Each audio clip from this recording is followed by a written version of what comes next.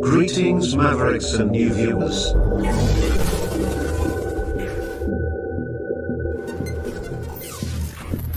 Tonight, direct and live from the Maverick News Network World Studios.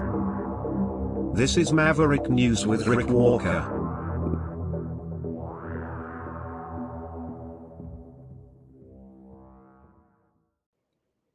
Welcome back, everyone. We are going live to the House of Commons in Canada for a debate, special debate tonight on the war on Iran. Let's pick up the live feed. Just getting underway in the House of Commons. This kicking off now with the Foreign Affairs Minister. Hostilities currently taking place in Iran and in the entire Middle East region, as well as the real impact on Canadians abroad. The situation in the region evolves with each passing hour. The attack and reprisals have dragged many countries into this conflict and continues to expand. Repeated waves of missile and drone attacks. Civilian infrastructure, including airports, ports, and energy facilities, have been damaged and blatantly targeted by Iran. Maritime traffic in the Persian Gulf has been disrupted, with the Strait of Hormuz essentially closed. The risks of even further escalation are real, Mr. Speaker. Millions of civilians across the region, including Canadians, are now living under the threat of violence and instability. Canada condemns attacks on civilians and civilian infrastructure. International law must be respected by all parties. The focus must be on rapid de-escalation. Monsieur le Président, Mr. Speaker, Canada considers for a long time the Iran Islamic Republic as one of the main sources of instability and terrorism in the Middle East. The actions of the regime has caused a lot of suffering, both in Iran and in the entire region. GC shot down Flight PS 752, Mr. Speaker. The terrorist regime murdered 176 civilians, including 55 Canadians and 30 permanent residents.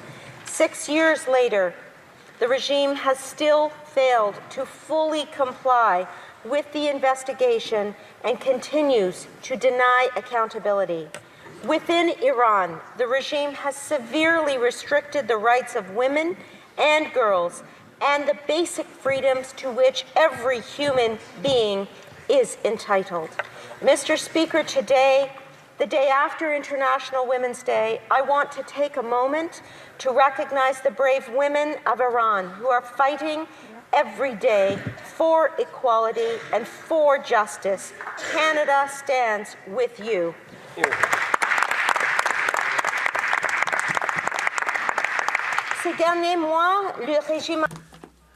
In these last months, the regime intensified its suppression of peaceful protests, reducing protesters to silence and journalists as well, and intimidating others. Once again, lives were lost, and the regime did not listen to our calls. Canada has always condemned these actions and will continue to support the people of Iran in their fight for human rights and freedom. Has taken strong action to hold the Iranian regime to account.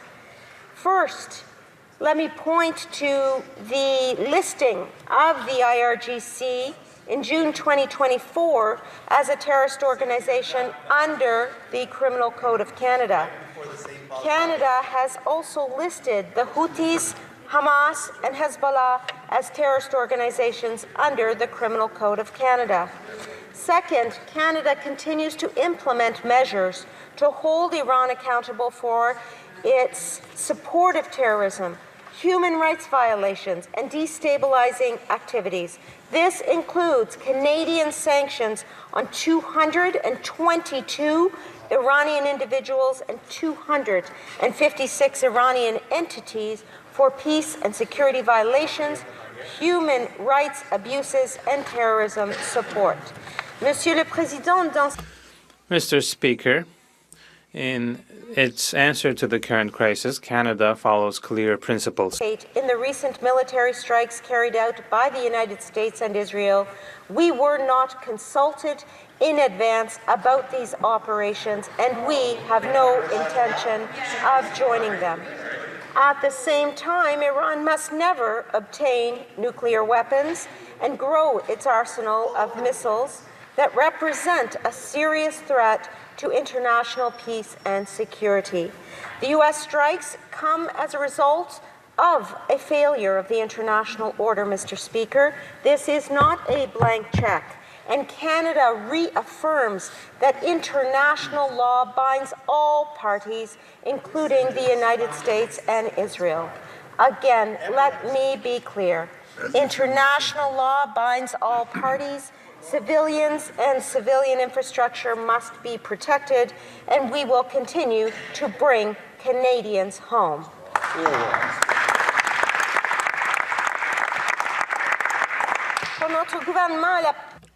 For our government, the top priority is clear: ensuring the safety of Canadians abroad. Has activated an extensive consular response across the region.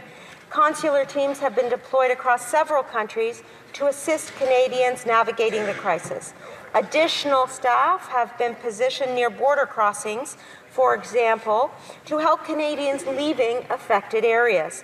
And our Emergency Watch and Response Centre has over 150 people working every single day to answer Canadians' calls for help. Our government is offering 3 options to help Canadians depart safely: charter flights, block-booked seats on commercial airlines, and buses to help Canadians reach safer locations when onward travel can be arranged. We have grounded and made sure that these officials from Global Affairs Canada are in place to help Canadians across the region, including across 15 countries in the region. And we have arranged for hundreds and hundreds of Canadians to return home. Les missions diplomatiques, Monsieur le Our diplomatic missions in the area remain open and continue to offer consular services. Consular officers are in contact with thousands of Canadians who have asked for help. Canadians in the area are encouraged to remain vigilant.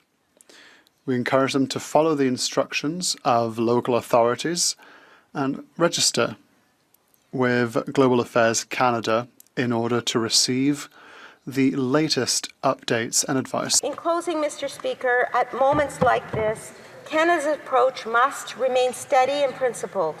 We will continue to support efforts to prevent Iran from obtaining a nuclear weapon and hold the Iranian regime accountable for its actions. We will continue to work with international partners to reduce tensions and promote stability across the Middle East. And above all, we will continue to prioritize the safety and the security of Canadians abroad. Canada stands with the Iranian people, Mr. Speaker, in their long and courageous struggle for freedom. Their calls for dignity, for justice, and for basic human rights have been met with repression by the regime, but their voices continue to resonate around the world. The Iranian people deserve a future free from fear and oppression. On our watch, Mr. Speaker, we will continue to hold the Iranian regime to account. Et en conclusion, Monsieur le Président. To conclude, Mr. Speaker, the situation remains unstable and very concerning. But Canada's commitment is clear. We will defend international rights. We will defend the protection of civilians, and we will defend the safety of Canadians wherever they are in the world. Questions et commentaires. L'honorable député. The Honourable Member for Wellington, Halton North. Mr. Speaker, the government has said three things about the U.S. airstrikes that are incoherent and contradictory. First, on March 4th, the Prime Minister said, Canada's policy, and I'm quoting, quote, Canada's policy itself is to always and everywhere respect international law. He went on further and said, quote, Canada reaffirms that international law binds all belligerents. The minister herself just said, quote, international law binds all parties. Secondly, on March 4th, the Prime Minister also said about the airstrikes, quote, it appears that these actions are inconsistent with international law. And third, the government has said multiple times since February 28th that it supports the airstrikes. So the government sees the airstrikes as inconsistent with international law, but supports them anyway, and the government policy is to always and everywhere support international law. Can the minister explain this mumbo-jumbo of foreign policy? The Honourable Minister of Foreign Affairs. Mr. Speaker, the Prime Minister has been clear. Canada was not consulted. Canada did not participate, and Canada has no plans to participate in the offensive strikes against Iran.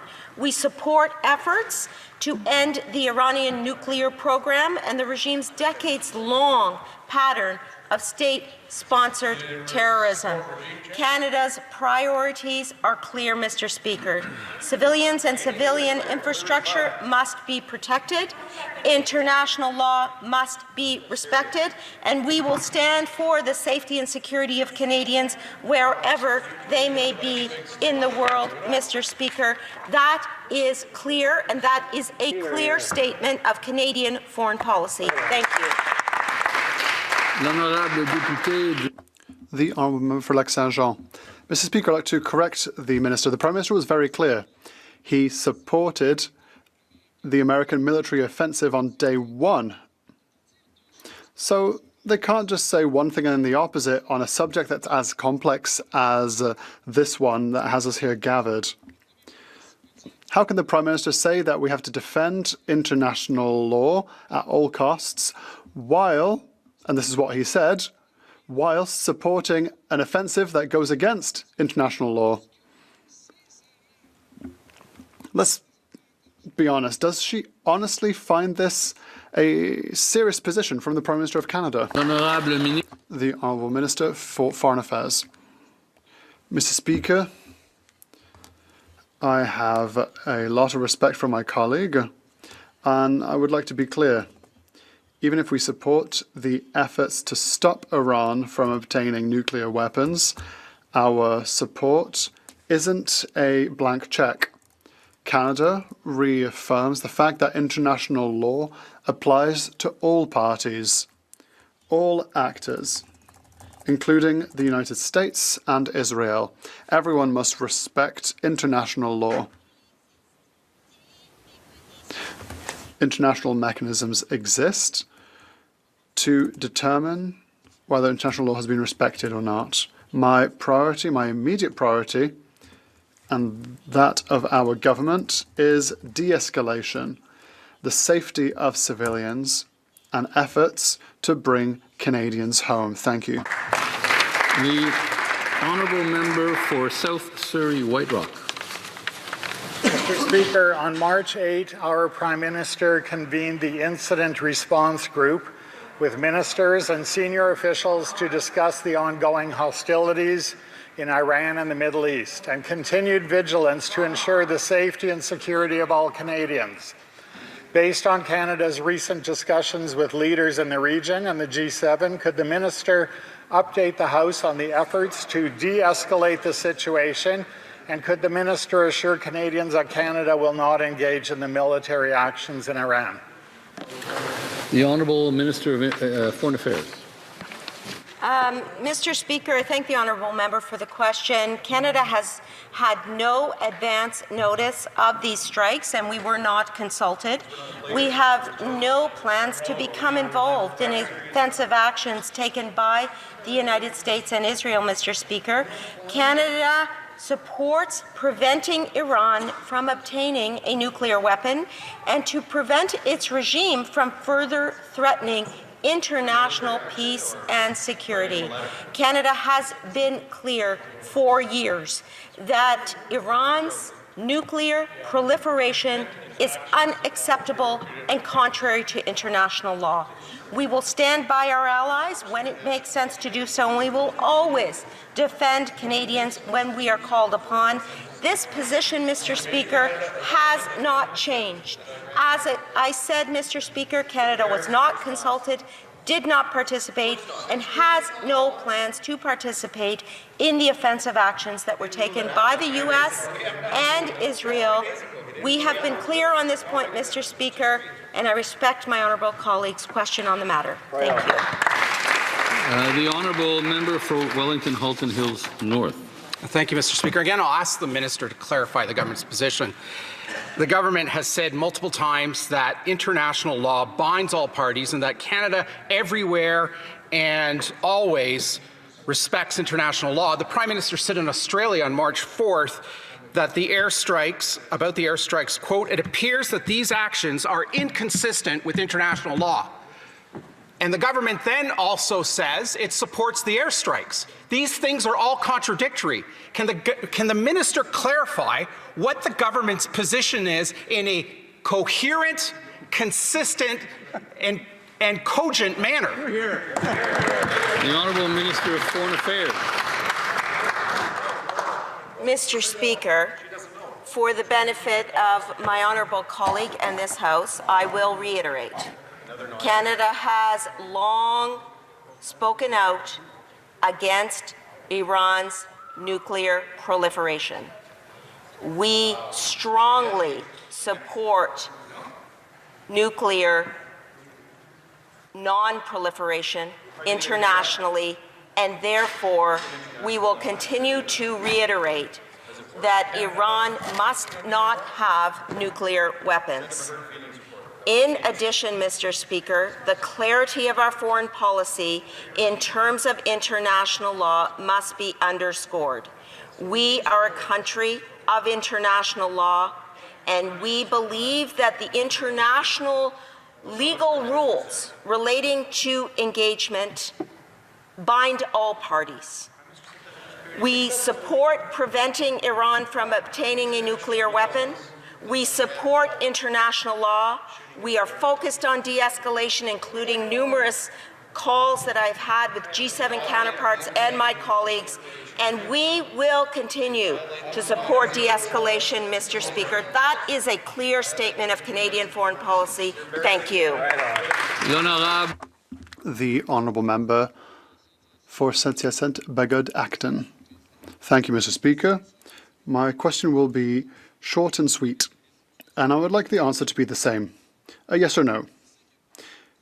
We know that many countries have for a while prepared themselves to offer good consular services. Does Canada have an emergency plan for consular services? Mr. Speaker, of course we do.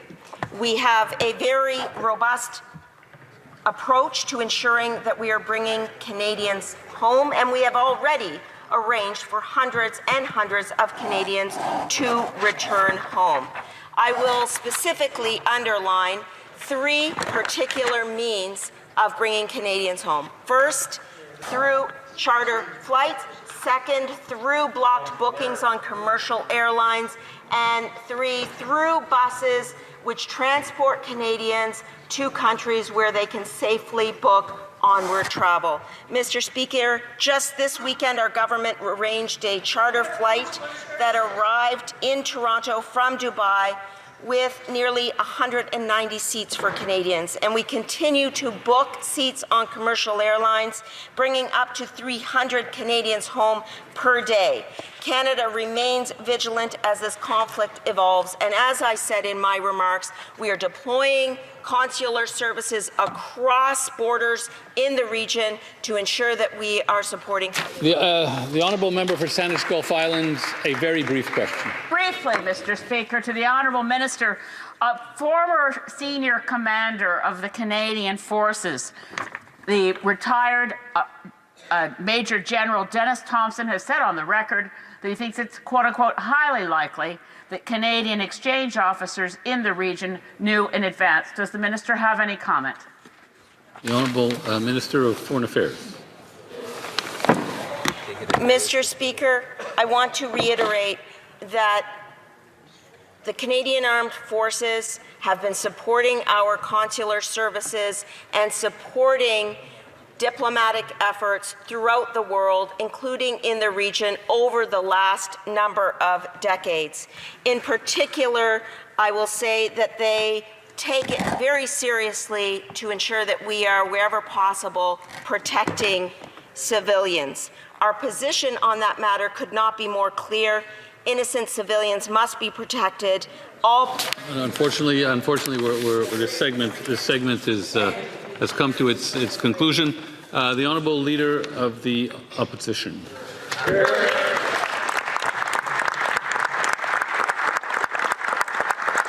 When the world faces upheaval, when war breaks out, when energy and food supplies are interrupted, we must zero in on what matters most at home and on what we control. We work for Canada and its people. Here is our home. We want this country to be affordable at home, safe at home, and strong at home, so that we can be unbreakable abroad. Put in more academic terms, we must put Canada's national interest first and foremost as we look at this war and what it means and where we stand. On travaille pour le Canada et pour les... We work for Canada and Canadians here because we want an affordable Canada, a safe Canada, and a strong Canada. That's how we want to become masters of our realm, and that's how we want to defend our values internationally. Present war in the Middle East. So let us start with the regime itself. This is the most prolific terrorist regime in the world, a regime that routinely murders, harasses, and intimidates Canadians. The regime killed 55 Canadian citizens and 30 permanent residents when it fired a missile, an unprovoked missile, at a passenger plane, PS 752, for which there has been no subsequent justice by the regime.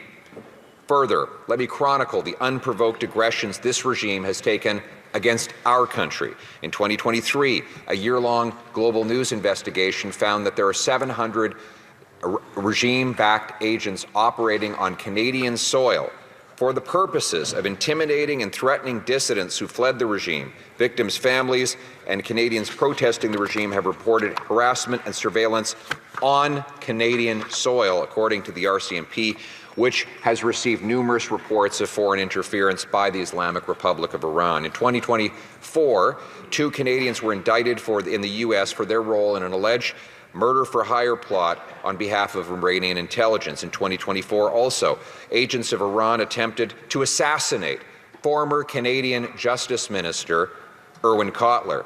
According to a CSIS report in 2024, the regime is, quote, one of the main perpetrators of foreign interference and espionage in Canada. CSIS assesses that Iran will continue to use proxies such as individuals involved in transnational crime networks when its perceived enemies are active in other countries. According to CSIS, as late as 2023, Iran-aligned cyber actors such as the IRGC-linked Cyber Avengers have been targeting Western critical infrastructure, including, and this is important, healthcare and public health, government and information technology, and engineering sectors. In other words, attempting to mess with our technological capability to deliver health care to our people through foreign attacks on our cyber networks. The Hague Commission lists Iran as, quote, a considerable transnational threat because it is likely monitoring, influencing, collecting information on, harassing, and intimidating Iranian diaspora community to prevent criticism of Iran. And the National Security Committee found that Iran is one of the primary perpetrators of repression against ethno-cultural communities in Canada. This list only chronicles the direct harm the regime has done to Canada itself. Forget that this regime is the single biggest sponsor of terrorism in the world, that it orchestrated the attacks of October 7th, that it has killed countless of its own citizens, including 30,000 in the last month alone. All of these moral atrocities only compound the regime, what the evil that the regime has done to our country. In other words, it is in our national interest for this regime to be defeated and replaced by the Iranian people with a peaceful democracy.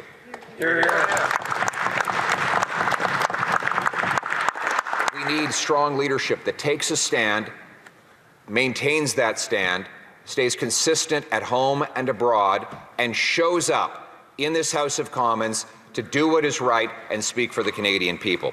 And that is what we do here today. We as Conservatives make it clear that it is in our national interest that the regime in Iran, which has infiltrated our country, murdered at least 55 of our citizens, and harassed countless others, be removed. And that is why I supported the Prime Minister's initial support of the U.S. and Israeli airstrikes. Since that time, he has flipped and flopped more than 4 times, having 4 contradictory positions in as many days. First, he said he was for the attack. Then he regretted his support for the attack. Then he said that his support for the attack was illegal under international law. And then he said he would consider sending troops for the attack, which he supported but regretted supporting, and then said that was illegal under international law. Mr. Speaker, his party says one thing to one group and the opposite to another, confusing our allies and dividing Canadians. Some of the Prime Minister's own Liberal MPs have said in the newspaper today, and I quote, "What the hell?" when it comes to his stance on the war in the Middle East. And now he has gone into hiding, having failed to speak a single word in tonight's debate. In this time of crisis, Canadians deserve to know where the Prime Minister stands. Indeed, they deserve to know where the Prime Minister is.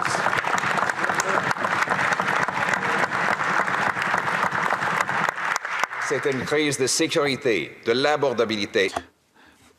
We are now in an international war, and the Prime Minister has already changed his mind 4 times. He needs to speak before the House of Commons, before Canadians, instead of hiding.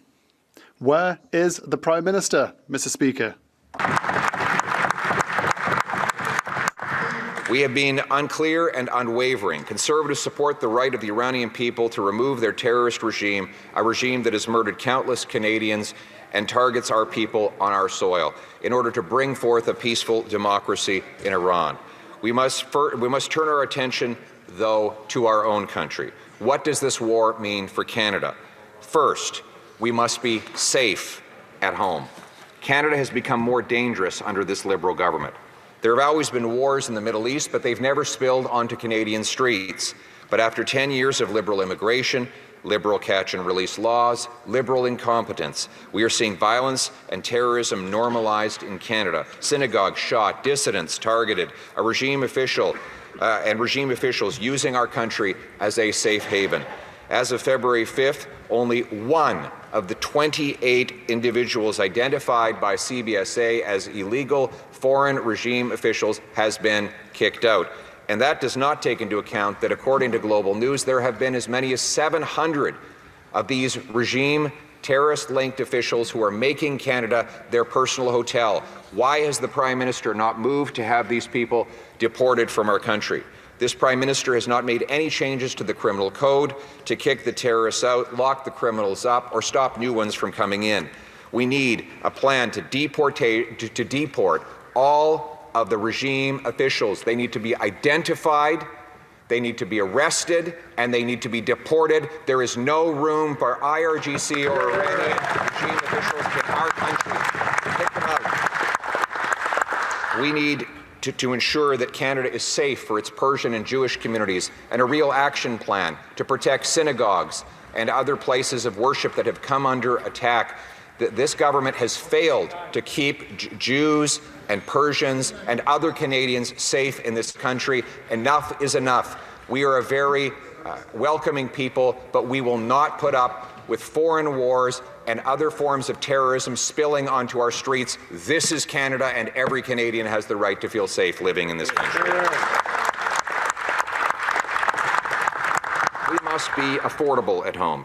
Oil prices are spiking due to the blockage of the Strait of Hormuz, which transits about a fifth of the globe's oil.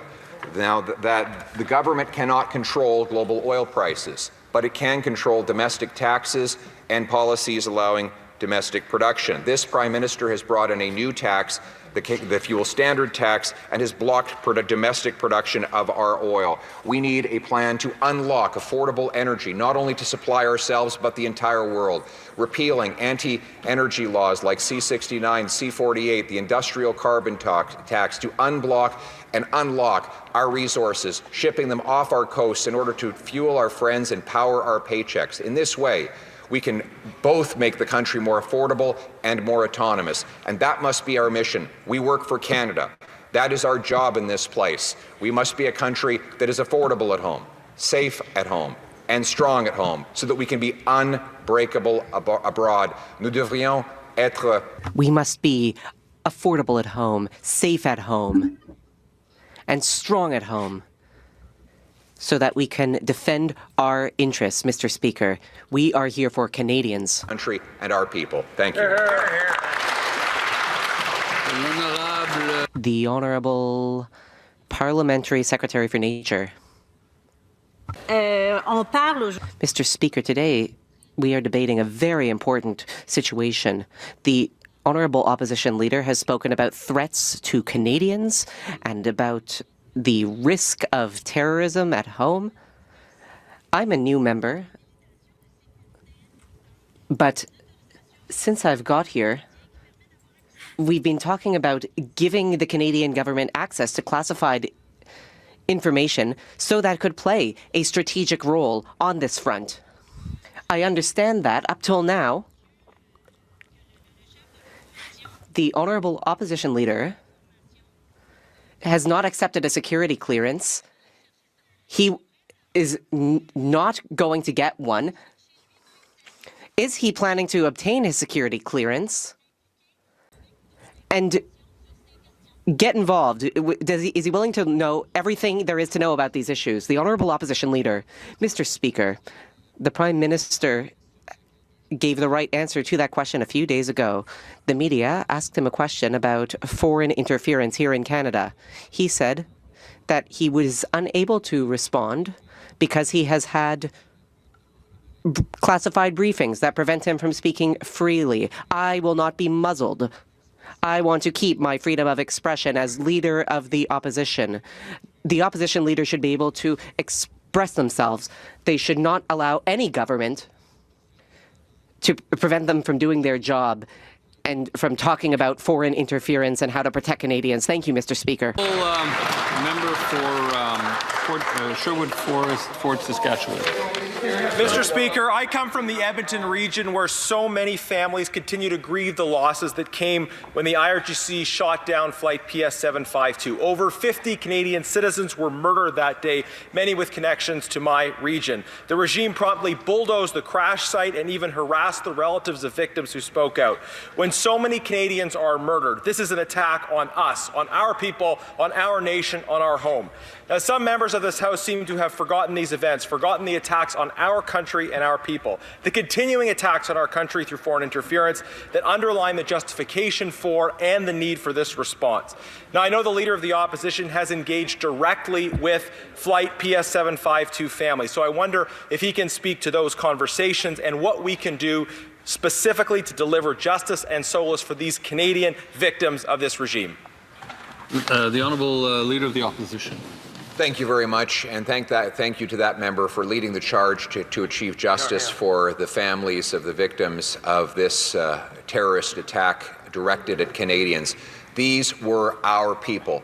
55 Canadian citizens, 30 permanent residents, mercilessly killed by a missile targeting a passenger plane, and then their remains bulldozed by the regime, which has done nothing to bring justice to those who fired that missile.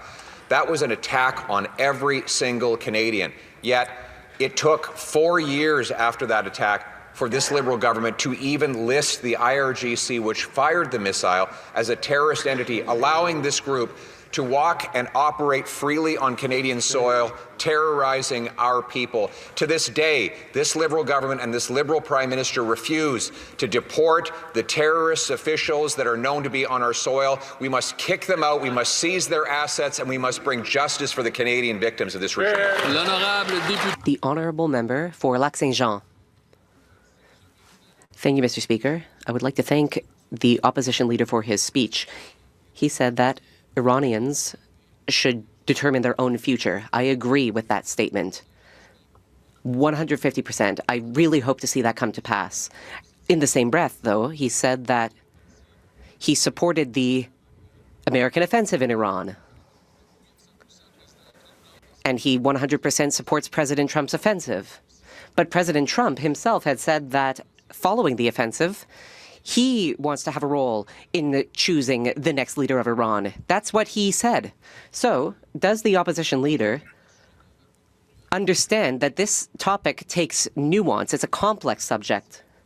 And by 100% supporting the U.S. Israeli offensive, he is de facto supporting President Trump choosing the next leader of Iran. What does he have to say to that? The Honourable Leader of the Opposition. No, Mr. Speaker, that is not true. I support the Iranian people and their right to choose their own government. That is why I agreed with the Prime Minister when he spoke out in favor of this principle. Now we don't know what the Prime Minister's opinion is, nor do we know where he is. We are currently talking about the specific location, about a certain member. That is not allowed. You're allowed to talk about the person's position on an issue, but not their position geographically. The Honourable Opposition Leader may continue.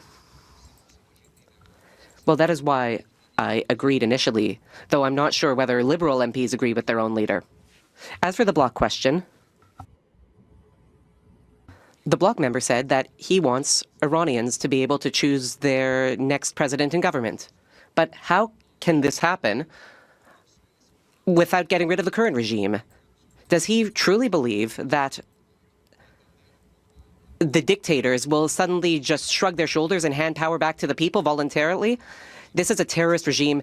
They need to be kicked out. The Honourable Member for Saanich Gulf Islands. Thank you, Mr. Speaker. And I address this question to the Leader of the Official Opposition with some trepidation because it's information I have from friends within the Vancouver area, also like me associated with the Anglican Church, and very concerned that some members of the Iranian National Guard may be obtaining baptismal certificates to hide their real background and intentions in this country.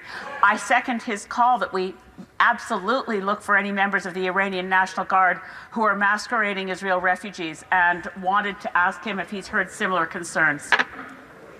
And the Honourable Leader of the Opposition. Yes, and that is an excellent question from the Honourable Member. In fact, we are getting anecdotes all the time from the Persian community. They're seeing former senior police, there's a police chief from Tehran who was spotted in a Richmond Hill gym, working out, enjoying himself, enjoying all the plunder that he and his friends stole from the Iranian people. All over parts of the GTA and the lower mainland of British Columbia, the Persian community will tell you they see known members of the regime living in mansions, enjoying the good life here with all the money that they stole from the people of Iran. They are not citizens. They are not permanent residents. They are easy to identify. It's time for the government to arrest these monsters and kick them out of Canada for good. The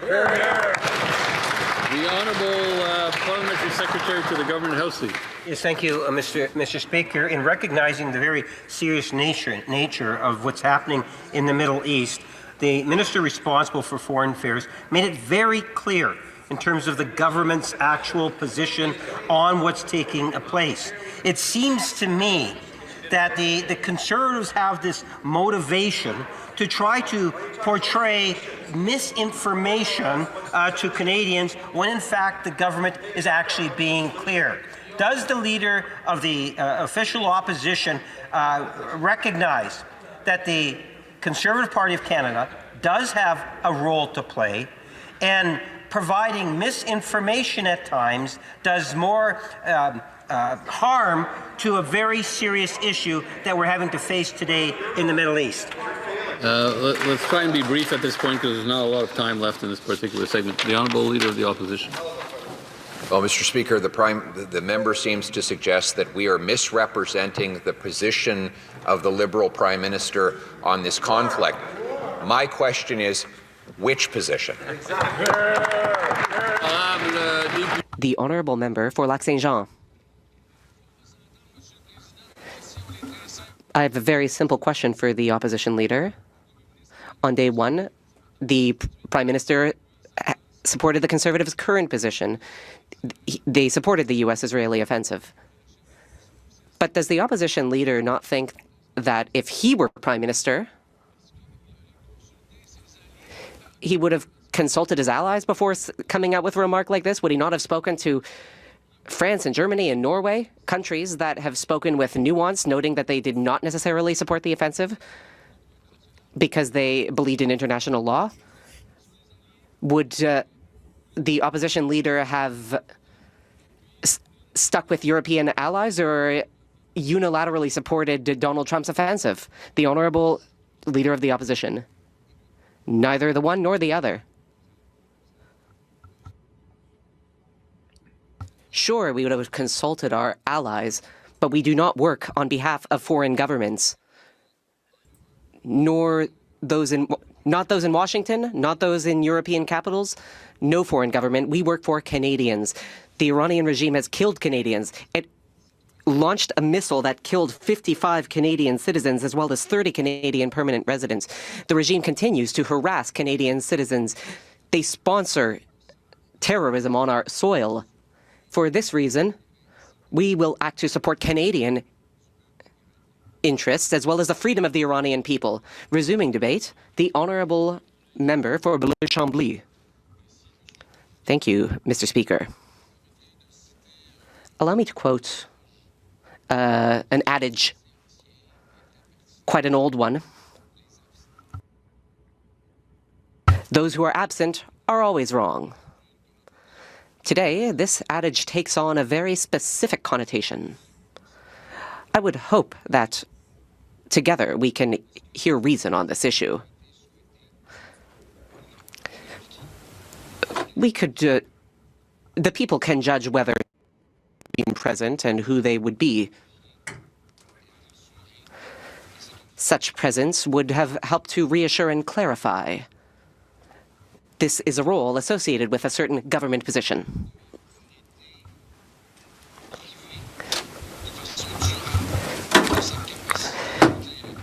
Six months ago, we were told that Iran had been deprived of its nuclear capacity. President Trump boasted in his usual nuance-filled way that this had taken place. Right.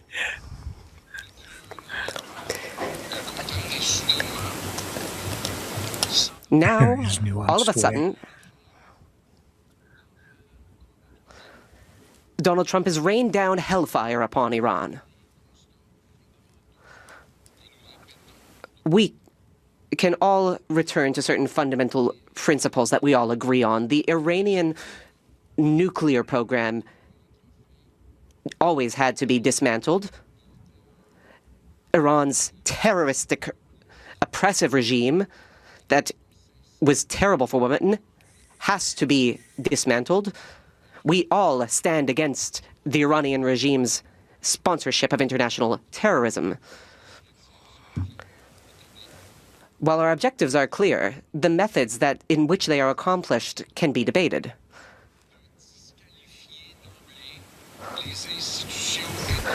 I am not sure that international institutions, a guardrail against reckless behavior by global leaders, ought to be written off so cavalierly. Is it considered normal these days not to consult our allies? Is it normal that we were not consulted by the country that was once our greatest ally? And is it normal that all of a sudden the government comes out in favor of the U.S.-Israeli strikes on Iran with no conditions? Is it then normal to see the Prime Minister shifting his position? Suddenly he cared about international law. Then he said that Canada would not become involved in the conflict. Then he said that maybe Canada would become involved in the conflict depending on the conditions.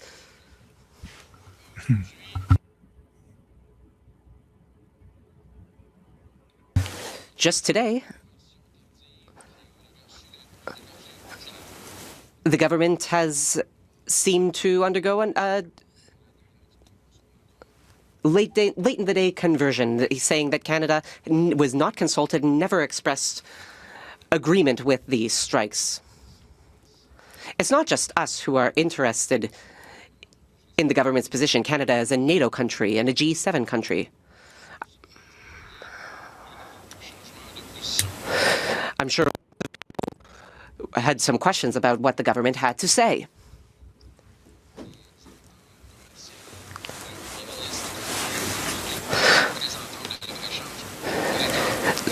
Now, the Prime Minister is going crisscrossing the world to sign trade agreements, or not trade agreements, but vague agreements.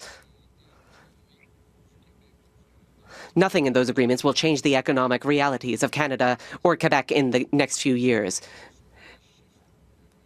It seems that the government is taking the same approach on the Iran issue.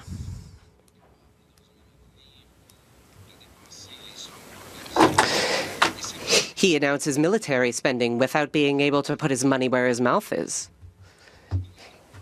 Canada will not be a major military power anytime soon. In Davos, the Prime Minister spoke about cooperation between middle powers. 2 days later, he came to an agreement with the Middle Kingdom.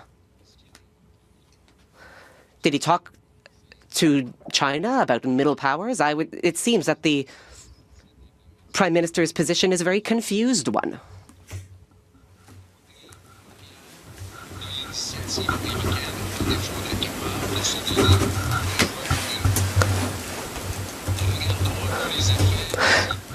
Look at the effects of the Prime Minister's leadership here in Quebec and Canada. Look at the effects of the war. The war will change lives here. We have people who are struggling given the tariff crisis and who have been struggling for a year now. We have a trade war so serious that we freak out when the President of the United States even picks up the phone when the Prime Minister calls. That makes headlines these days. We have the threat of a recession on the horizon. And now, today, the price of a barrel of oil has skyrocketed, leading to obvious short-term inflation that could lead us right into a recession. The effects of the war are significant. Purchasing power for the most vulnerable will decline. Interest rates will go up. People will lose their jobs, lose access to home ownership. These are the threats we are facing.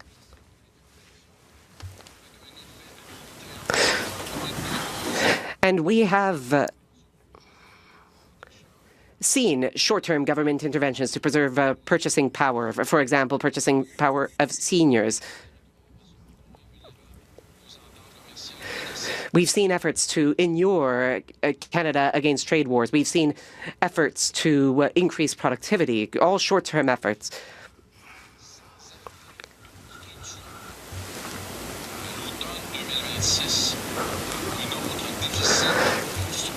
We are dealing with another monstrous deficit, and nothing can prevent this.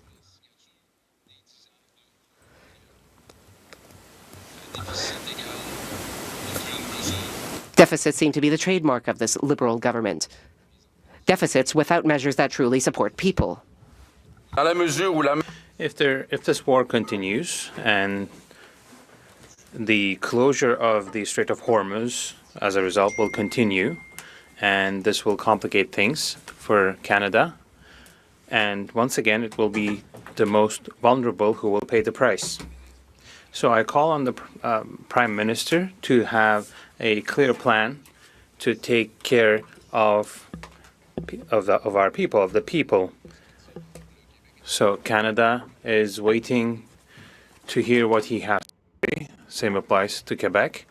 But the Prime Minister has to do three things: restart the negotiations on the tariffs and the trade relationship, deploy short-term measures to meet the needs of people in our economy, and stay steadfast and collaborate with other middle powers to save a maximum number of human lives. Human lives are at stake because this is a war and not a TV show. And in war, Mr. Speaker, people die. Thank you. Okay, there's Ian. Questions and comments? I just bringing him in. Are you there, sir? Yes, I'm here. Okay, I'm we're sorry. still on the debate Member here, for... Ian.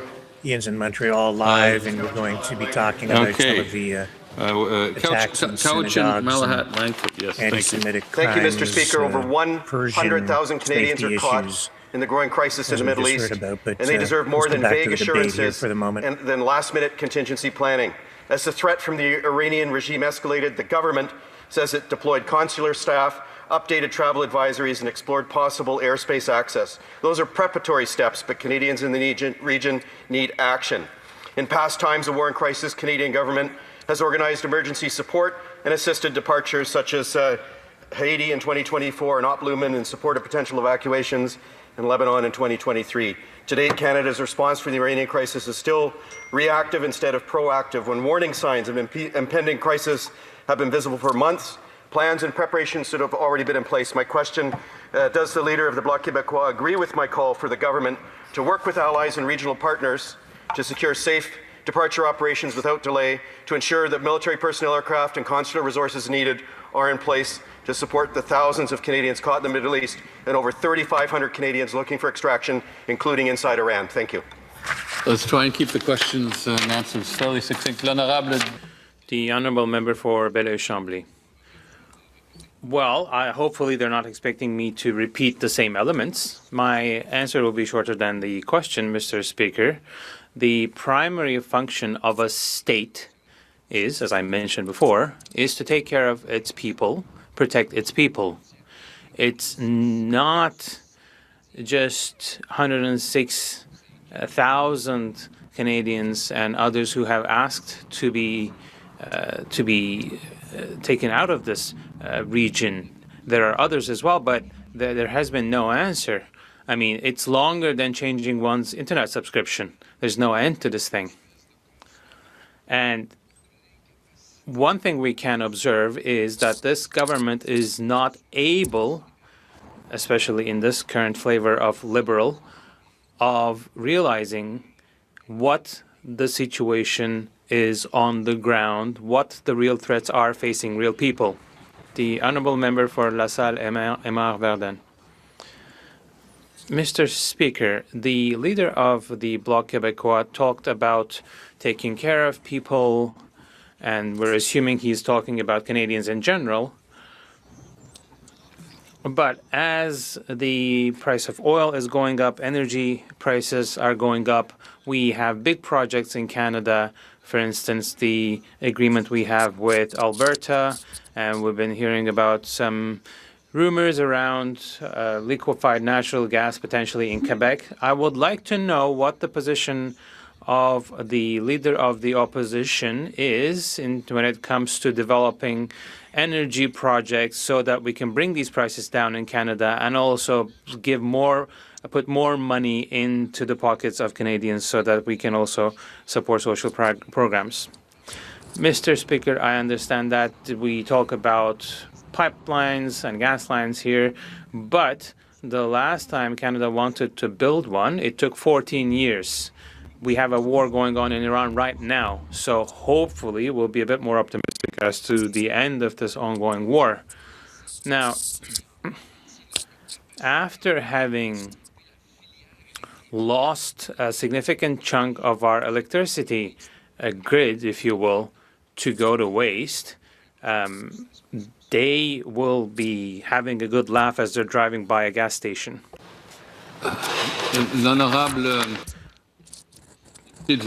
The Honourable Member for Lac-Saint-Jean. Thank you, Mr. Speaker. Mr. Speaker, my leader delivered a great speech, as per usual. He referred to Davos, and everyone remembers the Prime Minister's speech at Davos, despite the fact that he was in the United Arab Emirates and Beijing 3 days prior. So my question is the following. How does he think that middle powers received the first speech of the Prime Minister when it comes to the U.S. and Israeli attack? How does he think that this was received and perceived by our allies, Australian allies, for instance? I think we probably still have at least a half an hour of this, Ian, if you want to take a break and sign back in about 30 minutes. Would that help you? We cannot speak on behalf of people who are not here. Diplomacy requires discretion. As long as it's not too cold out there for you. Let's ask the question of what's 15 being degrees. said in diplomacy circles when the Prime Minister says that military interventions need to be sanctioned by the United Nations and abide by international law, and then at the first opportunity he shows up and freestyles and supports the position of the American president, then I don't think people will think too highly of that position. It's troubling, and I'm convinced that international diplomacy has seen the incoherence in all of this. La députée de Saint-Luc-Garfalins. I would like to thank my colleague, the leader of the Bloc Québécois, for his speech. Now I'm going to quote from the President of the United States, who said that when a crazy person has nuclear weapons, bad things happen. So my question to my colleague, my dear colleague, is the following. Does he think, or what does he think the President sees when he looks in the mirror? The Honourable Member for Chambly. Well, other than the rhetorical aspect of what we're doing here, I wouldn't rise in Parliament and say that the President of the United States is a crazy person, but I think that the craziness in running after nuclear weapons applies to all weapons. And here in the U.S., anywhere else, using violence and wishing death upon someone is the definition of crazy. The Honourable Member for Louis Saint Laurent, Makiawana. Thank you, Mr. Speaker. I'd like to thank the leader of the bloc for his speech, really well laid out and inspiring. Although at some points I've not really agreed with the leader of the Bloc Québécois. So he has shown that Davos is not the House of Commons and House of Commons is not Davos. Everyone makes their own choices. But the question is the following. He talked about the fact that the Prime Minister seems to have changed his mind on a couple of occasions. What does he think that this has what the impact of this is on our relationship with our allies in Asia, but elsewhere as well? Honourable Member for Chambly. Well, I am concerned. It's not that easy to explain, but it is as if in a crisis context we shouldn't be questioning what the Prime Minister says and then goes on to change his opinion, but it's the responsibility of parliamentarians to do that. The Prime Minister has delivered some speeches which were important to him and conveyed his positions, but we haven't seen concrete steps after these positions. And after the honeymoon, maybe these recent months or upcoming months will be a bit harder. Now, that's a bit risky for his party, but the main issue is that it's risky for the well-being and the economy of the entirety of the population of Quebec and Canada. And I am as enthusiastically not in agreement with him sometimes, but a gentleman remains a gentleman. The Honourable Member for Lac-Saint-Jean. Thank you, Mr. Speaker. Mr. Speaker, I would like to come back on the current position of the Conservatives who are supporting the Israeli-American assault. This assault seems to be in violation of international law. They seem to be aiming regime change. So this attack violates international law and goes after regime change. So the Conservatives, are they not telling Vladimir Putin, well, what you're doing is okay? The Honourable Member for Belleuil-Chambly.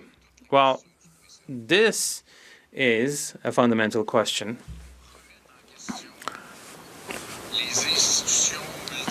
Questioning multilateral institutions through which the world countries talk to each other, and these, of course, were created in the aftermath of the Second World War as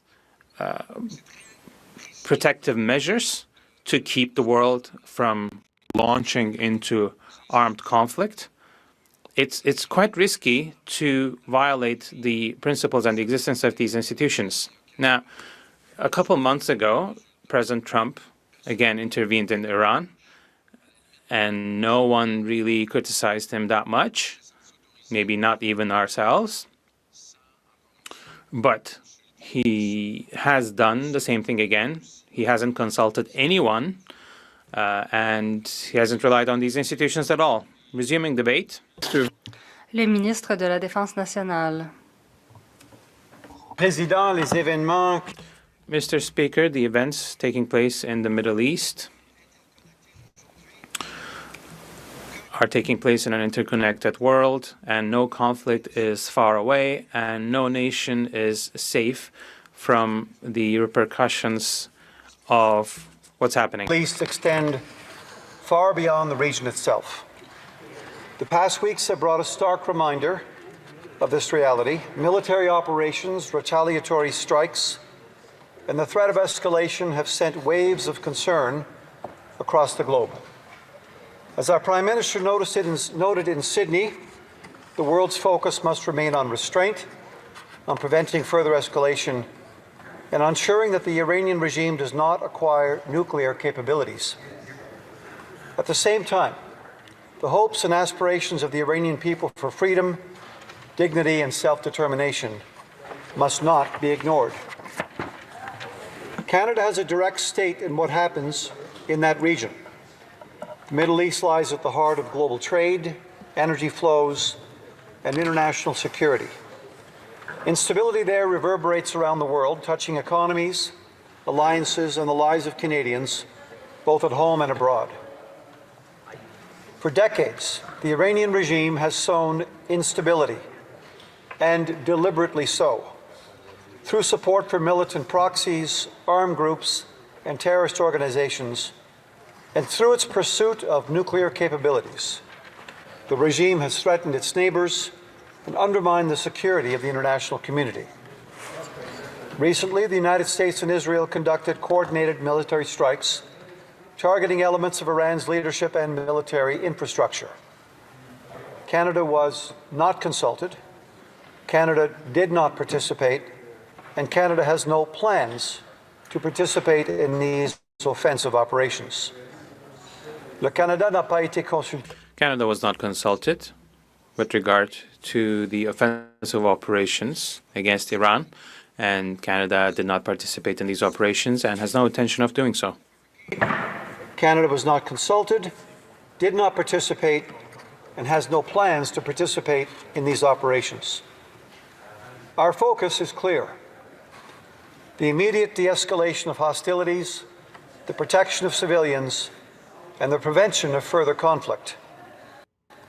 Few will mourn the weakening of a regime that has oppressed its own people and destabilized an entire region.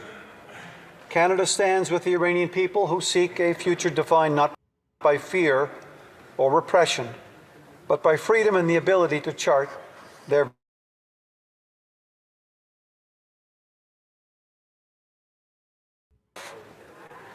At the same time, we recognize that conflict carries consequences far beyond its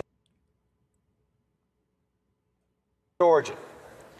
Gulf states and other regional partners, including Bahrain, Jordan, Kuwait, Oman, Qatar, Saudi Arabia, and the United Arab Emirates, have borne significant consequences from attacks on their civilian infrastructure and essential services.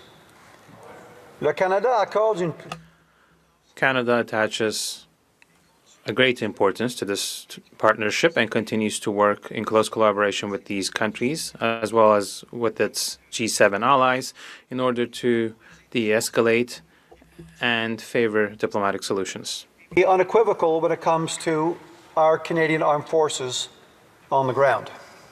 All Canadian Armed Forces personnel in the region are safe and accounted for.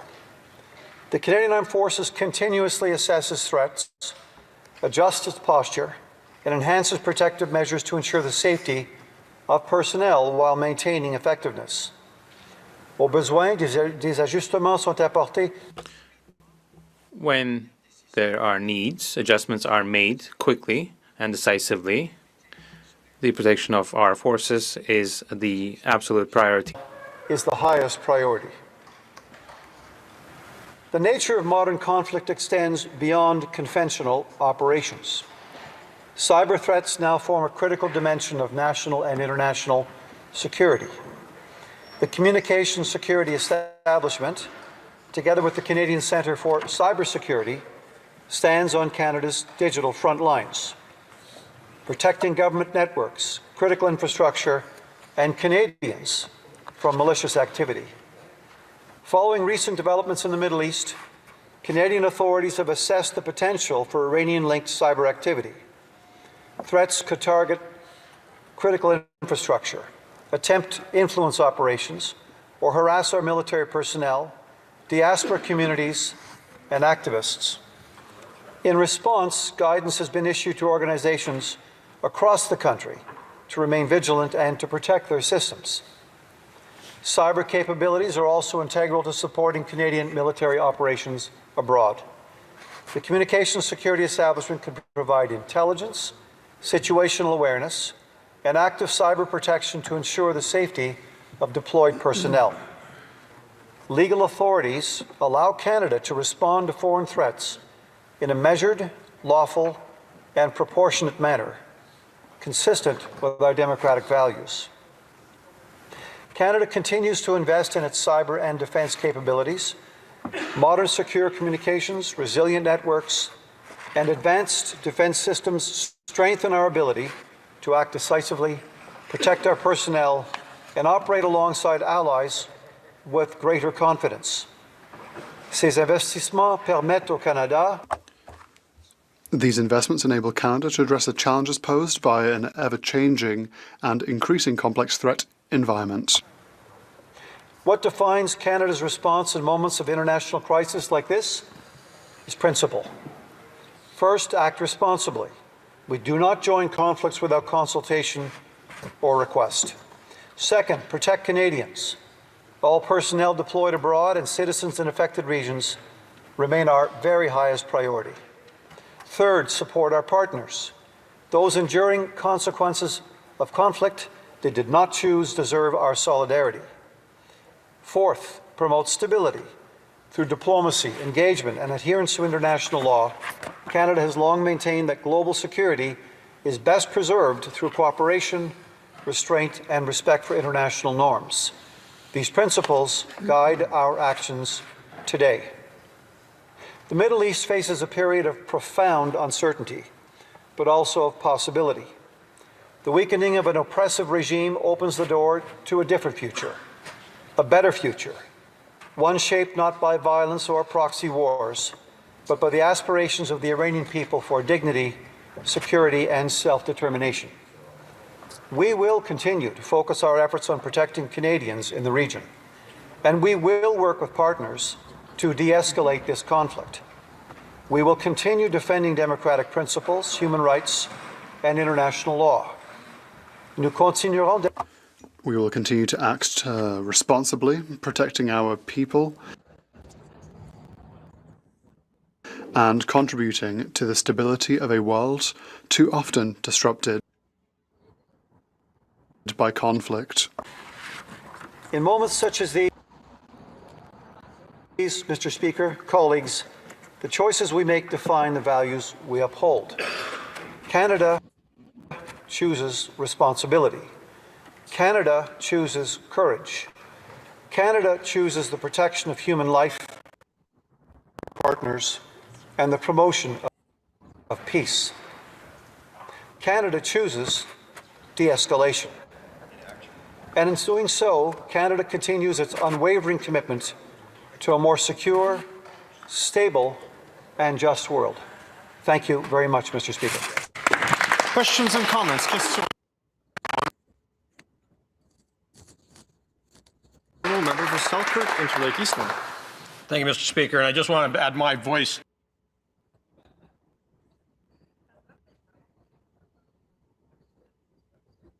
to those of other Conservatives, including the Leader of the official opposition, who has said that our support for the people of Iran is clear and unwavering. They deserve to have a peaceful government, democratically elected, and that's why we support the removal of the terrorist regime in Iran. And I just again have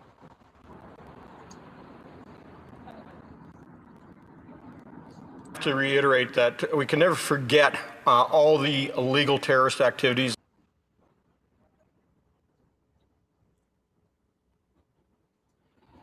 the state-sponsored terrorism throughout the region that the Iranian regime has conducted, not just in the last few years, but over the last 44 years. And never forget that when they shot down Ukrainian Airlines flight PS-752, that killed. That was a murdering of 55 Canadians and 30 permanent residents.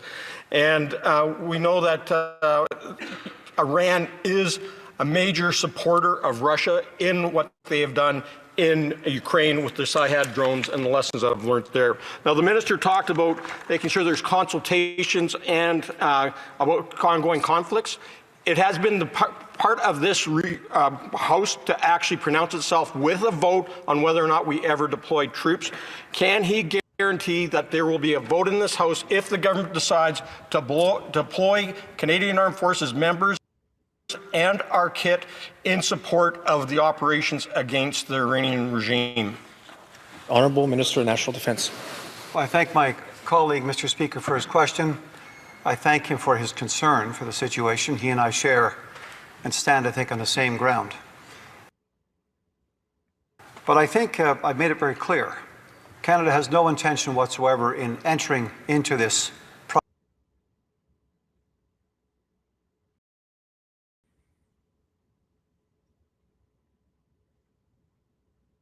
prosecution of a war led by Israel and the United States. Canada was not consulted. Canada did not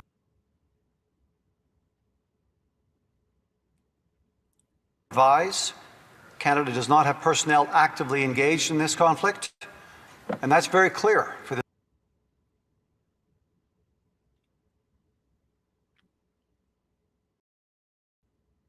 this government, Mr. Speaker. We are going to use our best efforts first to have Canadians who are in the region. Sorry for the glitching, folks.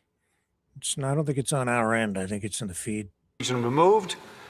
We've made sure that our military personnel are in safe locations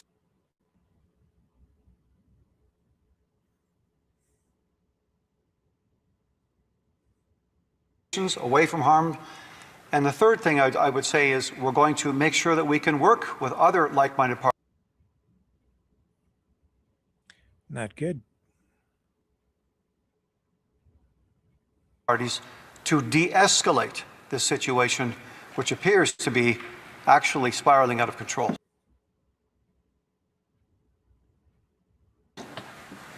Questions and comments? Questions et commentaires, l'honorable. The Honourable Member for Sept-Bagot Acton. Thank you, Mr. Speaker. I'd like to ask the Minister, first of all, well, he talked about it in his speech. Where is Canada's official position now? And I understand that when a situation evolves, one must adapt, but in so little time, why have we got so many contradictory messages from the government. I know there's an emergency plan now, but while everyone was getting ready, why was no emergency plan being prepared by Canada with regards to consular services? The Honourable Minister for National Defence. I think that, Mr. Speaker, I described Canada's position very well. The Prime Minister was very clear in his comments, in his most recent comments, in fact, with regards to preparations to help Canadians in the region. This began straight away when the attacks from Israel and the States began. We have people here and in the region to help Canadians exfiltrate from the area. There are tens of thousands of Canadians there. We have facilitated air travel. We have booked blocks on planes, and we continue to help people leave the region. We have many retirees, many people that work in the region, that live in the region, and so Canada's position is clear. Our focus is on the protection of Canadians if they need it, the protection of our military forces, and third of all, we want to help with negotiations to de-escalate the situation.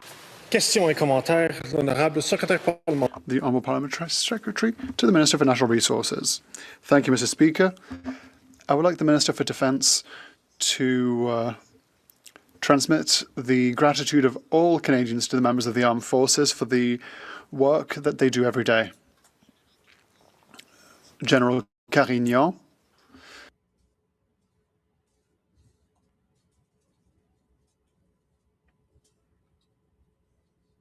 said, and the Prime Minister was very clear,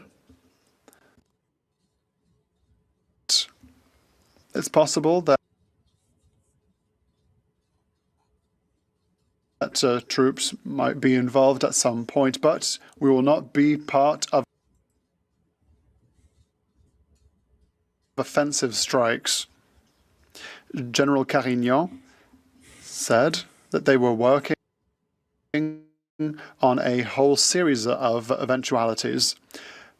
Can the Minister of Defence explain how the armed forces could be called to participate in situations like this one? Is it through evacuations? Is it through escorting ships, oil tankers, for example? What can the Canadian Armed Forces do in such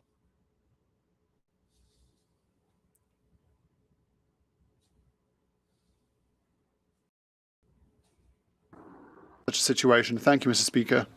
The Honourable Minister for National Defence. The Canadian Armed Forces are always prepared. They are always observing what's happening in the world, watching geopolitical shifts, and after the attacks against Iran, the Canadian Armed Forces have started working. It's always possible to help countries, especially in the Middle East. We might help countries that need help with their desalination plants, for example, their electricity plants as well. There are always ways where we can help. There's also help provided by CSEC, which works in intelligence. We are listening, but now our priorities are Canadians, our armed forces, and, of course, we are trying to aspire towards a de-escalation of this war. Questions and comments. All for Selkirk, Interlake, Eastman. Mr. Speaker, in our last exchange, the minister said that they aren't going to put in, are considering any participation from the standpoint of military in the region, but at the same time, the Prime Minister said in one of his questions last week that one can never categorically rule out participation. As we know, the Chief of Defence Staff has also said that they're looking at what they could do. So again, historically, we have actually brought to this House motions and votes on whether or not there's going to be any deployment of Canadian Armed Forces. And whether those forces are going to be used in supporting those that are already in the region, or we're going to be supporting Gulf states or other allies in the war against the Iranian regime. We had Afghanistan 2006 and 2008. We had votes in the House. In Libya in 2011. Iraq and Syria, the war against ISIS, we had votes here. Even under Justin Trudeau, we had on the Iraq-Syria war a vote in 2016. So will the minister guarantee that there will be a vote before we send any Canadian Armed Forces into the region to assist our allies? And will he also address the issue on whether or not the 244 troops that are currently in the region that are in Iraq, Jordan, Kuwait, Lebanon, Egypt, and in the Golan Heights, that they are safe, and are they armed up, able to protect themselves, or are they just sheltering in place? The Honourable Minister of National Defence. Well, the first thing I would remind the members is the difference between offensive and defensive activities. And right now, I've made it very clear, the government is not going to be pursuing offensive activities. This is not something that we're contemplating. It's not something that we've been requested to do. We have not been approached by the prosecutors of this war, Israel or the United States. And we have no intention of following up on that front. We're going to focus on de-escalation efforts. It isn't helpful in my mind right now to gin up the volume around this conflict on any side of the House. Canadians are worried enough right now. We have enough family members, enough Canadians in the region. What we should be doing is letting cooler heads prevail, Mr. Speaker, and I think we should be assisting neighboring states, if it's requested, with civil matters, water systems, desalination plants, electricity, and other challenges that these regions and these countries, forgive me, this region are facing. So it's not a simple matter, and the member knows this. We're not talking about the prosecution of war in this country today. We're talking about trying to get things to de-escalate so we can find a successful outcome. A point of order. The member for Louis Saint Laurent, Aqua-Ronrac. Under Standing Order 43-2A, I hereby divide all Conservative caucus slot in two.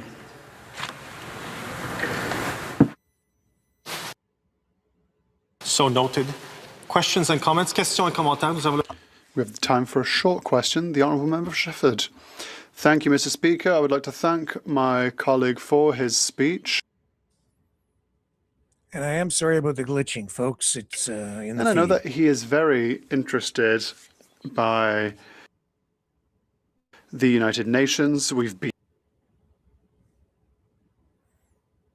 there a few times together.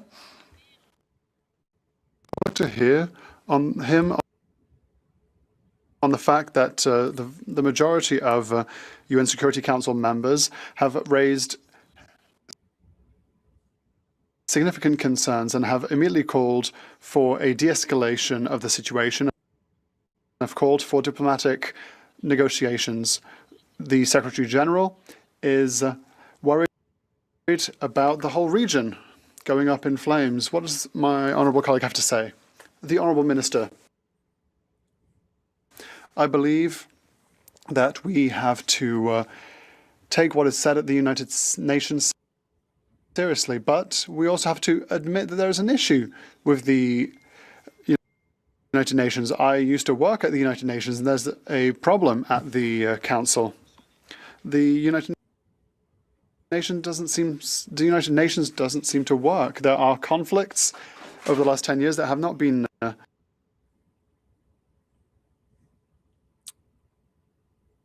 solved through the United Nations or through the United Nations Security Council. So there is work to do to re-establish this multilateral organization, and I believe that there is progress to be achieved. However, unfortunately, I must interrupt the Minister. Resuming debate. Halton Hills North. Thank you, Mr. Speaker. The government's position on the war in the Middle East has been contradictory and incoherent. And I think, Mr. Speaker, when I say that, I'm being generous in my criticism. The Prime Minister of the government has said multiple times that they support U.S. airstrikes against Iran to prevent Iran from obtaining a nuclear weapon and to prevent Iran's regime from further threatening international peace and security.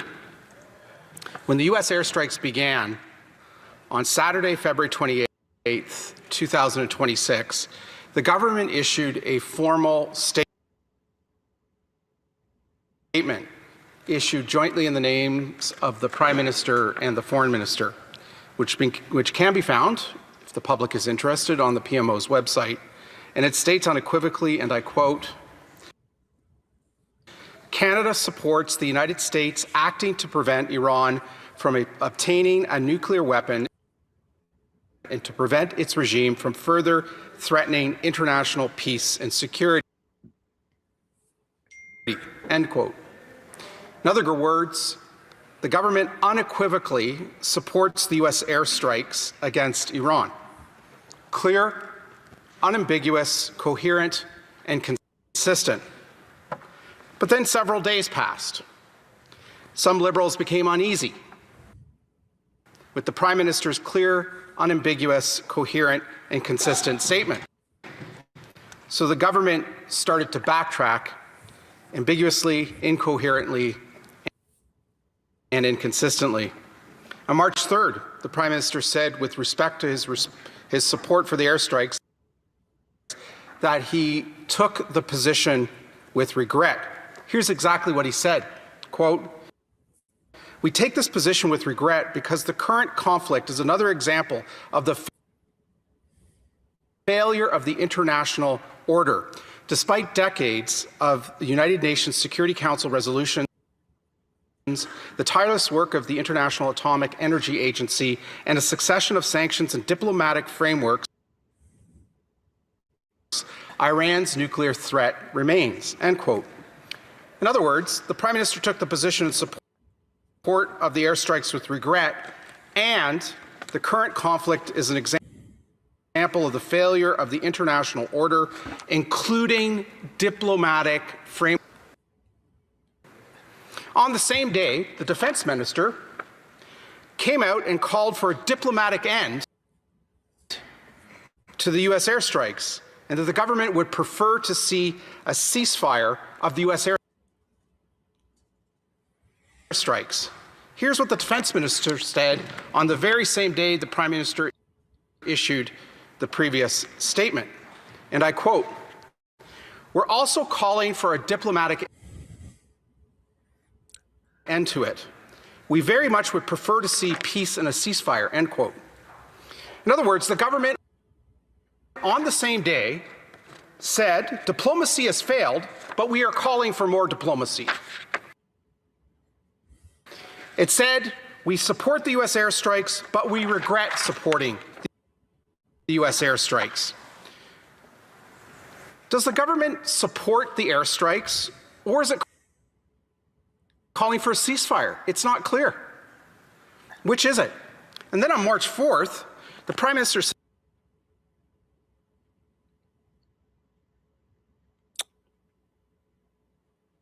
"Come on, Internet." said this about the U.S. airstrikes. Canada's policy itself, and I'm quoting, quote, "Canada's policy itself is to always and everywhere respect international law," end quote.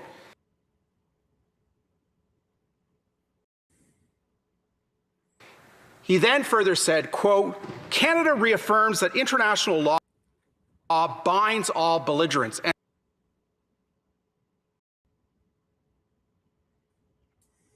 end quote. And the Foreign Minister tonight in the House said, and I quote, "International law binds all parties," end quote. But at the same time, on March 4th, the Prime Minister said about the airstrikes that they appear inconsistent with international law. He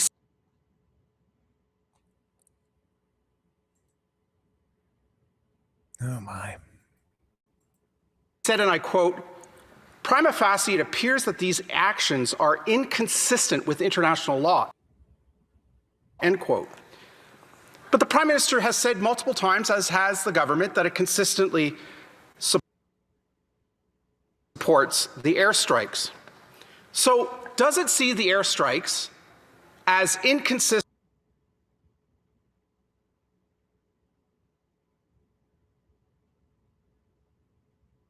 with international law, but supports them anyway, while its policy is to call on Canada and the United States and all international partners to always and everywhere, all the time, support international law? This is completely contradictory and inconsistent. So to summarize, here is the government's position on the conflict in the Middle East. We support the U.S. acting with airstrikes, but we also regret having to support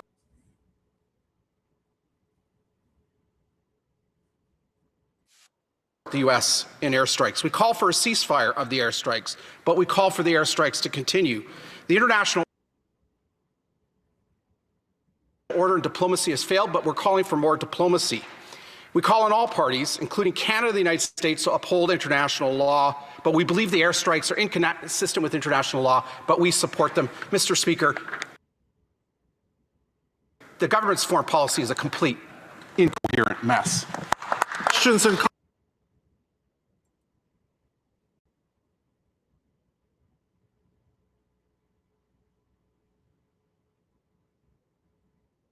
comments, questions et commentaires. L'honorable député de Lac-Saint-Jean.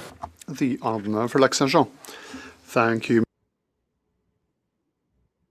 Mr. Speaker. I'd like to thank my colleague for his intervention.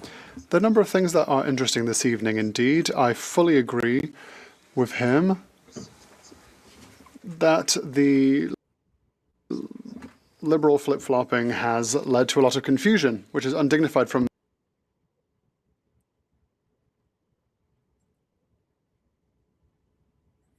Again, really sorry about this glitching. Missiles and drones enabled by Beijing's technology. I was taken back. Let's do this. 20 years ago to when I was in Iraq, watching Iranian Katyusha rockets falling over Baghdad.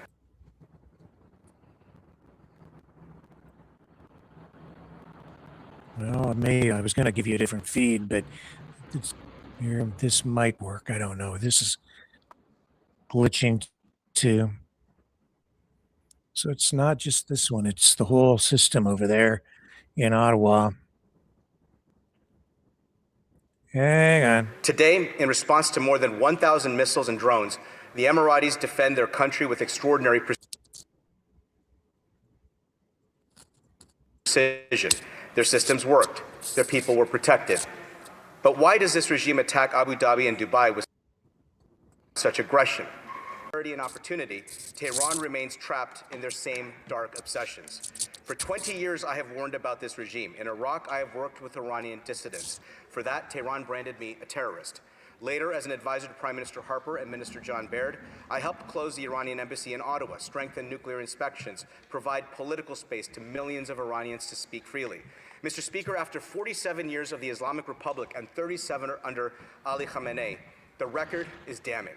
This is the regime that stormed the American embassy and took diplomats hostage, while brave Canadians helped some escape. It is obsessed with destroying Israel, pioneered roadside bombs, built an empire of proxy militias, sustained Bashar al-Assad's butchery over his own people, and brutalized their own citizens under women life freedom. In recent weeks, it has massacred tens of thousands of Iranians, all while racing toward nuclear weapons. And who helped fuel this final sprint? The Kremlin and the Middle Kingdom saw their partner in the clerical military dictatorship. Russia and China want a new age of empires. They have been afforded the West's best intentions. The G7 expanded to include Russia, creating the G8, and NATO established confidence measures and the Russia-NATO Council. China was granted most favored trading status, a seat at the World Trade Organization, and prominence in multilateral organizations. None of this was earned. Neither Russia nor China divested their military ambitions, dispensed with their revanchism, or displaced arbitrary authoritarian rule with democracy and open markets.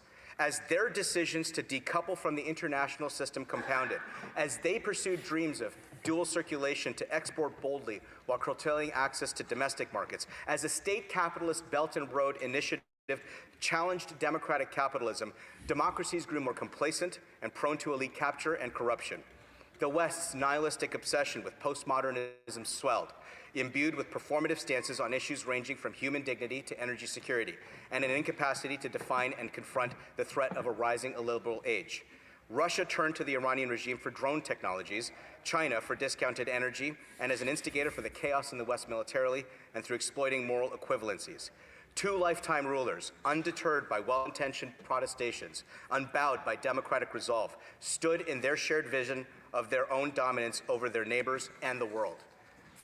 From their vantage at every turn over the last decade, the democratic world adhered to a pattern of half measures to conciliate, failing to make the hard decisions that would defend us against their authoritarian ambitions. In Venezuela, an unchallenged authoritarian consolidation. In Crimea and Donbass, a policy of strategic management.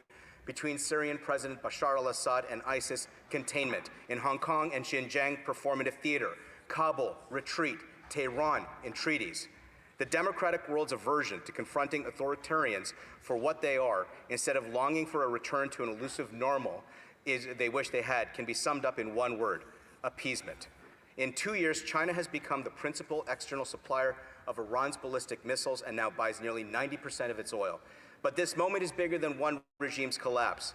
It is about the Iranian people, the millions who have suffered and the thousands who have died for freedom.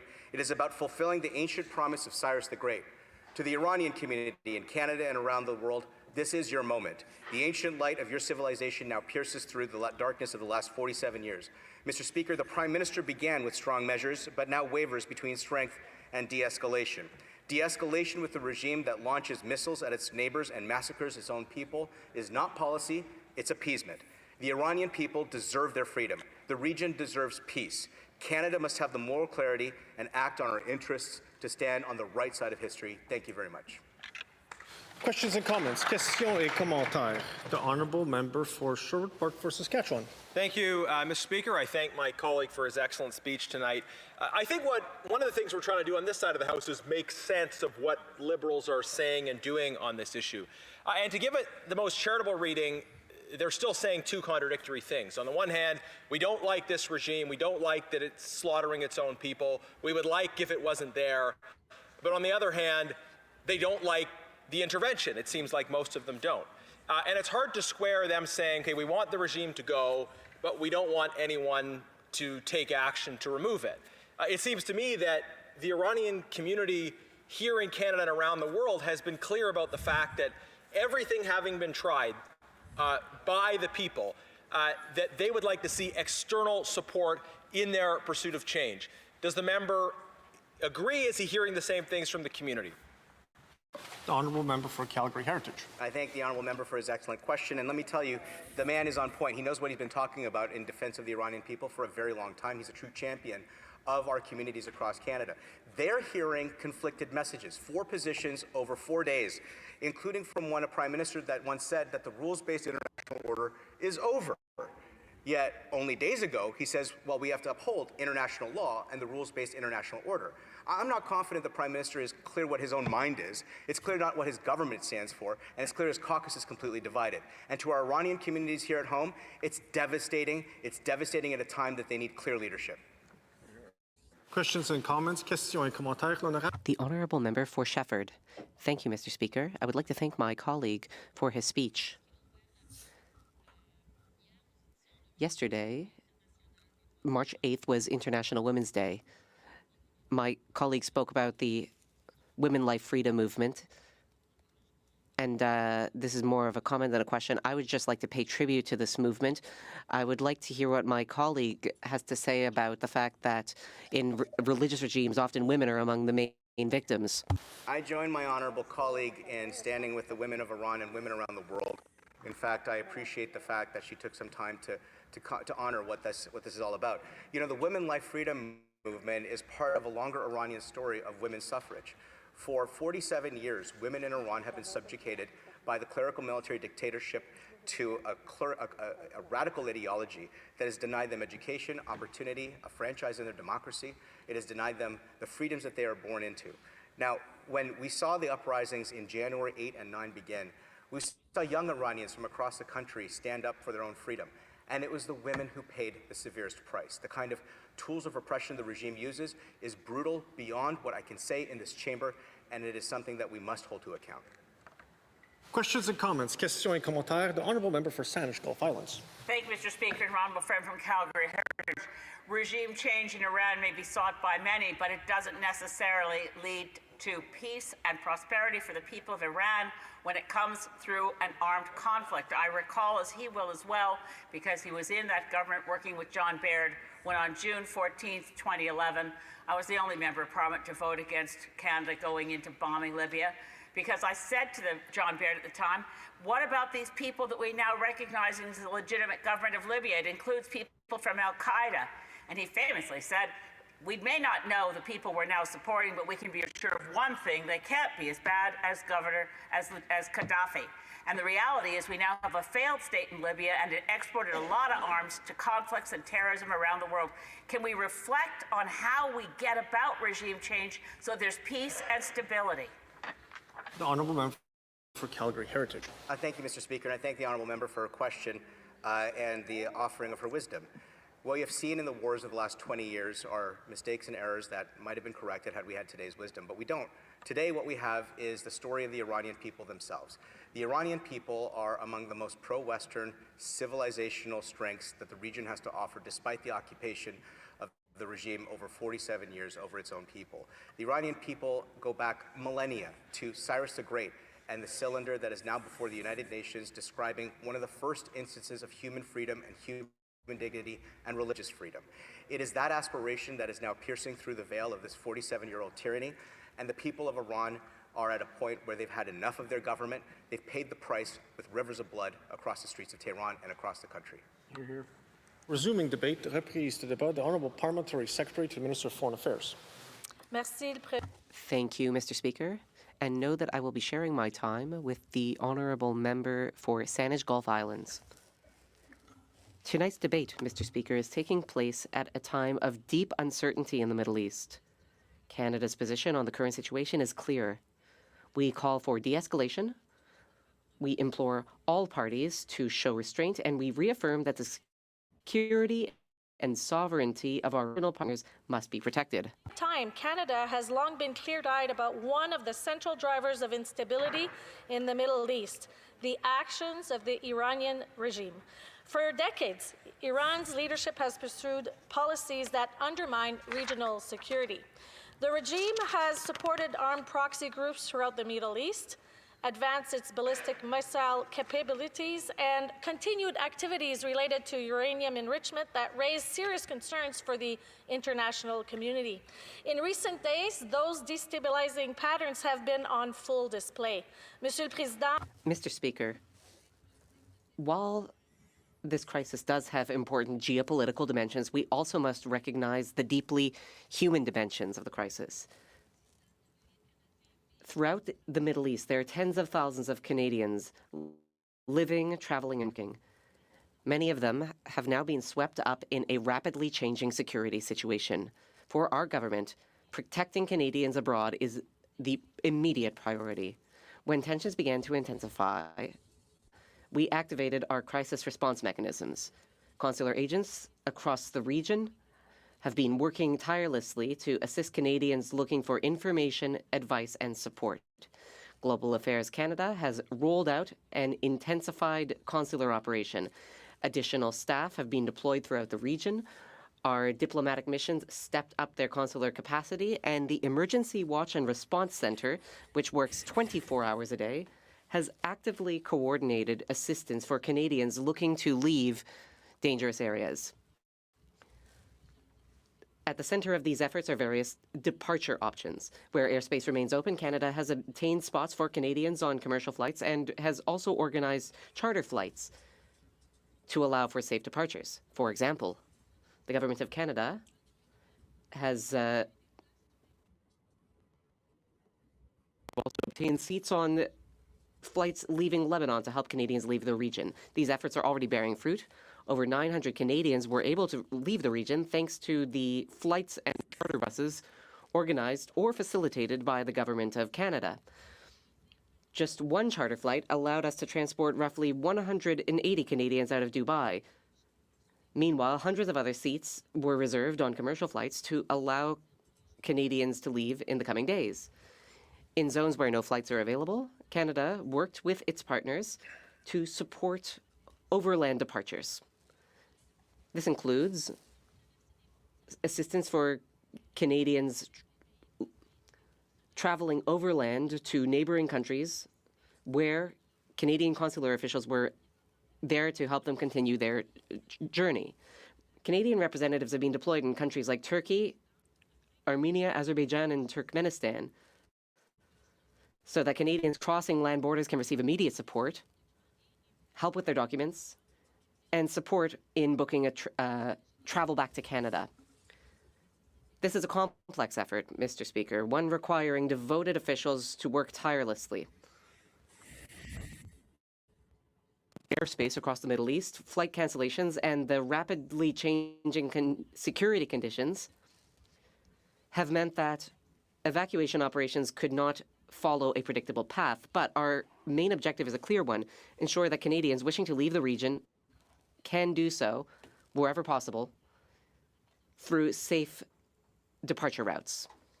Mr. Speaker, we will continue to do all that is in our power to ensure the safety of Canadians, including by repatriating them. These are the responsibilities of a country that takes its role on the world stage seriously. These are the responsibilities that Canada will continue to fulfill with determination, diligence, and firmness. Thank you, Mr. Speaker. The honourable member for Sherwood Park for Saskatchewan. Mr. Speaker, it has been my experience in this place that when you hear a member of the government say, "Our position is clear," that signals a case not clear. I have a very simple question for the member. I hope she will answer it. I'd like to know if she wants to see the regime in Iran removed from power. The Honourable the Honourable Parliamentary Secretary, Minister of Foreign Affairs. Merci, Mr.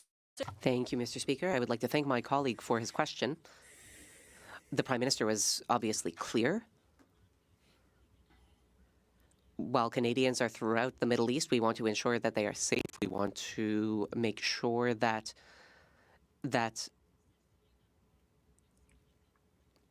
the regime stops and that there is safety for all countries in the region. On my end, Mr. Speaker, I'm glad I had an opportunity to talk about the importance of protecting Canadians who are currently in the Middle East and the importance of finding ways to bring them home should they desire to come back. The Honourable Member for Lac-Saint-Jean. Thank you, Mr. Speaker. When it comes time to providing consular services during an international crisis, why does it always take Canada longer than everyone else? The Americans sent boats, were active, and this time, like every other time, Canada was behind. I don't just want to know whether there's an emergency plan currently. I want to know why there wasn't a plan from the get-go, given the global context. Why weren't there consular officials already deployed in the region when it was clear that there was the risk of something happening, given the American buildup in the region? How come Canada had no emergency plan prior to the situation falling apart? The Honourable Parliamentary Secretary. Thank you, Mr. Speaker. Mr. Speaker, know that the government is always ready to ensure that consular services are deployed in crisis situations. In this case, the Canadian government was ready to assess how many Canadians had questions and how many Canadians required support to leave the region safely. it must be noted. We sent additional officials to help out the ones working on the ground. Mr. Speaker, the work of our consular officials is important, and all the consular teams, both out in the field and in Canada, have been working 24 hours a day to bring Canadians home should they wish to come back. Questions and comments. Questions et commentaires. The honourable member for Sherwood Park for Saskatchewan. Merci, Monsieur le Président. Thank you, Mr. Speaker. I have a very simple question, but the member is not answering the question, so I'm going to ask the same question a second time. Does the member wish to see the end of the regime in Iran, yes or no? The Honourable Parliamentary Secretary to the Minister of Foreign Affairs. Thank you, Mr. Speaker. I think I was clear. The Prime Minister wants to make sure that Canadians are safe when they are in the region, in the Middle East, and we also want to make sure that this regime doesn't have the capacity of sponsoring terrorism as they are currently doing. That is why Canada has designated the IRGC as a terrorist organization, and Canada is also involved in efforts to prevent Iran from getting a nuclear weapon. And we have imposed more than 200 sanctions on Iranian individuals. So, as you know, we have a clear position, and that will continue to be the case. Questions and comments? We have time for a short question. The Honourable Member for Lac Saint-Jean. Well, when Francophones reach out to Global Affairs Canada, why is it that they are directed to Anglophone resources? Well, Mr. Speaker, in everything I've seen throughout the week has been in both languages. If my colleague has concrete examples that he can share with me, I'll be ready to have a look at those. But let it be known that we are capable, and of course we have to offer our services in both official languages. And Mr. Speaker, I will make sure that that is being done.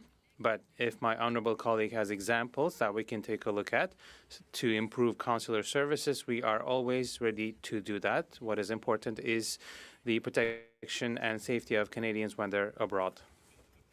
Honourable member for Sandwich Gulf Islands. Merci, Monsieur le Président. Thank you, Mr. Speaker.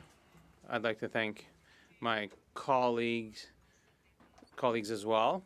We are having a very important debate tonight. It's the morning of February 28th. I know from coast to coast to coast, people are scared.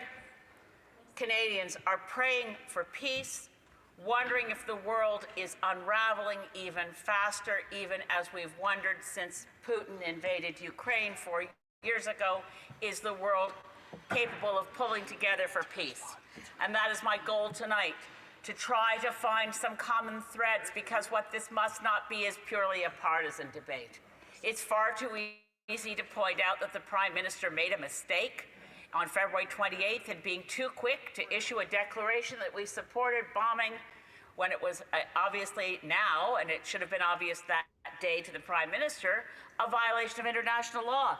We must stand with international law, but now we are Canadians first and foremost, and around this room and through all parts of Canada, I'm sure what we most want is for our country to do the right thing. And I think if that means that we have to put partisanship to the side, s'il vous plaît, je pense que peut-être. So, put partisanship aside. Maintenant. And the debate is and should be on what we can do. Foreign Affairs said clearly we need to move to de-escalation. She's not alone in that. I want to quote the Secretary General of the United Nations at their emergency debates of the Security Council. And of course, we know that around the table at that Security Council are some of the prime actors in avoiding peace in this conflict. But still, Secretary General Antonio Guterres says military action carries the risk of igniting a chain of events that no one can control in the most volatile region, one of the most volatile regions of the world. And he calls for the world needs a way out now, and that way is de-escalation and an immediate cessation of hostilities. How can Canada help? can we help?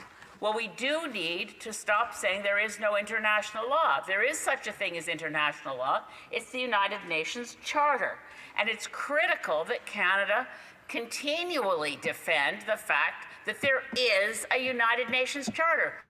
We're wrong when we decide it's important, difficult, awkward, embarrassing to point out when the United States violates the international rule of law by, for instance, seizing the president of Venezuela. Hard to point these things out, but when we have a U.S. president that right now 60% of Canadians now see the U.S. as a threat, we really do need to insist on the United Nations Charter being observed and respected, or stand up for us if someday we need to remind people that the United Nations Charter defends Canada's sovereignty. We need to defend the sovereignty of even those nations to see regimes as quickly as possible. No one will disagree, I don't think, that the Iranian regime is a despicable and brutal regime that oppresses, suppresses, and kills its own people. But that doesn't mean that the United States and Israel had any legal grounds to go into bombing of Tehran. That was reckless, dangerous, and we will continue to see the consequences, maybe into the generations. We need now to seize the chance somehow, against the odds, of Canada playing the kind of role we're still respected in the world, play the kind of role we played long ago. Well, not that long ago. I'm thinking of Lloyd Axworthy. He was our foreign minister from 1996 to 2000, played a key role in getting the landmines treaty. And he's calling on this government to respect international law, to speak out, and to ensure that we're on the right side of history. For this, Mr. Speaker, it means that those in this room tonight take our responsibility, not just as partisans, but as human beings on a planet in peril, aside the obvious fun of making political points and getting partisan jabs. There hasn't been a single person speaking tonight with whom I most of what they said, not every word. Most of what everybody says in this room tonight is about how do we protect all of the world from an escalating conflict whose ultimate consequences could be beyond the disaster that we dare not speak its name. And with that, Mr. Speaker, I conclude. And comments. Question and commentaire. The honourable member for Sherwood Park for Saskatchewan. Thank you, Mr. Speaker. I respectfully disagree with my colleague on the issue of international law. I would put to her 3 points. First, the right of sovereignty is properly understood to be invested in the Iranian people, not in their oppressors and occupiers. Iranian people that have taken to the streets, demanded change, and been brutally slaughtered, and are asking for action to protect them. Secondly, we have a responsibility to protect people who are being slaughtered by a regime that occupies them, people that have done everything they can but don't have the means to displace this regime without outside intervention. Thirdly, the member would have us go to the UN Security Council, where Russia and civilians in Ukraine could veto intervention against its ally or Iran. What does the member offer in response to these points, and practically that actually helps the Iranian people get out of this? Honourable member for Sandwich Gulf Islands. From Sherwood Park, Fort Saskatchewan, it's not possible to rewrite the United Nations Charter from your desk from a desk in this place. It is the case that sovereign nation states are recognized for their sovereignty as nation states. The honourable member, and I will agree with him, I do myself dislike the Iranian regime, but the sovereignty of that nation does not rest in its people, unfortunately, any more than sovereignty of any nation can be determined by public opinion polls. Resuming debate. Reprise du débat. Questions et commentaires, l'honorable député. The honourable member for Saint-Hyacinthe-Bagotville. Saint-Hyacinthe-Bagot-Acton since the last elections. Thank you, Madam Speaker. I will ask a question to my colleague. Now, of course, there is a place for humanitarian assistance because the situation is extremely serious. As we speak, does the member agree that there shouldn't be one soldier who should be deployed Honourable Member for Saanich Gulf Islands. Yes, thank you, my colleague of Santia Sant Bagot Acton. I absolutely agree. The Canadian government shouldn't support illegal wars. From Mount Royal. Thank you to my honourable colleague, as always, for her speech. I wanted to ask, Madam Speaker, is the honourable member then saying you have a rogue regime that promotes terrorism abroad, that threatens communities across the world, on the verge of getting a nuclear weapon, has an ally in the Security Council that would veto any action the United Nations would take against it? Is the honourable member saying that the world should then do absolutely nothing and allow that country to get a nuclear weapon and destroy the world? Member for Saanich Gulf Islands. The member for Mount Royal knows that that's absolutely not the position Greens would take. We do believe that there can be multilateral diplomatic efforts, and we have always supported that the people of Iran deserve to be protected. Unfortunately, the responsibility to protect doctrine was wrecked when Canada went along with bombing Libya till Libya became a failed state, and we destroyed the opportunity to use responsibility to protect. It's a nascent notion in international law, and we must defend it, and we should be able to use it, but only within the constraints of those things that are legal. The Honourable Member for Report for Saskatchewan. Madam Speaker, in follow-up to my previous question, the member's answer, as I understood it, was, well, we have to respect the existing recognition of sovereignty for an autocratic regime that is slaughtering its people, because apparently the UN Charter says we have to. Now, I disagree with that interpretation. I think there are plenty of legal basis for believing we can and should respond, including the fact that we have been attacked. But, Madam Speaker, more fundamentally, doesn't she think we have a moral obligation to stand with the innocent, and that when we see before our eyes thousands of people being slaughtered simply for peacefully protesting, don't we have at some point a moral obligation to say that the processes at the United Nations are not working, that we will not allow Vladimir Putin to veto action, and that the moral thing, the just thing, the right thing is to stand with those people who are being slaughtered rather than on the basis of a legal technicality? Honourable Member for Saanich Gulf Islands. The United Nations Charter is not a legal technicality. If we didn't have it, this world would be in a great deal more trouble. But I do agree with the honourable member. We shouldn't turn away.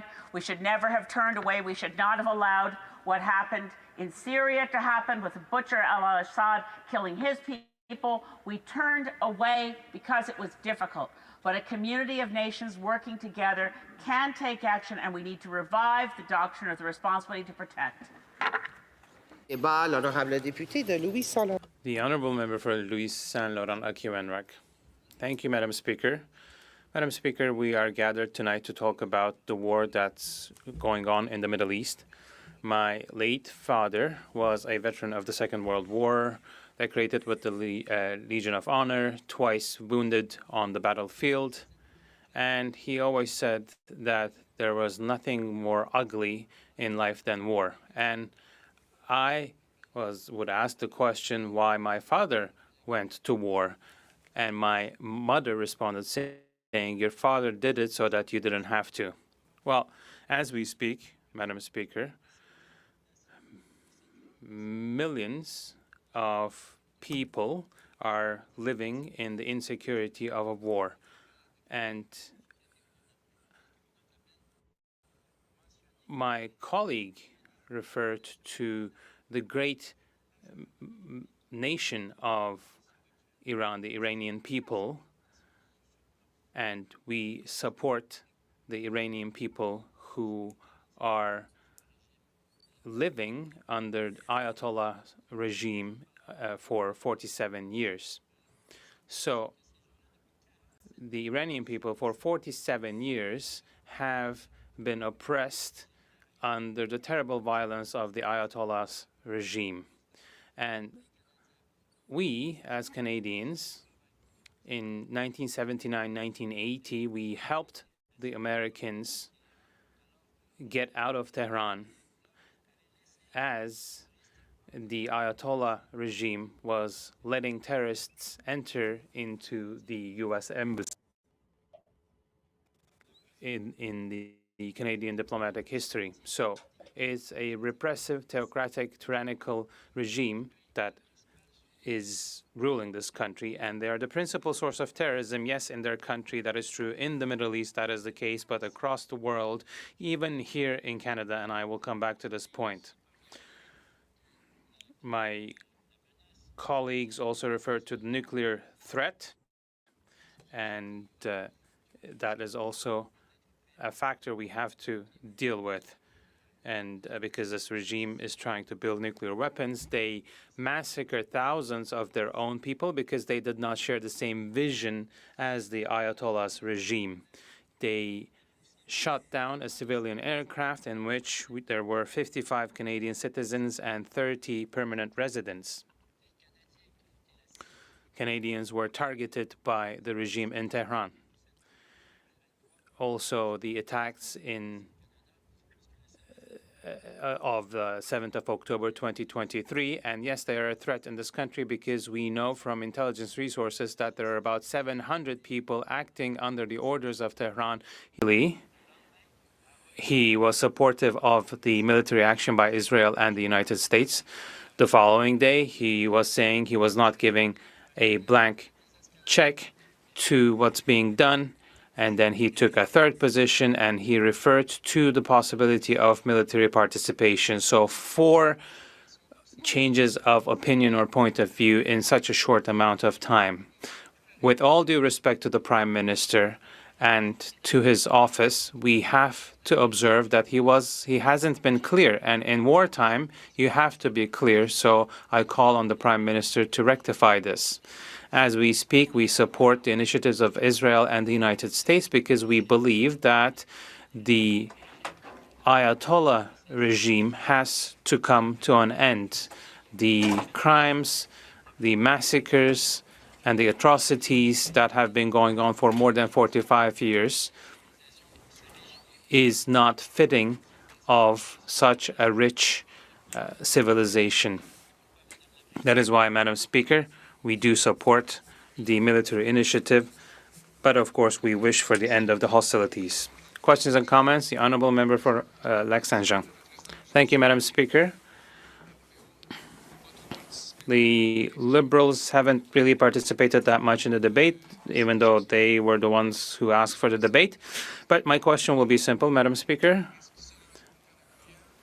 Does my colleague realize that by supporting wholeheartedly the offensive by Donald Trump and the Israelis, and given what Donald Trump has said in terms of him wanting to pick the next regime and the next leader of Iran, do they not see that the dangers of wholeheartedly supporting this offensive? And should it not be up to the Iranians to pick their future and their political regime? That is my position, but when you support Donald Trump, you end up supporting his wish, his desire to pick Iran's next leader. The Honourable Member for Louis Saint Laurent. Thank you, Madam Speaker. I'd like to thank my colleague for his question. I know he knows Mr. Aaron Cutler, and Mr. Cutler has a lot of respect for my colleague. And Mr. Cutler, as we speak, is being targeted by the tyrannical regime in Tehran, the Ayatollah regime. It's not Iran, it's the regime, rather, in Tehran and the Ayatollah regime that is doing that. Madam Speaker, there's nothing good in a war. This terrorist regime has to come to an end. Honest people should take their place to represent the Iranian people as they wish and as they have the right to. But unfortunately, this right was taken away from them 47 years ago. Comments, the Honourable Member for Calgary Heritage. Thank you, Madam Speaker. I wanted to take a minute to congratulate my colleague for his incredible speech and his clarity of moral conviction and our national interests. Listen, he has been a powerful voice in this Parliament for the people of Quebec, and they must be confused for what the Prime Minister and the Foreign Minister have said over the past week, 4 positions over 4 days, and still no clarity tonight in tonight's Take Note debate. So I'd like to ask my friend and the honourable colleague, what do Quebecers think of these confused, equivocating, and unprincipled Liberals? The Honourable Member for Louis Saint Laurent à Cowenrac. Madame la Présidente, au Québec.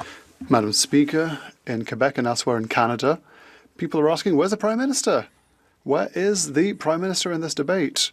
Where is the Prime Minister in this arena, the House of Commons?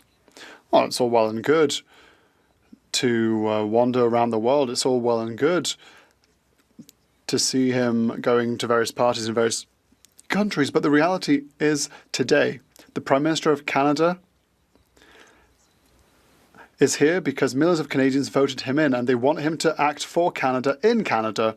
But he's not even here in the House of Commons. The honourable member knows that we cannot refer to the presence or lack thereof of a member in the House. I would like to ask him to withdraw this comment. The honourable member for Citizen Beckett Acton. Yes, thank you, Madam Speaker. My colleague is talking about this desired regime change. My question is, when would this work? When has it worked in the past to have a regime change through attack?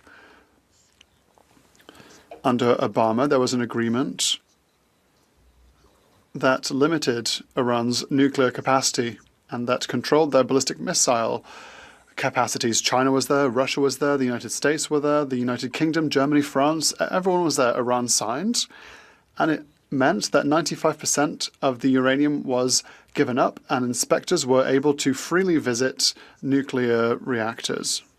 Does that not show that diplomacy works when people put in the effort? The Honourable Member for Louis-Saint-Laurent. Absolutely, when diplomacy is well applied, it works. Canada invented the concept of the Blue Berets, for example.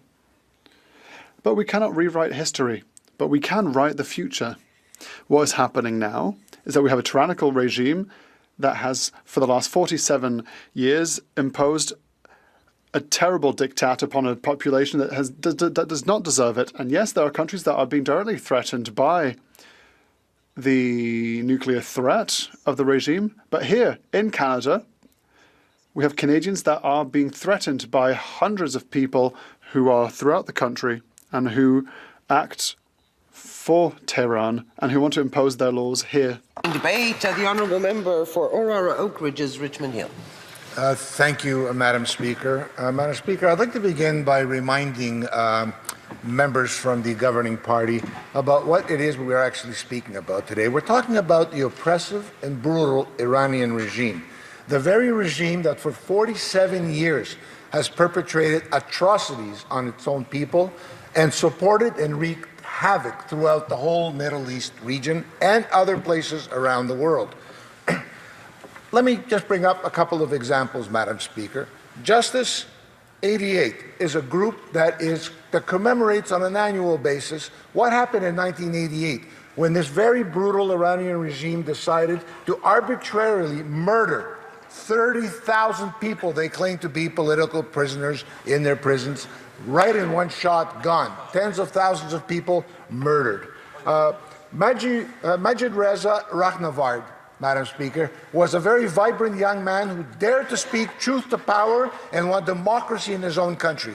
Not only did they murder him, but they hung him from a crane in Tehran so that anybody driving by can see that if you dare to speak one word against the regime, you're going to hang there dead for your fellow citizens to see. Masha Amini was a 21, 22-year-old young lady who was wearing a hijab, but it wasn't to the liking of a particular IRGC monster who wanted it lowered to her eyebrows. When she questioned why she was brutally murdered, many members in this House stood up and made statements about Masha Amini. I want to remind the honourable members in the entire House. Flight PS-752, Madam Speaker. Another atrocious monster pushed the button, programmed the machine, pushed the button, and fired not one, but 2 missiles into a civilian airport, murdering 55 Canadians, 30 permanent residents in Canada, and a total of some 176 people, including children, Madam Speaker. This is who we are talking about when we're talking about de-escalation and diplomacy. You cannot have diplomacy with people that behave like this. These are not normal human beings, Madam Speaker. Here in Canada, Iranian communities are living in fear. fear that someone is in our community that is going to squeal on them and something's going to happen to their families back home, or live in danger in their own homes in the communities in which we represent, and I represent a particular area of York region that is the heart of the Iranian-Canadian community in Canada. Repeatedly we see these things, and yet we see a Prime Minister who has decided to be radio silent in Parliament on this issue.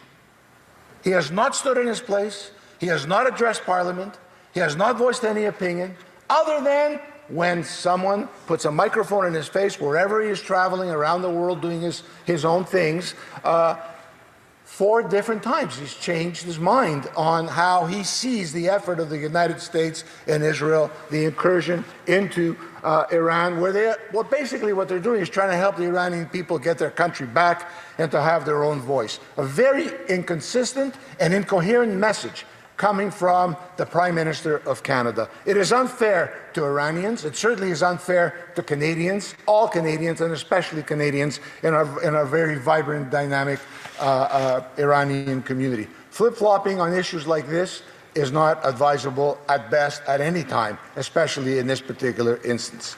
Today I gave notice of a motion, Madam Speaker, at the Citizenship and Immigration Committee that would, amongst other things, do a few things, okay, that address, however, the abysmal record of the immigration file of this Liberal government. 7, as you know, ministers in the last 10 years. But just in a nutshell, in the interest of time, I asked to expedite the deportation of non-citizens known to be IRGC operatives, and to release the name of the individual reported on February 6th, 2026, who was asked and obtained the right for his name not to be revealed, who is known to be an IRGC operative. The names of all IRGC operatives and all people threatening people in our communities in Canada, Madam Speaker, must be disclosed expeditiously so people in Canada can live safe. Iranian Canadians deserve to live in safe communities. Canadians across our nation deserve to live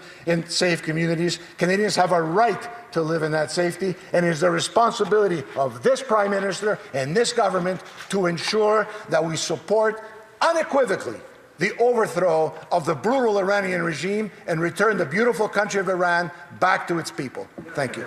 Great. Questions et commentaires, questions and comments. The honourable member for Calgary Heritage. Yes. Well, thank you, Madam Speaker. I remain a huge fan of your work and your stewardship in this chamber, and I'm pleased to speak before you today. In fact, I'd like to take a minute to congratulate my colleague from Aurora Oak Ridges, Richmond Hill. He has been a powerful voice for the great people of his communities. We're so honored to have him in this parliament, to be championing their cause and be such a clarion voice for their interests, their values, and their dignity.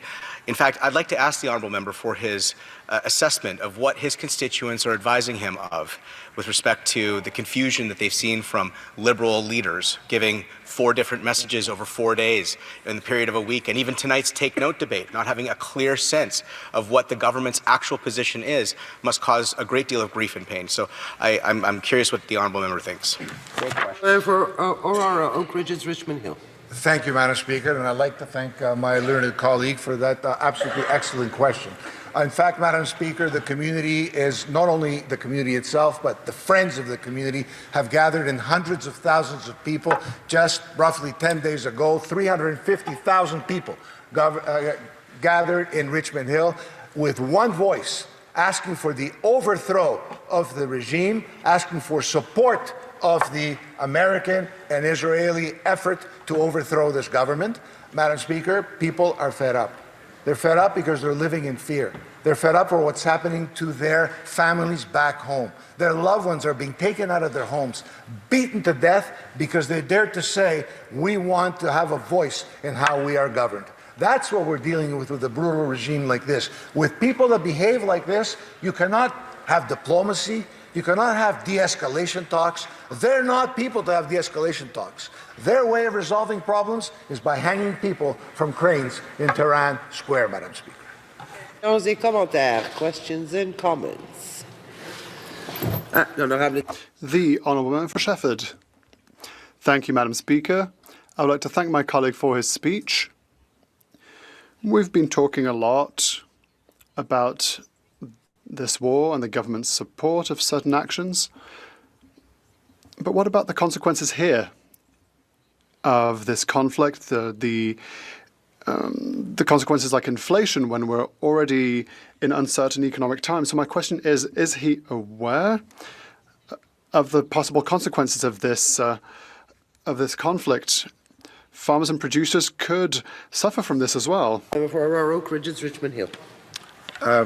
Thank you, Madam Speaker, and I thank my colleague for her question. Madam Speaker, it's hard to put a dollar sign or to monetize or to speak in financial or economic terms when you're talking about people's lives. I will share with my honorable colleague the following story of a constituent of mine in Aurora, Oak Ridges, Richmond Hill, who came to me and told me that my first cousin was taken out of his bed in his bedroom where he was with his parents, a young man, taken from there, disappeared for 3 days, only for the family to be informed. I informed my friend opposite, only for the family to be informed 3 days later to go pick up his body at a specific corner on 2 streets in Tehran. When they went to find the person, their loved one, he was still had a pulse, but it was near death, Madam Speaker, with a note on him that said, if you dare take him to the hospital or dare call a doctor, we will not only kill him, but we will kill all of you as well.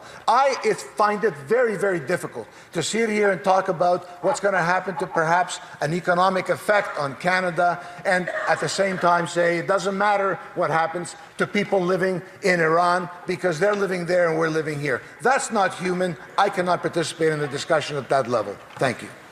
Questions et commentaires, l'honorable député de la... The honourable member for Lac-Saint-Jean. Thank you, Madam Speaker. No one seems to want to answer my question on the Conservative side, but I think that's a legitimate question. Supporting an offensive, a Donald Trump military offensive, Donald Trump who said, after this, I'll choose the next regime in Iran because we're going to win the war. That's what Donald Trump said.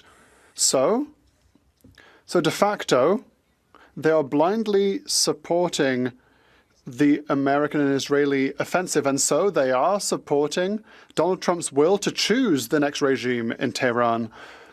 I deeply believe that it's a bit Zionist to do so. Shouldn't there be a bit more nuance, perhaps a bit of thought in how opposed they are to it? And I say this in a friendly way. Could they perhaps have a bit more nuance in their thoughts? Aurora, Oak Ridges, Richmond Hill, like 15 seconds. Merci, Madame la Présidente. Je remercie. Thank you, and I'd like to thank my colleague for his question. Madam Speaker, the Iranian regime's brutality is limitless.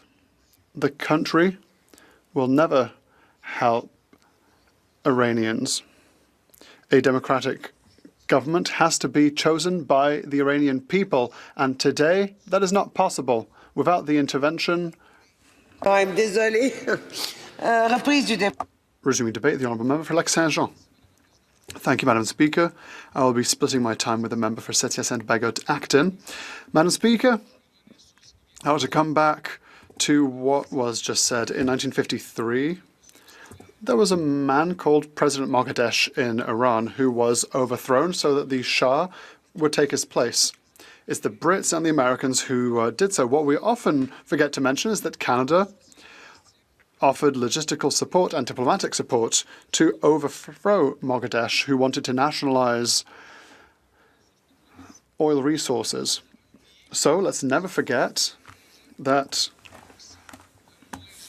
by forcing a new regime upon the population, it's always a bit dangerous. I'd like to come back to the Liberals' position with regards to the debate from today. It's the first time that the Prime Minister is faced with an international crisis of this scale. Unfortunately, he has failed in a rather unfortunate way during his first intervention when he unreservedly supported and blindly supported the Donald Trump's military offensive and Israel's military offensive. Unfortunately, he made this statement without having consulted our allies. And that's not right, Madam Speaker. One cannot simply support this kind of offensive. It is not normal to not consult our main allies before we make this kind of statement. It's not normal to not have an emergency consular plan before the explosion of the conflict. All of our allies, all of Canada's allies already had emergency consular plans. You didn't need a crystal ball to understand that America was sending boats to the region.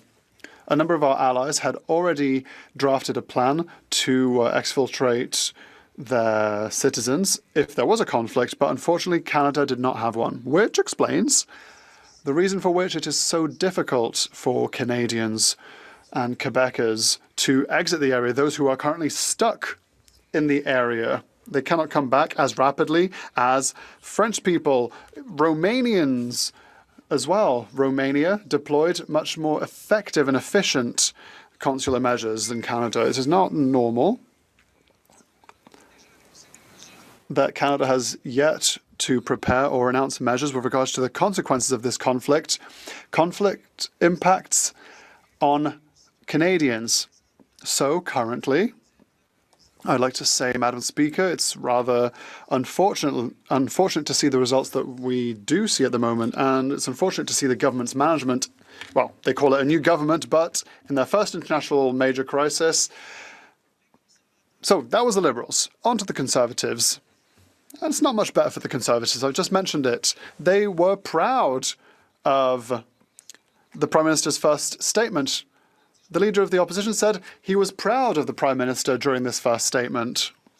So sometimes we wonder if the Prime Minister isn't red Tory at the end of the day. Anyway, the Conservatives and the Liberals agreed for a day.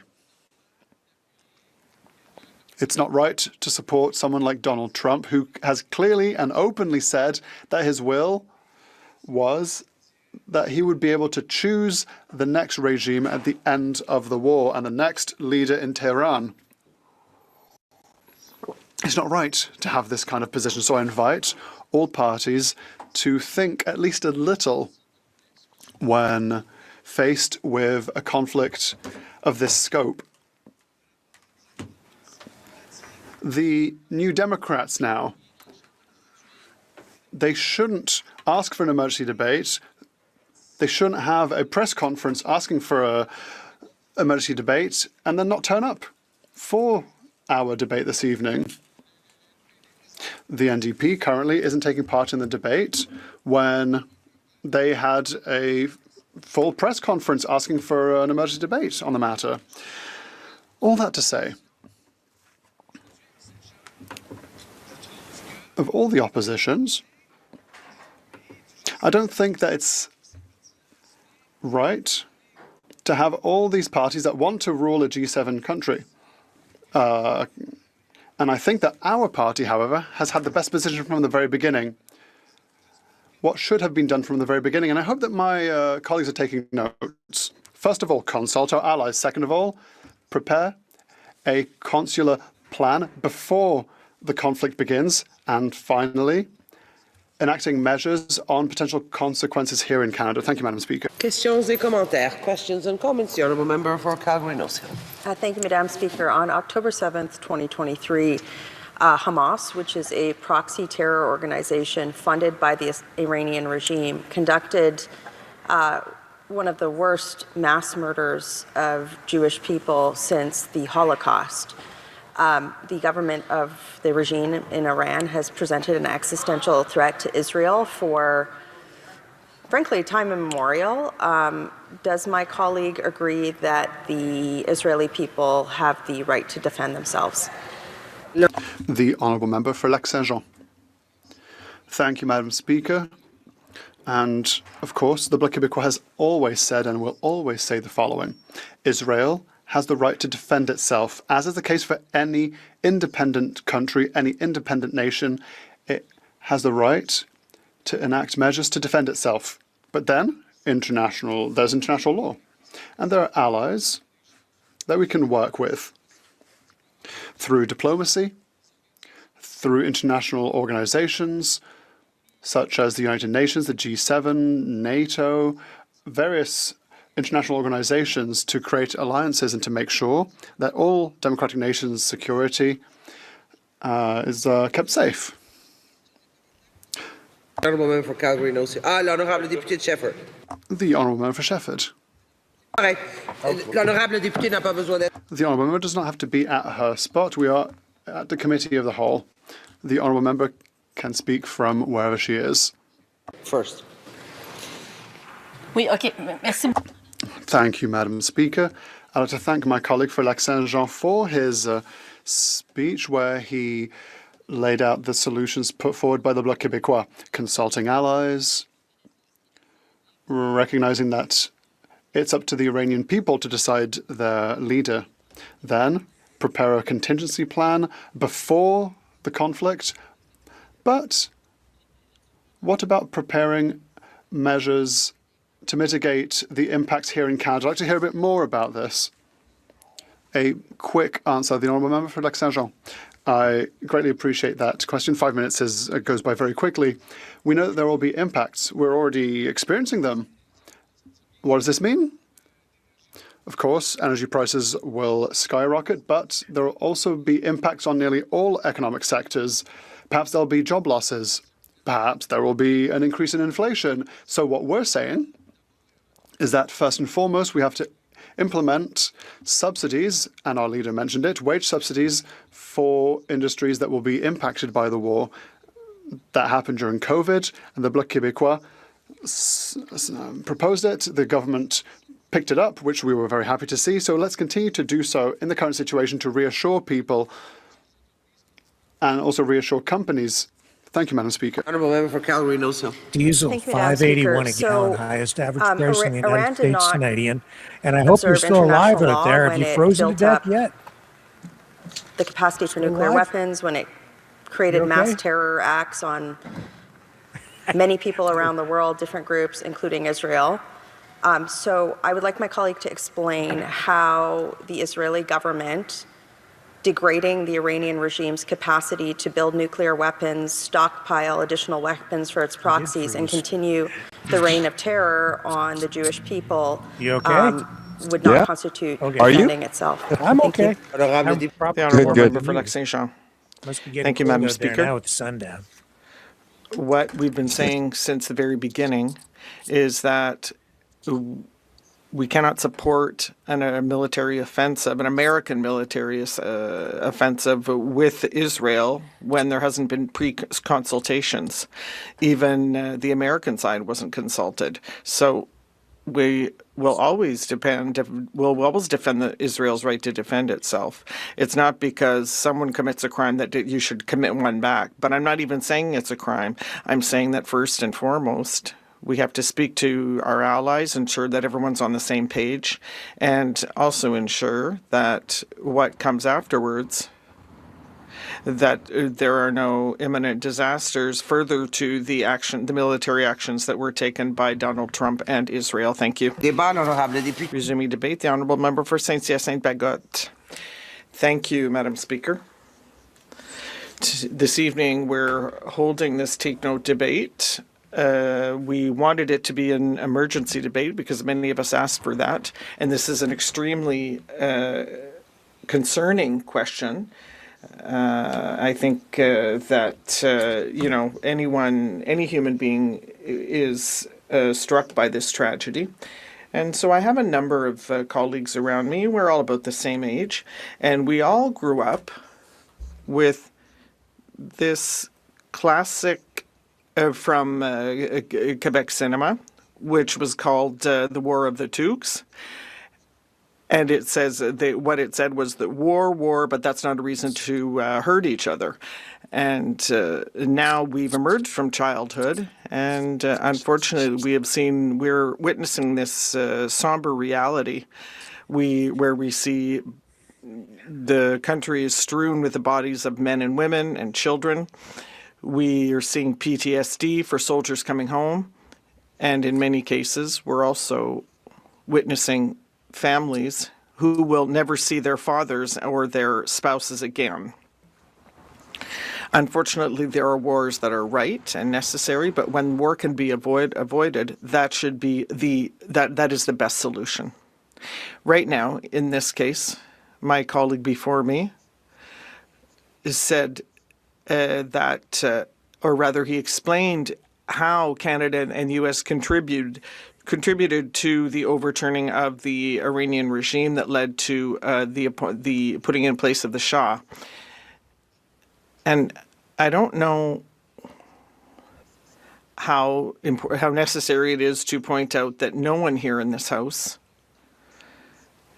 no one is sympathetic to the Iranian regime. No one is sympathetic to its policies or for the terrorist practices that have been supported by the Iranian regime. That's not where the matter lies. The debate is elsewhere. There is no one here, regardless of our party stripes, who has any kind of sympathy for this terrorist regime that is Iran. However, there's one thing for sure. The nation building that is imposed upon a country does not work. When there are imperial wars that are tried to replace a regime, that is, it never works. And did it work in Iraq? No. Did it work in Afghanistan, even though that was a justified war because that was a regime that had launched a terrorist attack on the Western world. Now, so that war was necessary, but the Taliban returned a few years later. So with regard to Iran, is it going to work? And the answer is no as well.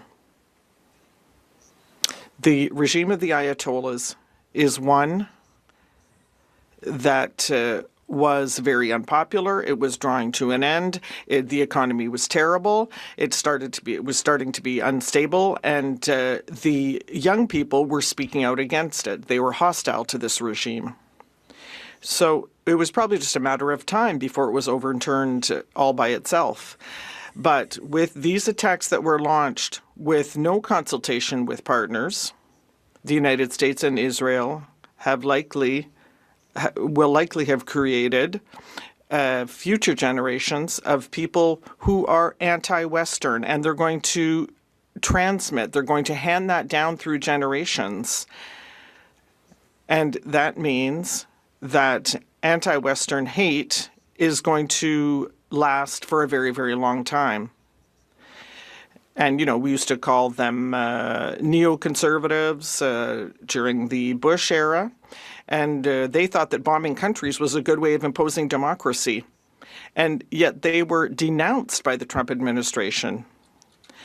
I went to the NATO Parliamentary Assembly last year, and the United States gave a speech against such practices, these imperialistic practices. This kind of practice has never worked anywhere.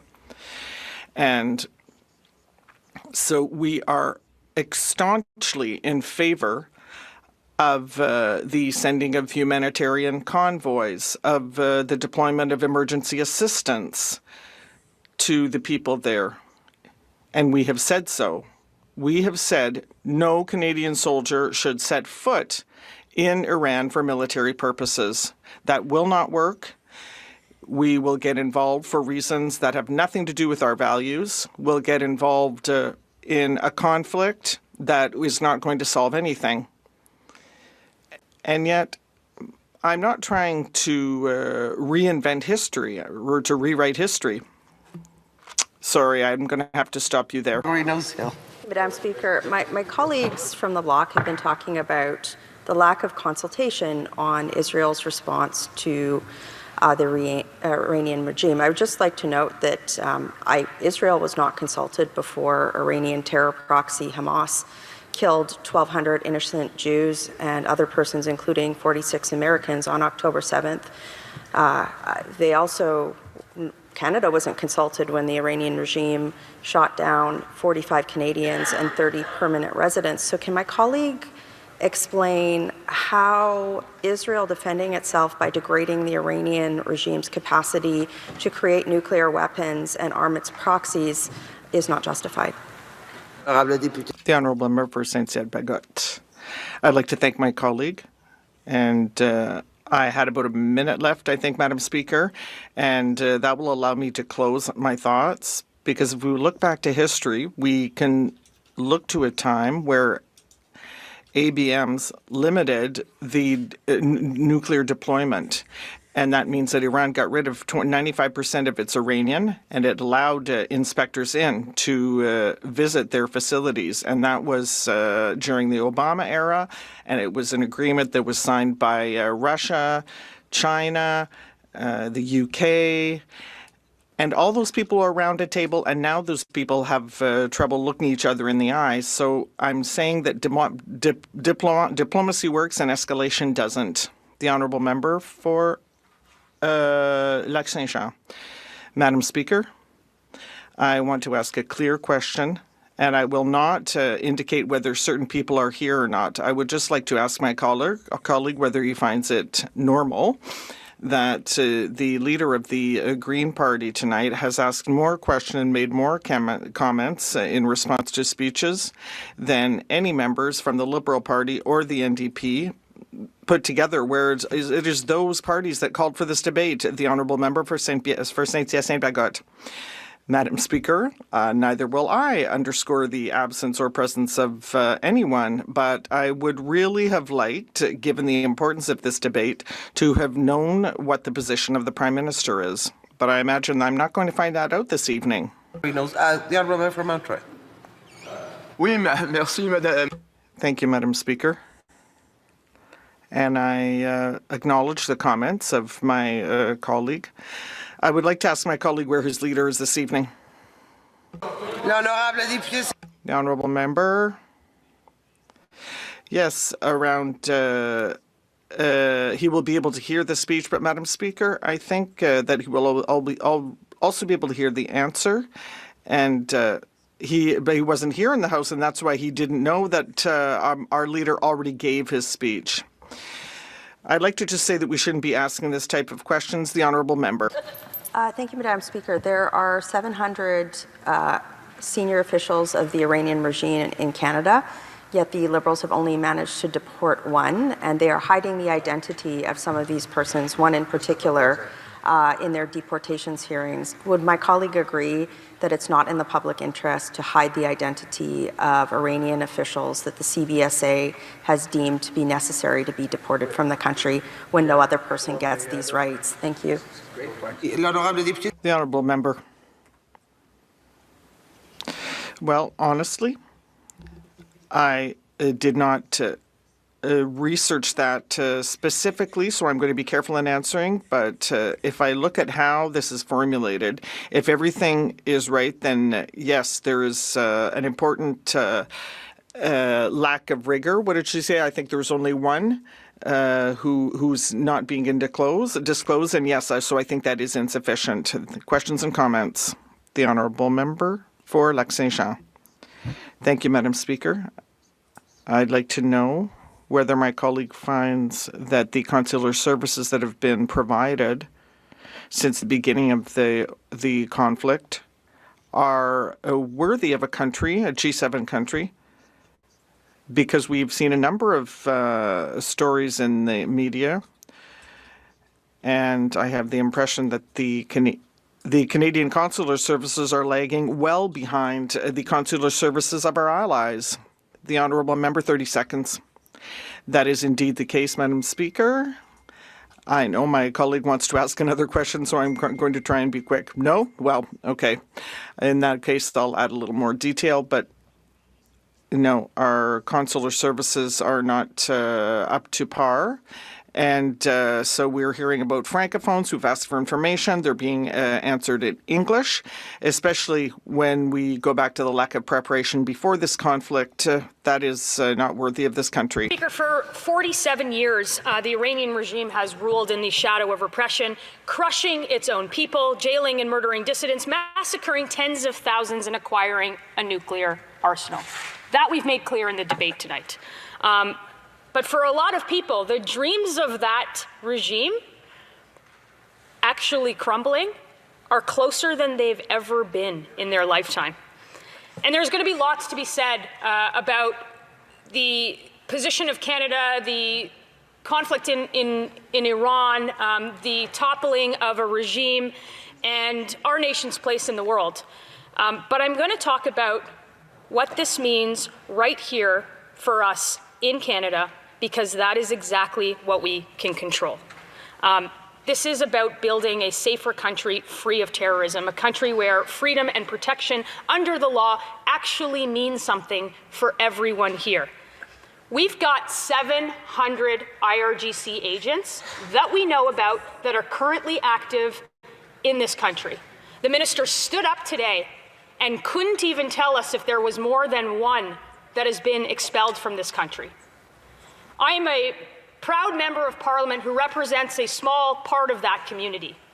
And on a regular basis, I get calls from members of that community who have run away from that regime, scared because with a blurred out background, sitting in their cars with a blacked out number, away from their homes because they are terrified that the repression and the reach of that regime is right here in our country.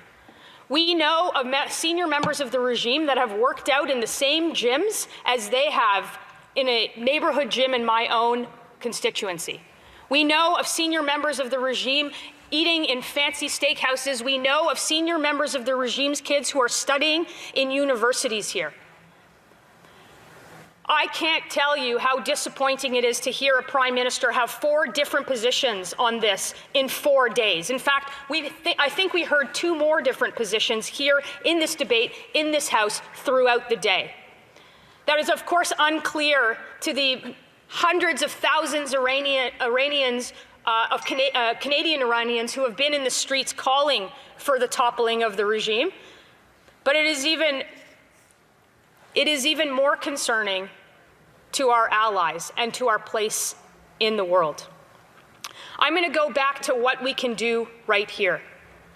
There has been violence in our communities. There have been people kidnapped. There has been potentially murders because of the reach of the mullah's thugs. And I want to speak for a second directly to the Iranian Canadian community.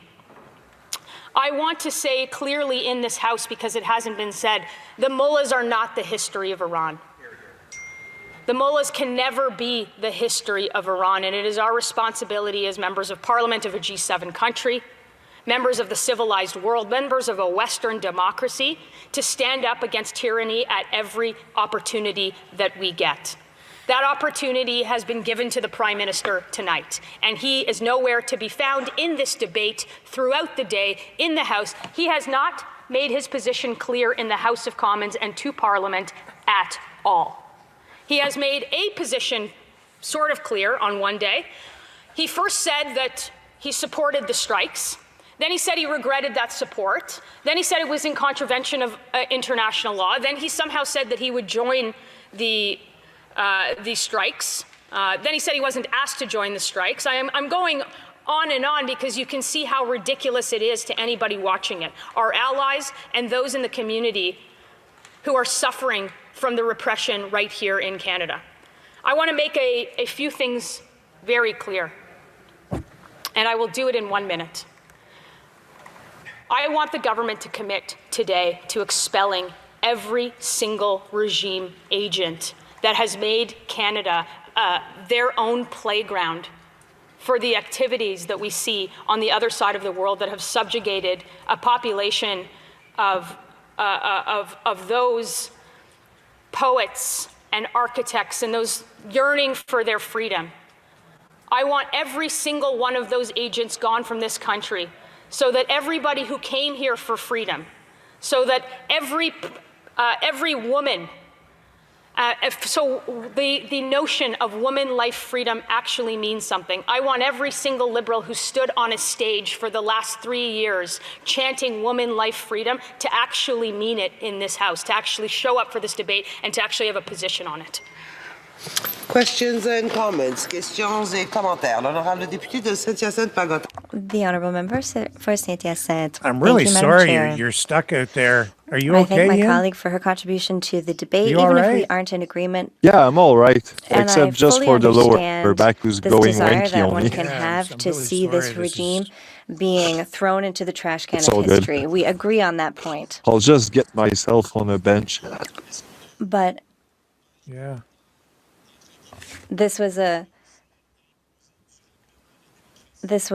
one of these cases that we've never seen where how can we hope that this will be sustainable?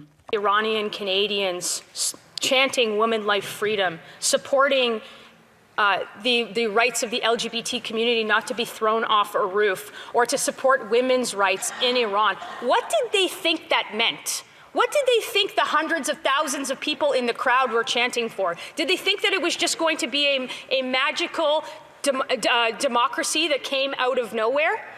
Finally, the Iranian people are on the verge of freedom, and we're right there with them. The commentaires, questions and comments. The honourable member, my apologies, for Cambridge. No, sorry, not for Newmarket. Thank you, Madam Speaker. I'd like to thank my colleague for her speech and her strong convictions. I would be interested to hear her thoughts on the consequences and the damage of having our own Prime Minister, the leader of this country, change positions so many times. What does that say, not only to Canadians, to the Iranian diaspora here, but also to the rest of the world? Member for Thornhill. Well, I think it's a concerted strategy. I think it's a concerted strategy of saying one thing to one group of people at a certain time and an entirely different thing to another group of people. And we've seen that strategy play out where the Prime Minister divides the Canadian population on an issue of foreign affairs without ever taking a position. The only problem is now that everybody sees the game. Everybody sees the game that the Prime Minister is playing, including our allies. It's pretty sad. The Deputy Shepherd. The honourable member for Shefford. Madam Chair, I thank my colleague for her speech. However, she did not answer my colleague's question. My colleague from Saint-Hyacinthe-Bagotte-Acton. Is there any country where nation building has actually worked? And this is imposed nation building by Donald Trump.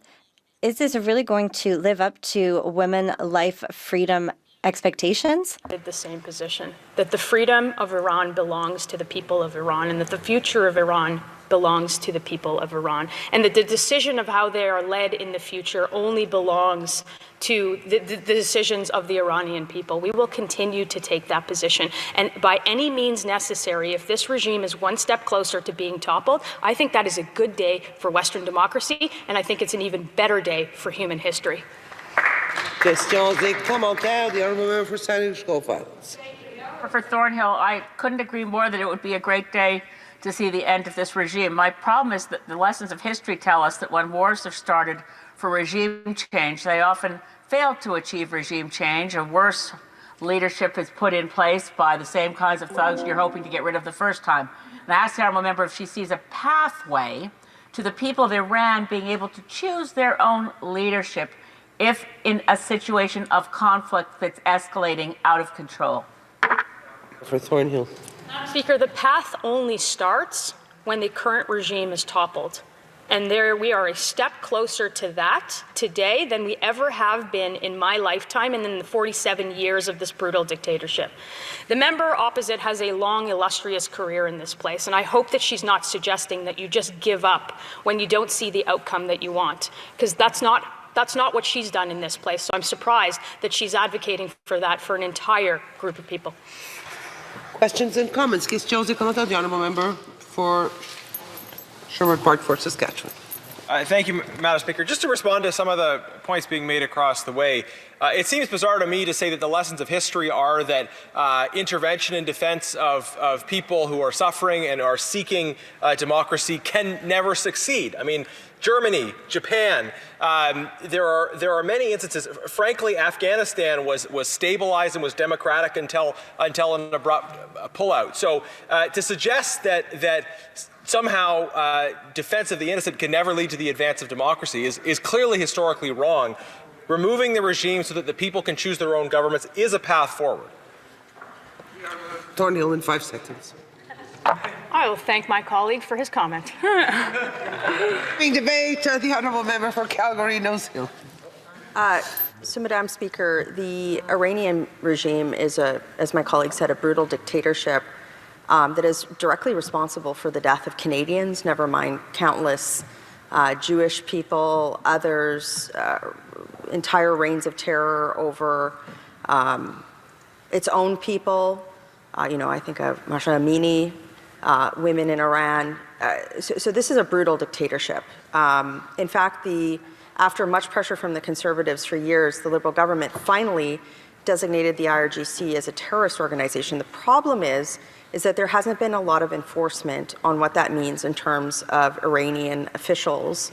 So these are people who are senior officials who are directly involved in human rights abuses. There hasn't been a lot of action taken by the Liberal government to deport over 700 people who we know are in the country that would fall under this category. In fact, today there was a significant Globe and Mail story, I believe it was, that showed that there was only one person who fit this category who was deported.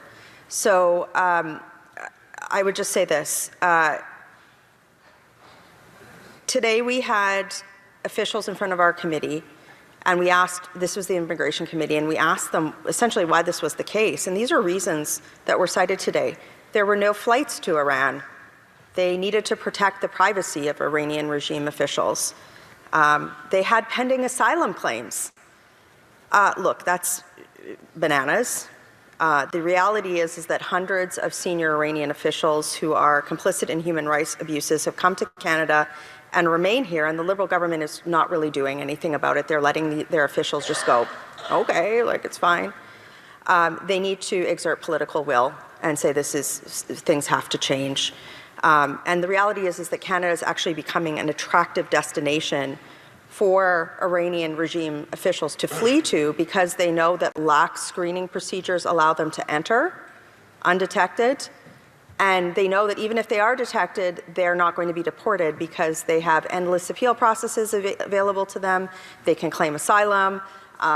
There's loopholes in the laws and in the processes. And I would like to think that nobody in this place would like to see this continue to happen.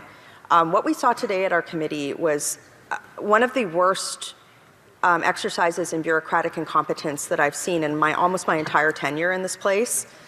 The minister should be, I'll put it this way, if I was the immigration minister, I would have called all of these officials into my office and raked them over the coals and given them a plan on how to do better. Because public safety is at stake, and there are members of the Iranian diaspora in Canada who feel deeply unsafe. So that we're not just opposing the Liberals' failed approach here. Conservatives are also proposing a constructive path forward. Today, the government, actually all members in this place, we can do something to material and concrete to oppose the Iranian regime with the strokes of a few pens. So Conservatives will be provoking a debate in the Immigration Committee over the following motion, which we gave notice of today. We would like the Liberals to undertake a comprehensive review of the Immigration and Refugee Protection Act with an eye to modernize it, to prevent Iranian regime officials from avoiding deportation by clearly ensuring that non-citizens who are deemed inadmissible, if they are involved in regime-linked businesses, spreading propaganda or human rights abuses. So, for example, there was an Iranian official who was able to evade deportation because even though he ran a regime-funded propaganda distribution newspaper, even though he was a deputy general in the Supreme Leader's office in the UAE, even though he held a senior position in the Friday Imams policy propaganda, he was saying, well, I wasn't a cabinet minister, so I should be allowed to stay here. So the law clearly needs to be updated, and frankly, shame on the IRB for allowing him to stay here. We have other measures in here as well, too, to create an exemption for non-refoulement protections for Iranian regime officials who have been deemed inadmissible due to human rights abuses. And we also would like the government to table with Parliament the identities of known Iranian regime officials who who are currently present in Canada, especially those under deportation orders. These are common sense measures that would keep Iranian diaspora and frankly all Canadians safe. And the government could do that today, and it would be a way for Canada to strike a blow to the heart of the regime to say, no, Canada is not a safe destination for human rights abusers who have been involved in this regime to flee. If we do not do this, I suspect that in a very short period of time, some Prime Minister will have to stand up and do an apology. Questions and comments? Question et commentaire. The honourable member for Newmarket Aurora. Oh, sorry. You're right. Député de Lac-Saint-Jean. The honourable member for Lac-Saint-Jean. Thank you, Mr. Speaker. I'd like to thank my colleague, whom I esteem very highly, and I would like to ask her quite a simple question. The leader of the official opposition earlier today said that he was proud of the Prime Minister because he had said that the Allies had not consulted Canada and that we had not been consulted on the Israeli and American actions. However, did the Prime Minister consult allies before making a statement? He did not consult his allies before making a statement. Calgary Nose Hill. Here's what I know. The Iranian regime did not consult the Jewish people when they murdered 1,200 people who were innocent on October 7th, 2023. They did not consult the dozens of Canadians who were blown to smithereens in an attack in January 2020. I could stand here for hours and talk about all of the regime's human rights abuses that they did not consult the international community. And frankly, that, lefty squishos in the international community let them get away with for years. So I support the right of Israel to defend itself against the terror that they've seen from the Iranian regime, and I would like to see the Liberal government do more to deport Iranian officials who see Canada as a safe haven due to Liberal inaction. Questions and comments. The honourable member for Newmarket Aurora. Thank you, Mr. Speaker. I'd like to thank my colleague for her speech. I had an open house this weekend in my riding, which has a large Iranian community. And one of the questions that came up is, Sandra, we know that there are about 700 IRGC operatives here in Canada. Please explain to me why this Liberal government is not doing anything about expelling them and allowing them to operate here and to intimidate Canadians. I'd love to hear my colleagues' thoughts on that. No, member for Calgary Nose Hill. They need to be doing more. It's patently crazy that the Liberal government is saying things like, well, we've only deported one because there's no flights to Iran, and we should protect their identities and let them claim asylum. Like, that's just craziness that, frankly, the minister needs to go to her officials and say, hello, read the room. People are unsafe. These are human rights abusers. Maybe we should deport them, as the law says we should do. So this is why Conservatives have put forward a common sense motion at the Immigration Committee. We will be triggering a very publicized debate on this. I would ask my colleagues that are here, we'll have Wednesday caucus meetings. I would ask my Liberal colleagues to take this seriously. I tried to write the motion so that it was politically palatable, and under the auspices of the current law, we're asking for things like a review. There's no reason why we shouldn't be supporting these measures and keeping Canadians safe. Comments. The honourable member, The honourable member for Saint-Hyacinthe, Bagot-Acton. Thank you, Mr. Speaker. I think that the differences between our positions are very clear, and even if we agree on the fact that we should not be partisan, it's also healthy to have a debate. We're not a school of fish, because the truth comes from compromises, and that is the way that things have to work in a democracy. If we all walked the same way, it wouldn't work. But that said, this is a take-note debate, and this is what it's for. It's to raise different points of view. But what does she think about the muteness of Liberal MPs who wanted this debate and who we are hearing very little from tonight? Nose Hill. Oh man, my colleague is asking me to put my mind into the minds of my Liberal colleagues, and that's something that I do not feel like doing tonight. I would just implore all the colleagues in here. There is a motion in front of Immigration Committee. There's already media stories on it. I intend to make this a big issue. I ask you all to take this back to your colleagues at your caucus meetings on Wednesday morning. This should be supportable, and we should see government action on this to ensure that Iranian regime officials are deported. They shouldn't be allowed to stay in Canada. Their identities shouldn't be protected for privacy. They shouldn't be given asylum. Like this, it's just bananas. Let's get them out of the country.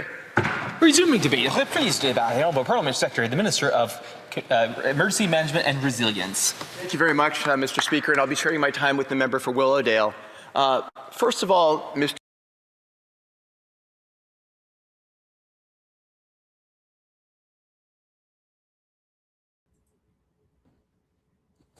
You get a glitch. Yeah, hang on. Mr. Chair, I would say that this debate tonight boils down for me to four simple.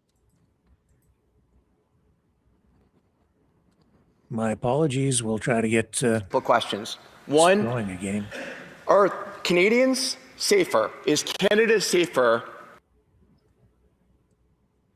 See, guys, that's not my fault. If Iran is denied the opportunity to possess nuclear weapons? To me, the answer is a very clear yes.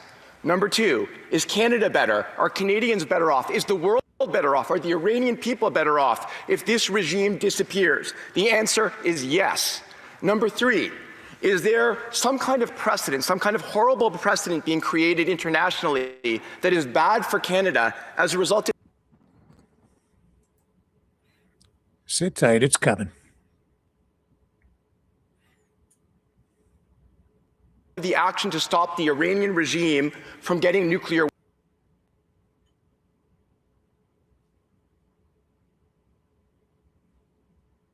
We'll be okay. It's coming back. weapons? Coming back. My answer to that is no, and I will explain to you why, Mr. Speaker, because this Iranian regime. My apologies again.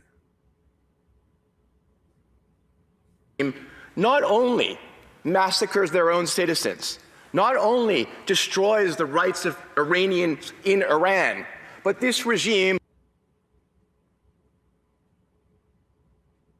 foments terrorism across the Middle East, across the world, and kills people in other countries for terrorist purposes.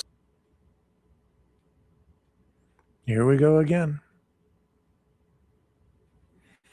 So, Mr. Speaker, I think this regime can be distinguished from literally every other regime in the world, and the danger of this regime acquiring nuclear weapons differentiated from any other regime in the world. And number four, what should Canada do as a result? We're not involved in the conflict. Our troops aren't there. What are our baseline requirements? Mr. Speaker, to me, our baseline requirements are twofold.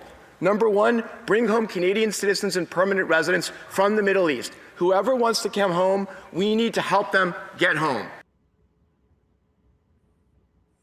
Number two, we need to protect Iranian Canadians, Jewish Canadians, and all Canadians from this regime. We need to make sure that people in Canada are safe. We have already seen this regime take actions in our own country that have put Canadians in danger. And Iranian Canadians have the right to live in Canada, not in fear of this regime. Jewish Canadians have the right to live in Canada, not in fear of their synagogue being shot because of this regime hiring gangs in Canada. So to me, Mr. Speaker, that is the baseline requirement. Now, what has this Iranian regime done worldwide? Well, in 2024 in July, I was in Argentina. I was in Argentina for the 30th anniversary of the worst terrorist attack in Argentinian history, the bombing of the AMIA, the Jewish community offices in Argentina. The Argentinian judicial system has found that those responsible were the Iranian regime. Not only were they responsible for the bombing of the AMIA that killed 85 people and wounded 300, they were also responsible for the bombing of the Israeli embassy in Argentina in 1992. But hang on, I'm getting you another. Mr. Speaker, that's not all. Recently, Australia has discovered that the Iranian surprise regime was responsible for the firebombing and fire that took place at a synagogue.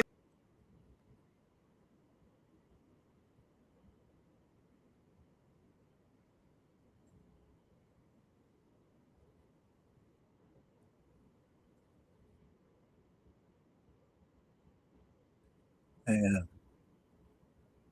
They're There we thinking, go. and anyone who wants this regime to stay in power, I don't know what they're thinking, because my Iranian community in my riding has made it very clear to me, and Iranian Canadians across the country that I've talked to have made it very clear to me that they want this regime gone, and they support actions to get rid of this regime. Of course, as the member for Thornhill said, the Iranian people need to choose the next leadership of Iran.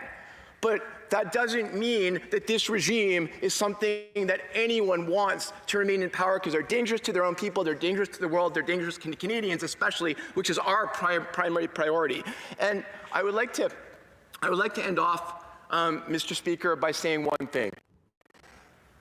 Over the last week, we've continued a successive wave of anti-Semitic incidents in Canada that started on October 7th and just has never ended. 3 synagogues were shot at in Toronto. And everyone stood there. My colleague from St. Paul, who's sitting next to me, was there. I know my colleague from Eglinton Lawrence, who was one of the synagogues was in riding, would have wanted to be there. This cannot continue.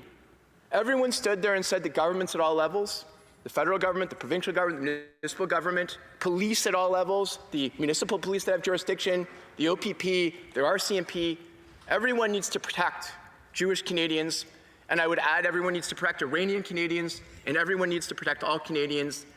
That has to be our #1 priority as a country. Thank you, Mr. Speaker. Questions and comments. Honourable member for Nanaimo, Ladysmith. So at the beginning of this operation in Iran, the Prime Minister was in the same place as the honourable member who has just spoken in the House. But since then, the Prime Minister has described the same strikes as a dangerous escalation, has said that Canada supported them with regret, has suggested that they reflect a failure of the international order, has raised concerns that the strikes appear inconsistent with international law, has called for de-escalation and diplomacy, but despite all that disapproval, has not ruled out the possibility that Canada might want to get involved at some point.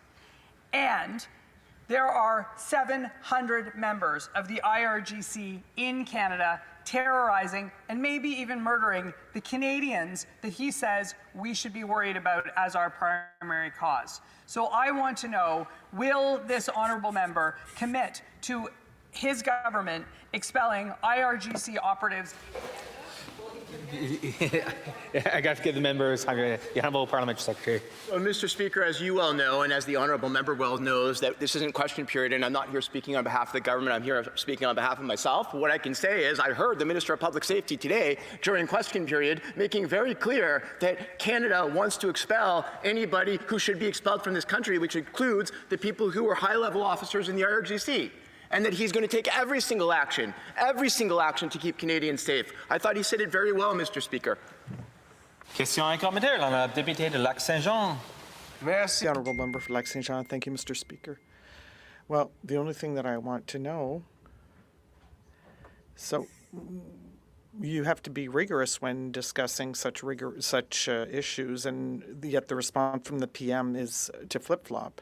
He said that he supported American strikes, and then he said that we had to respect international law, but then he said that the strikes don't respect international law. So the most important question then is my colleague more in favor of his PM or in favor of the Conservatives' position, the honourable member? Mr. Speaker, I'm not going to put myself in other people's shoes.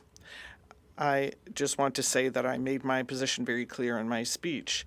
The Iranian regime is a danger to Canadians, and it should never obtain nuclear arms, and that we should ensure that Canadians in the Middle East should come home, and the people in the most danger today should be protected.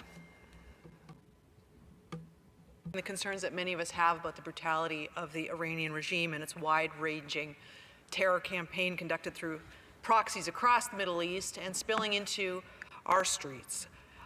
My colleague mentioned the spate of anti-Semitic violence that we have seen in recent days, and I wanted to ask him if he could speak a little bit more about the measures that we must take as a government, as a country, to ensure that Canadians, all Canadians, are safe.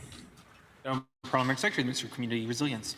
Mr. Speaker, Jewish organizations across the country have said that we need to adopt the Combating Hate Act.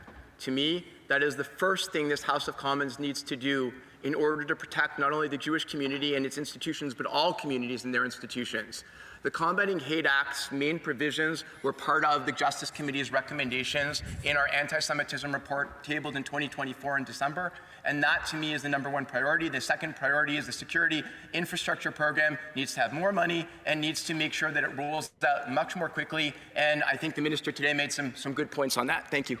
The honourable member for Thornhill, a very brief question. Comment and a question. First of all, nothing in Hey, the Ian? Combating Hate Act would have stopped what is happening in the streets. Yes, Let's sir. just go Would the off member, screen. opposite I'm going to agree phone you. that what is happening Okay? in our streets Sure. right now Hang on is just a second. domestic terror, and will he advocate with his government to call it just that? The honourable Parliamentary Secretary, a very brief response. Mr. Speaker, I take note of the point. I'm not sure I can label it. What I would say is it's disgusting, it's deplorable, and it needs to stop. And the real goal is making it stop. It needs to stop. Resuming debate. Please to debate. The honourable Parliamentary Secretary, to the Minister responsible for Canada-U.S. trade. Thank you, Mr. Speaker. I'd like to thank all my colleagues for their remarks tonight. And I have to say I agree with a lot of what I've heard. But perhaps just to take a very different perspective on this, I did want to talk about the perspective of the Iranian Canadian community. As you know, Mr. Speaker, the Iranian Canadian community is approximately 500,000 strong. Many of us have watched as many protests have taken place across our country. So just wanted to provide a window into how Iranian Canadians are looking at this as it unfolds. So let me begin by saying that just to provide you a very brief history, Iran at the beginning of the 20th century had the first constitutional revolution in the Middle East. However, as you can imagine, Iranians have aspirations, but since 1979, they have been living a very, very bleak chapter in the history of Iran. So as I watch developments unfold, I think I share the same sentiment in the sense that I am very optimistic that finally we will see an end to this regime, but also watching things unfold on television, also there are moments where I have fear. Because for me, and I think for the vast majority of Iranian Canadians and for Iranians within Iran as well, I think they want to see an end to this regime. At least 80% of Iranians are known to want to see an end to the scourge of this regime. But of course, I'm also concerned that ultimately, after all this hardship and the war that has started, that we do actually see regime change and that Iranians will be masters of their own destiny. So as I said, since 1979, I think many of us are familiar with the dark chapters and the terrible things that Iranians have been subjected to. This is a regime that is truly theocratic kleptocracy. It has, really stripped the country down. These ayatollahs and their henchmen are all about themselves. And we are watching a country that is dealing with terrible economic despair. But in addition to that, I think all the members are somewhat familiar with the terrible things that have happened in recent memory. And I would, of course, start with the Green Revolution in 2009, where Iranians courageously stood up to this regime, but had to deal with the brutality of that regime. After that, there were protests in 2018. Again, Iranians were incredibly courageous and brave, tried to change the course of that country. Again, the Iranian regime was brutal.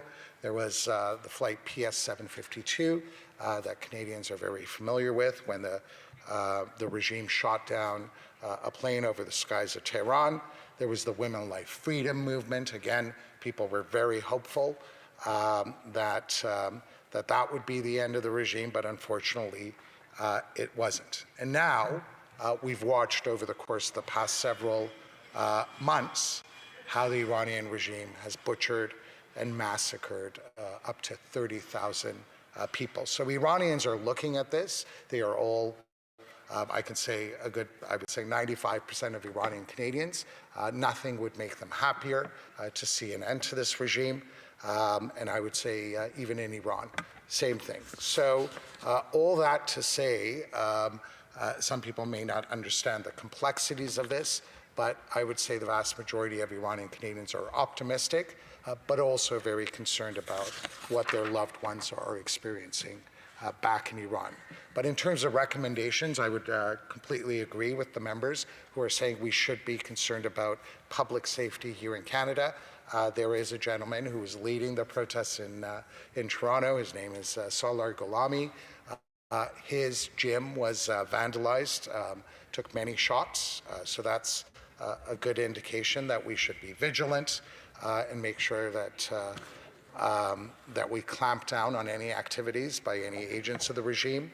I would say we should remind our allies, whether it be the Americans or the Israelis, to adhere to human rights and humanitarian law. We should be concerned about connectivity for Iranians here with their loved ones back home. And lastly, I would say we should remain focused on ensuring that a democratic Iran emerges. Thank you. Questions and comments. Question commentaire, the Honourable Member for Nanaimo, Ladysmith.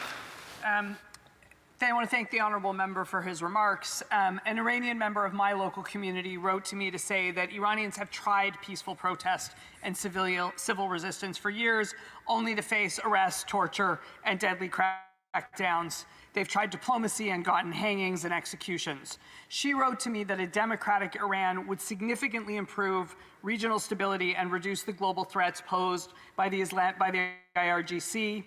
If the member doesn't believe in war, but still wants to see quick regime change, what realistic path for change does the member believe remains open to the Iranian people? The Honourable Parliamentary Secretary. I'd like to thank the member for her question. Perhaps I did not do a good job of painting the complexities. That is precisely my point, that Iranians have tried to do everything within their power to change this thuggish regime, but this is a regime that is really hell-bent on brutalizing Iranians and has no respect for human rights. And that's precisely why I would say 95% of Iranian Canadians and 80% of Iranians would like nothing better than the end to this regime. Commentaire, député de Saint-Dyson-Bégot, Acton. The Honourable Member. My colleague is the Parliamentary Secretary, and so I know that I've already traveled with him, and though I know he has contacts with the Americans, our relationship with the Americans is important, but we can't excuse just anything that they say or do. But when Obama was in power, and under his leadership, there was an agreement that brought France, UK, Russia, China, Germany around the table. And it worked in terms of nuclear in Iran, and they divested themselves of almost all of their uranium, and inspectors were allowed in. Isn't that a sign that diplomacy works and still works? I would say, Mr. Speaker, that I'm very proud of the position that our country has adopted. As you can imagine, we have consulted very closely with our European allies, and I would say our position is very consistent with theirs so far. We have said we understand concerns about Iran's nuclear facilities. We also are very much concerned about Iranians and what the terrible things that they have experienced at the hands of their own regime. So our position is very consistent with the position that has been adopted by our closest allies. Comments now, member for Eglinton Lawrence. Thank you, Mr. Speaker. I want to thank the honourable member for his remarks. There's a great deal of complexity around deporting people from this country. and it spans across governments. What I'm referring to specifically in this case is former central banker of Iran, Mahmoud Reza Kavari, who came to this country when Stephen Harper and the conservative government was in power. Can you just speak to how difficult it is to deport people and how it spans across political parties? Just questions to the chair. Down from the secretary. I just wanted to thank my my good friend and colleague for his understanding and appreciation of the complexities of these cases. Yes, this was the central banker, the Iranian regime, arrived here in Canada. The conservative government did zero.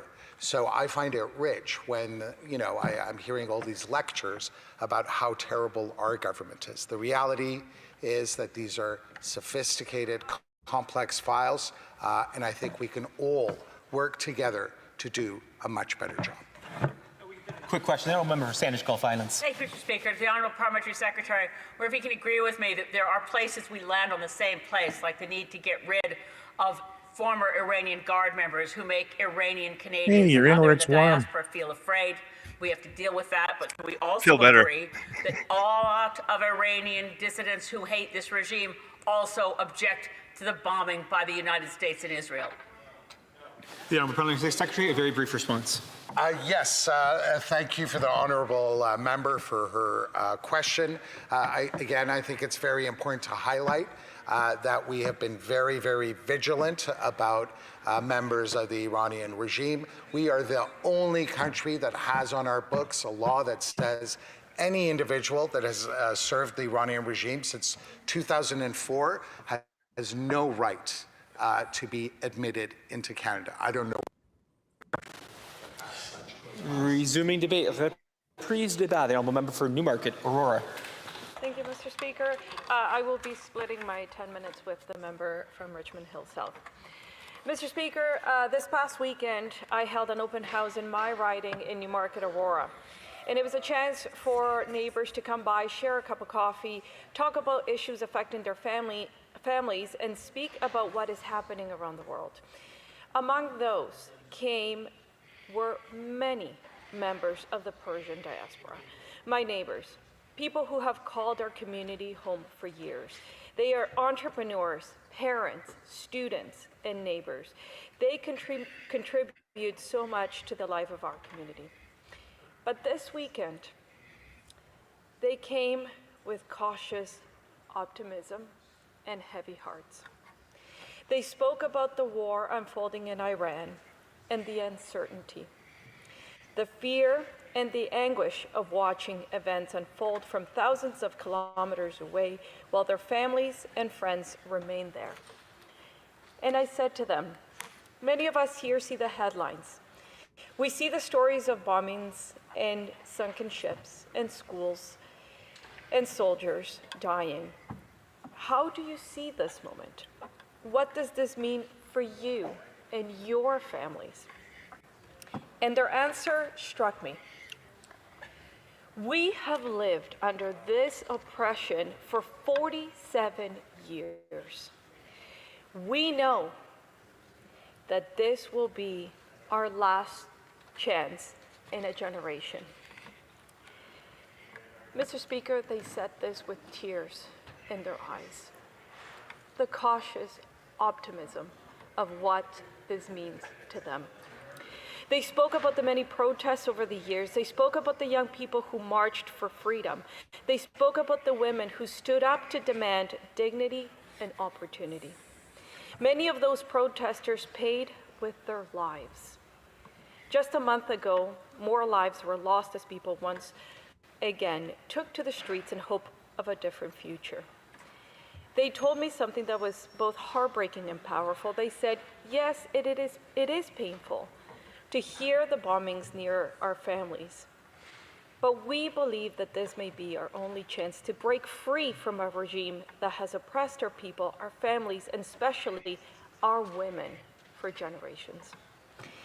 And that perspective struck me because here in Canada, we often discuss these issues in terms of diplomacy, international law, geopolitics. And yes, those discussions are important.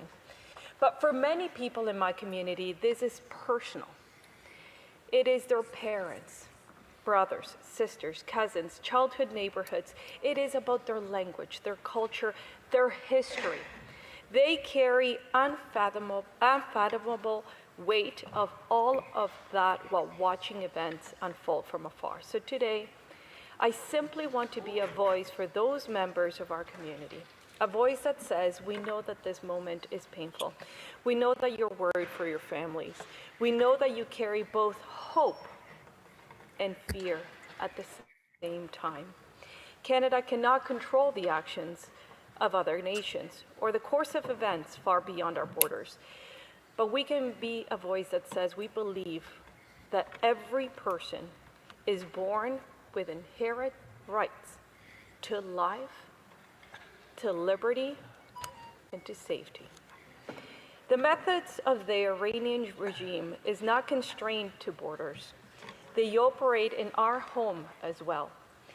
To this day, an estimated 700 IRGC operatives are operating here in Canada, intimidating Canadians on Canadian soil, and this is unacceptable. To our Iranians here in Canada, I want to say our thoughts are with you, our prayers are with your families, and we hope sincerely and deeply that out of this moment, something better will emerge. A future where people of Iran can live with freedom, a future where women can live with dignity, a future where a proud civilization, one that has contributed so much to human history, can flourish once again under the values of liberty and opportunity. This wish is one shared by many in my riding and by many Canadians, and today I want to give it a voice. Thank you. Questions and comments. Questions et commentaires. L'honorable député de Shefford. The Honourable Member for Shefford. Thank you, Mr. Chair. I thank my colleague for her speech. In particular, she spoke about those courageous Iranian women, and she wished that in the future these women will be able to have a nation that respects their rights. My question is, does she really believe that if we allow the American president to choose the new leader of Iran, we'll be able to promise those women that their rights will be protected? For Newmarket, Aurora. Mr. Speaker, the future of Iran and the future Iranian government is up to the Iranian people. I think the Iranian diaspora here has been very clear in their cautious optimism of what this opportunity has created. There have been family members that have died only with the hope of an opportunity to have a new government, a new life, and that moment has come, and they are excited, cautiously excited about it. But it is up to the Iranian people to democratically elect their new government. Questions and comments. Now, Member for Sherwood Park, Fort Saskatchewan. Thank you, Speaker. I know my colleague is very close to the Iranian-Canadian community in her riding, and she knows that this is a community with thousands of years of history, a history of religious tolerance, of good relations with other faith communities, including the Jewish and Christian communities, a history of intellectual inquiry, creativity, art and beauty, and so much more. And the hope of this present moment is that space and security can be created for the people of Iran to control their own future, drawing on this rich past. And we see that incredible potential in the heroic courage of Iranian people who are ready to give their lives to restore their country. So for the member, I want to ask, what are her hopes? What is she hearing from her constituents about what they believe is possible for a future free Iran? The Honourable Member for Newmarket, Aurora. Mr. Speaker, the stories that I have heard over the last few months are countless, and there are stories of hope and heartache, of this deep desire for life and liberty, for economic stability, and stories also about the of Iran and what they have contributed for over 2 millennia. And it is their desire, their dream to continue on the work that they used to have in leading their contributions in governance, in culture, in science, in literature, and trade.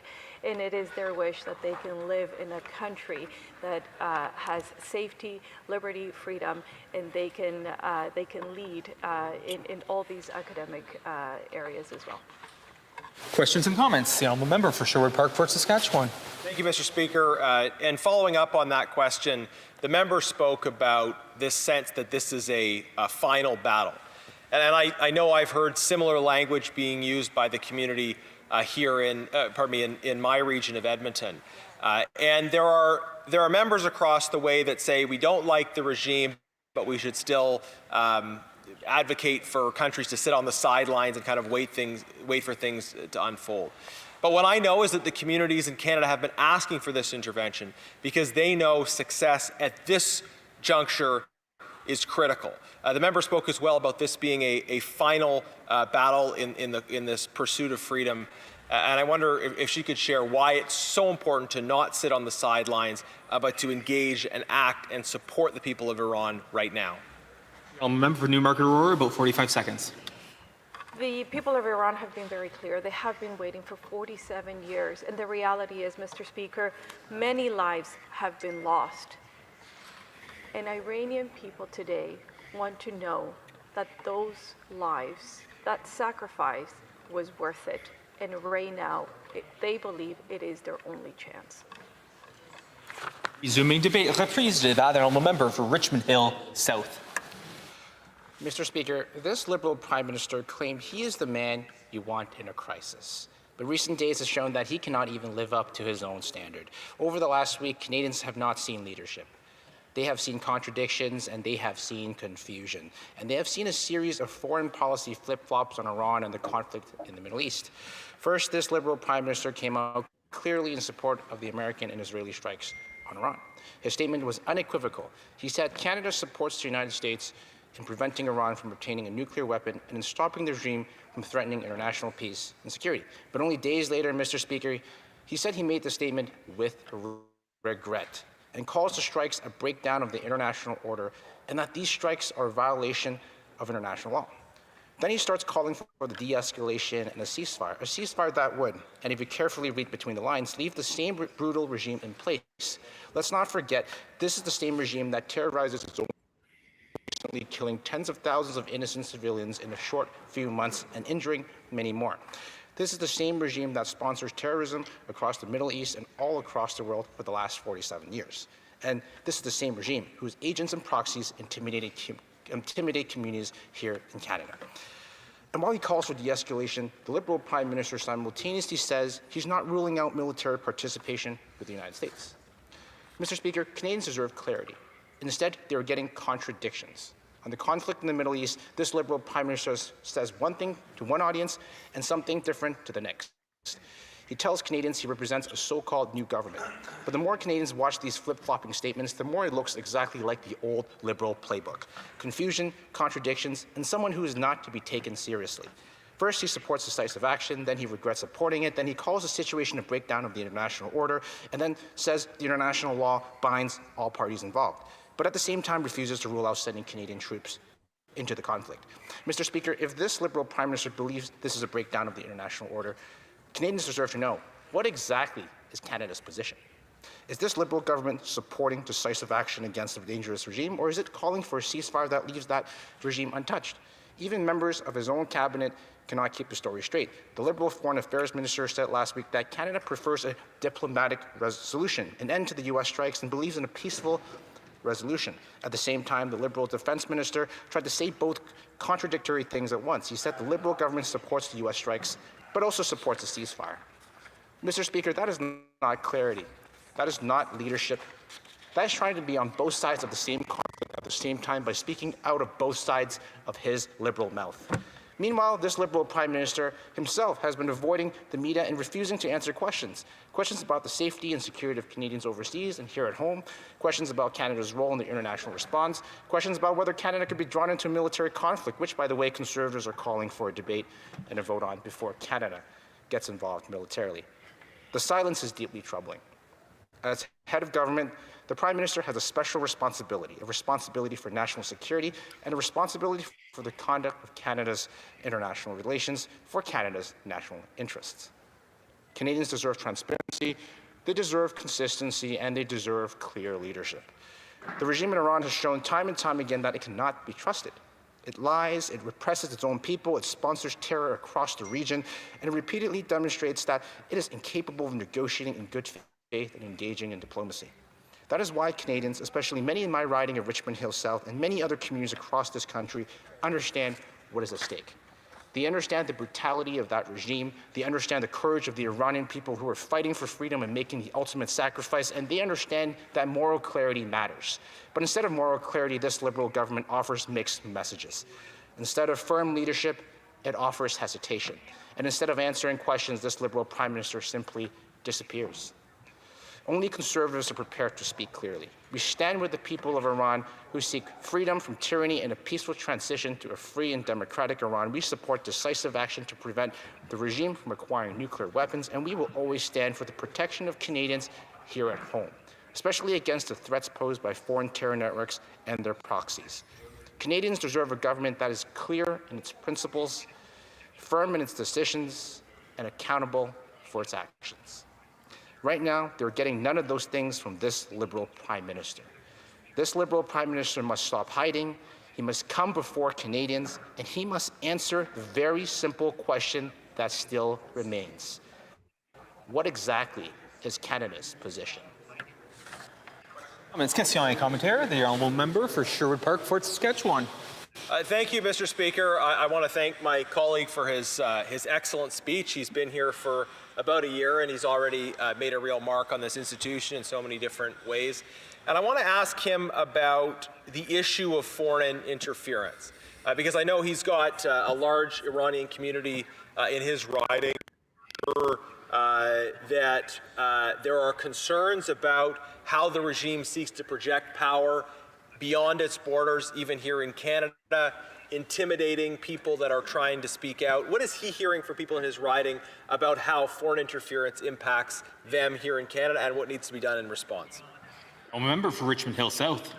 Mr. Speaker, I'd like to thank the honourable member for his question. People are infuriated. They're infuriated after years of Conservatives and advocates calling for the implementation of a foreign agents registry is still delayed. After 2 years, it still isn't implemented. And the Liberals are mulling fines. You know, $50 isn't even enough to get groceries for a family in this Liberal economy. And they're frustrated that the Liberals are not taking serious action to combat foreign interference. There's hundreds and hundreds of regime agents that are terrorizing communities. They're intimidating journalists. They're silencing activists. They are terrorizing business owners.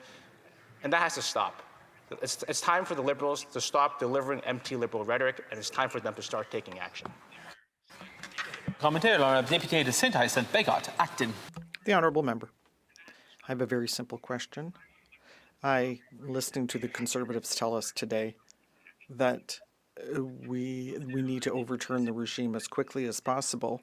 But before the U.S. Israeli attack, I've never heard them ask for this. Richmond Hill South. Mr. Speaker, Conservatives have always been consistent in our view. We are unequivocal in our support of the Iranian people who are braving bullets, blackouts, and beatings, and executions and torture, so that because they seek a new and free Iran. And Conservatives, we will always stand with the Iranian people against this tyrannical regime. Thank you, Mr. Speaker. Some comments. Question et commentaire. The honourable member for Sherwood Park, Fort Saskatchewan. Thank you, Mr. Speaker. It's important to correct the record in terms of what my bloc colleague said. He can review the Hansard, at least my statements going back to 3 parliaments ago. And I was very clear in wanting to see, expressing hope for an end to the Iranian regime, expressing hope that the various protest movements that we've seen over the years would succeed in toppling the regime and giving the Iranian people a government that is responsive, democratic, free, pluralistic, indeed giving them the government that they deserve. But what's been clear over the years is that these protest movements have been met with escalating brutality. And at this point, the only alternatives were intervention or the complete subjugation of the people in a military dictatorship persistent. I have good time for the member to respond. An appel au règlement? Point of order. Point of order. Yes, simply to explain to the colleagues that there's a difference between the hope of overturning the regime and a military attack. Respond. Mr. Speaker, what Canadians are wondering over the past week is this Liberal Prime Minister's flip-flop. First, he supports unequivocally the strikes from Israel and U.S. on Iran and on this Iranian regime. Then he's calling for de-escalation and ceasefires. And then all of a sudden, he's saying it's a breakdown of an international order and a violation of international law. Then he goes on and says, oh, maybe we can't rule out military participation. What Canadians are asking and what people in my riding of Richmond Hill South are wondering is, when can this Liberal government offer the moral clarity that they deserve and not have this flip-flopping Liberal statements that sounds a whole lot like the last Liberal Prime Minister? The honourable member for Vancouver, Kingsway. Mr. Speaker, there are moments in global affairs when the decisions of powerful nations echo beyond their borders, when the international order is tested, when rules meant to prevent mass violence are cast aside, and when innocent people pay the ultimate price. We are living through such a moment now. On February 28, the United States and Israel launched coordinated airstrikes against Iran. This was a patently unlawful act of aggression, and the consequences were entirely foreseeable. Iranian retaliation across the region, the closure of the Strait of Hormuz, and a rapidly escalating conflict with massive damage and loss of innocent lives. It's a war being prosecuted with appalling brutality and disregard for international humanitarian law. Instead of protecting civilians, U.S. and Israeli forces are deliberately striking non-military sites and civilian infrastructure, a pattern disturbingly reminiscent of Israel's recent siege of Gaza. Targets hit thus far include a girls' elementary school attacked by missiles once to kill the children, then again to kill the parents frantically looking for their kids. Hospitals, desalination plants, oil refineries, and historic cultural sites. Densely populated cities are being carpet-bombed. The death toll is now in the thousands. These are war crimes. This disregard for civilian life is no accident. It is being openly celebrated by the Trump administration. On March 2, U.S. Defense Secretary Pete Hegseth declared the United States will not be following, quote, stupid rules of engagement or fighting a, quote, politically correct war. Instead, he said death and destruction were the prime objectives of the U.S. forces. And what has been this Liberal government's response to this illegal, dangerous assault? A position that is unprincipled, contradictory, and incoherent. In fact, it has changed almost daily. The Prime Minister's initial response offered a full-throated endorsement with no caveats, conditions, or even mention of international law. That is a telling and tragic omission. Under the UN Charter, force between states is prohibited, except in two prescribed circumstances: self-defense from an actual attack or authorization by the Security Council. These strikes met neither test. Trump administration officials themselves admitted there was no intelligence suggesting Iran planned to attack the United States, and neither the U.S. nor Israel even attempted to bring a case before the Security Council, the only body under international law empowered to determine when the use of force is lawful. Put bluntly, this attack is clearly and completely illegal under international law. Moreover, the International Atomic Energy Agency has confirmed that their inspectors had found no evidence of a coordinated Iranian program to build nuclear weapons. On the contrary, at the very time the U.S. and Israel attacked, negotiations were ongoing, with mediator Oman saying significant progress was being made and that Iran had made all the necessary concessions asked of it. This is against the backdrop of Donald Trump himself ripping up the previous nuclear agreement with Iran that had, by all accounts, been working, as well as the bombing of Iranian nuclear facilities and scientists by Israeli forces last June that Trump said at the time conclusively took out Iran's nuclear weapons capacity. Yet our Prime Minister chose to endorse this war. Only 4 days after doing so, he then admitted that the attack appears inconsistent with international law, but in the same breath declared he supports it with regret. Then, when asked directly whether Canada might participate militarily, the Prime Minister refused to draw a firm line, saying only one can never categorically rule out such participation. Mr. Speaker, this is untenable. One cannot logically and ethically acknowledge that a war is illegal, but continue to support it and refuse to rule out participation in that very illegality. More disturbingly, the words and actions of this Prime Minister completely contradict the foreign policy doctrine he outlined at Davos just weeks ago. There, he told the world that Canada and other middle powers, quote, are not powerless, that we have the capacity to build a new world order based on our values, such as human rights, sovereignty, and respect for territorial integrity. He said that we aim to be principled in our commitment to the prohibition of the use of force, except when consistent with the UN Charter. And he claimed that middle powers must, quote, live the truth by, quote, acting consistently, applying the same standards to allies and rivals. Mr. Speaker, Canada has rightly condemned Russia's invasion of Ukraine as illegal. But when the United States and Israel launched airstrikes that equally violate international law, the Prime Minister offered his support. This is a stark betrayal of the Prime Minister's own words. In our view, Canada's security has always depended on a rules-based order that constrains great powers. The moment we decide international law applies only to our adversaries, we undermine the very protections that shield countries like our own. This is not just my position as leader of the New Democratic Party. Former Liberal Foreign Affairs Minister Lloyd Axworthy has been blunt in his critique of the Prime Minister's approach. Mr. Axworthy said Canada is abandoning its historic commitment to preventing illegal aggression. He warns the Prime Minister is becoming a, quote, complicit partner to Trump's ambitions. And he indicts the Prime Minister with endorsing Trump's new obsession with becoming an imperial power, calling that, quote, the worst kind of situation for Canada. Mr. Speaker, Canada ought not continue down this path. The time for ambiguity is over and principled clarity is required now. That's why New Democrats are calling on this government to take 3 clear positions immediately.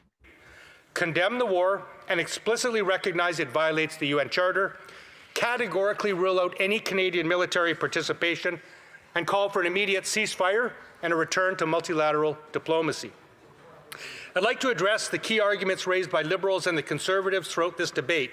First, that Iran's regime is oppressive and dangerous.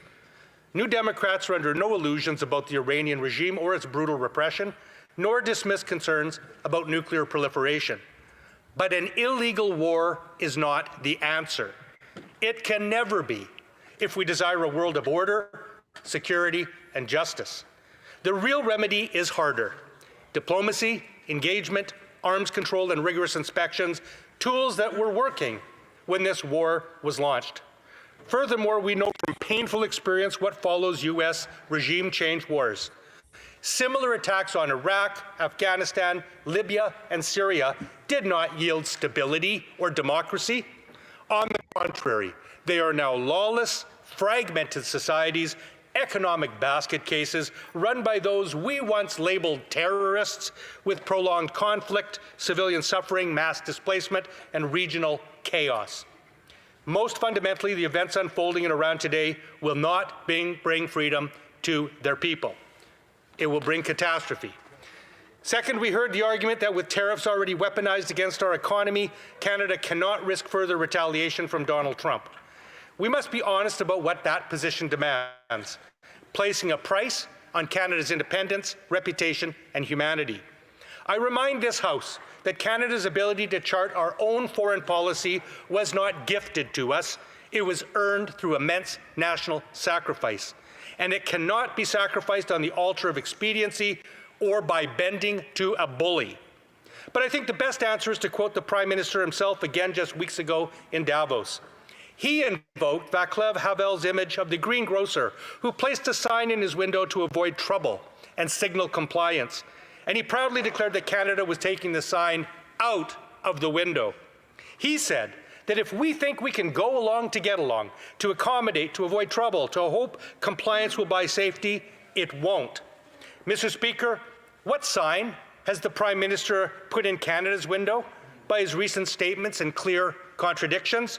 It's a sign that says our values are conditional, our words lack integrity, our foreign policy is for sale. That is not the Canada New Democrats envision, and we believe it is not who Canadians want us to be. On the gravest questions any government can face, whether to commit our country to war, whether to implicate Canadian forces in illegal violence, whether to abandon the principles we proclaim, Canadians deserve clarity, consistency, and moral courage. That is what we owe the people we represent. That is what I and my New Democrat colleagues are here to demand tonight. Thank you, Mr. Speaker. Questions and comments. Question et commentaire. The honourable member for Sandwich Gulf Islands. Mr. Speaker, and honourable friend for Vancouver Kingsway, I made many of those points as well when I spoke earlier this evening, because it's clear that this is an illegal war, but we are put with a false choice, that if we don't oppose an illegal war, we're somehow just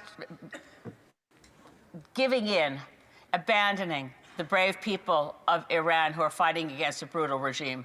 Does the honourable leader of the NDP not believe we can do both? Work hard to protect and stand in solidarity with the brave people of Iran, as well as denouncing an illegal and reckless war undertaken by the United States and Israel? The honourable member for Vancouver Kingsway. Thank my honourable colleague for that question. The answer is yes. We do have an obligation to stand by the people of Iran, as we do all oppressed people in the world. The real question that this debate engages tonight is how to do that. And I know my honourable colleague is a lawyer. You cannot justify breaking the law because you think you have a good motive. Imagine Canadian society if we invoked that in our streets. If there was a family we didn't like or we disagreed with, if we took it upon ourselves to violently attack them. I mean, to use such a ridiculous example shows how absolutely, utterly absurd this is on an international level. And once again, I commend to my colleagues the examples in this House. Tell me an example in the Middle East where violence has resulted in freedom for the people, democracy in their government, and better welfare for the society. Show me where. Didn't happen in Libya, didn't happen in Iraq, didn't happen in Syria, didn't happen in Afghanistan. You cannot impose democracy from the outside by force. We need to stand with the Iranian people in a peaceful way and support them with diplomacy, with economic sanctions, with help, and with nuclear proliferation processes that actually work, and we're working. Questions and comments. Question et commentaire. Resuming debate. Reprise du débat. Order. There being no further members wishing to speak pursuant to Standing Order 53.1, the committee will now rise.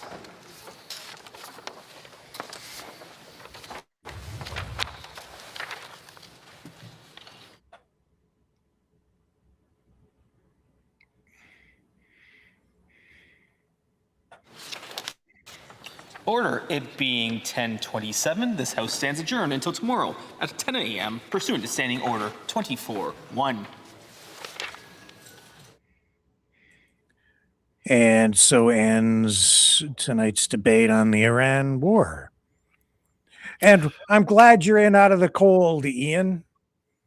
Why is that? Well, I felt bad seeing you sit out there and wait and wait and wait as the debate dragged on and on and on and on and on and on and on and on. Did you find it helpful, useful? What did you think of what was said tonight? I got few questions actually, and I'm gonna ask you one. So Trump has been saying, I think, well, just before bombing and even going through the whole Iran thing, he wants to put a technocrat government into Iran. Is that right? Is that what we heard a few months ago? About 2 months ago, give or take? Iran? Yeah. We'll check that out. But I think he said that he wanted to put a, or was it Rubio said that? Anyway, one of the one person of the Trump administration have stated that they want to put a technocracy there. Technocracy is a form of authoritarianistic ideology in a nutshell. So, if you want to change the regime of Iran by putting a democracy, how can you put a democracy when you want to put a technocracy? I mean, Well, you in a can way, they have an what is it, an assembly of experts? They have sort of a technocratic government in place because they already already. have. It's a dictatorship run by a group of what they would call experts, Mhm. and though that assembly of experts, Yeah, the I'm gonna have to government use is an really centralized in Iran. yeah, they're the ones who selected the new leader, who is the son of the previous leader, the previous Ayatollah Khamenei, and or Khamenei, depending on how you pronounce it. I keep saying that. So I don't think that that's the plan because I'm not sure that they really have a plan that way because they seem to not want to put troops in.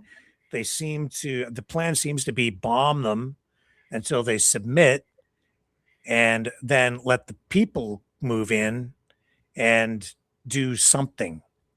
And they're rolling the dice, hoping they get some sort of change. Last night, I pointed out that it's already clear they didn't get what they wanted because they bombed the living daylights out of the place, and what they got was the son of the previous leader, which is not what they wanted. And Trump has previously stated that that is unacceptable.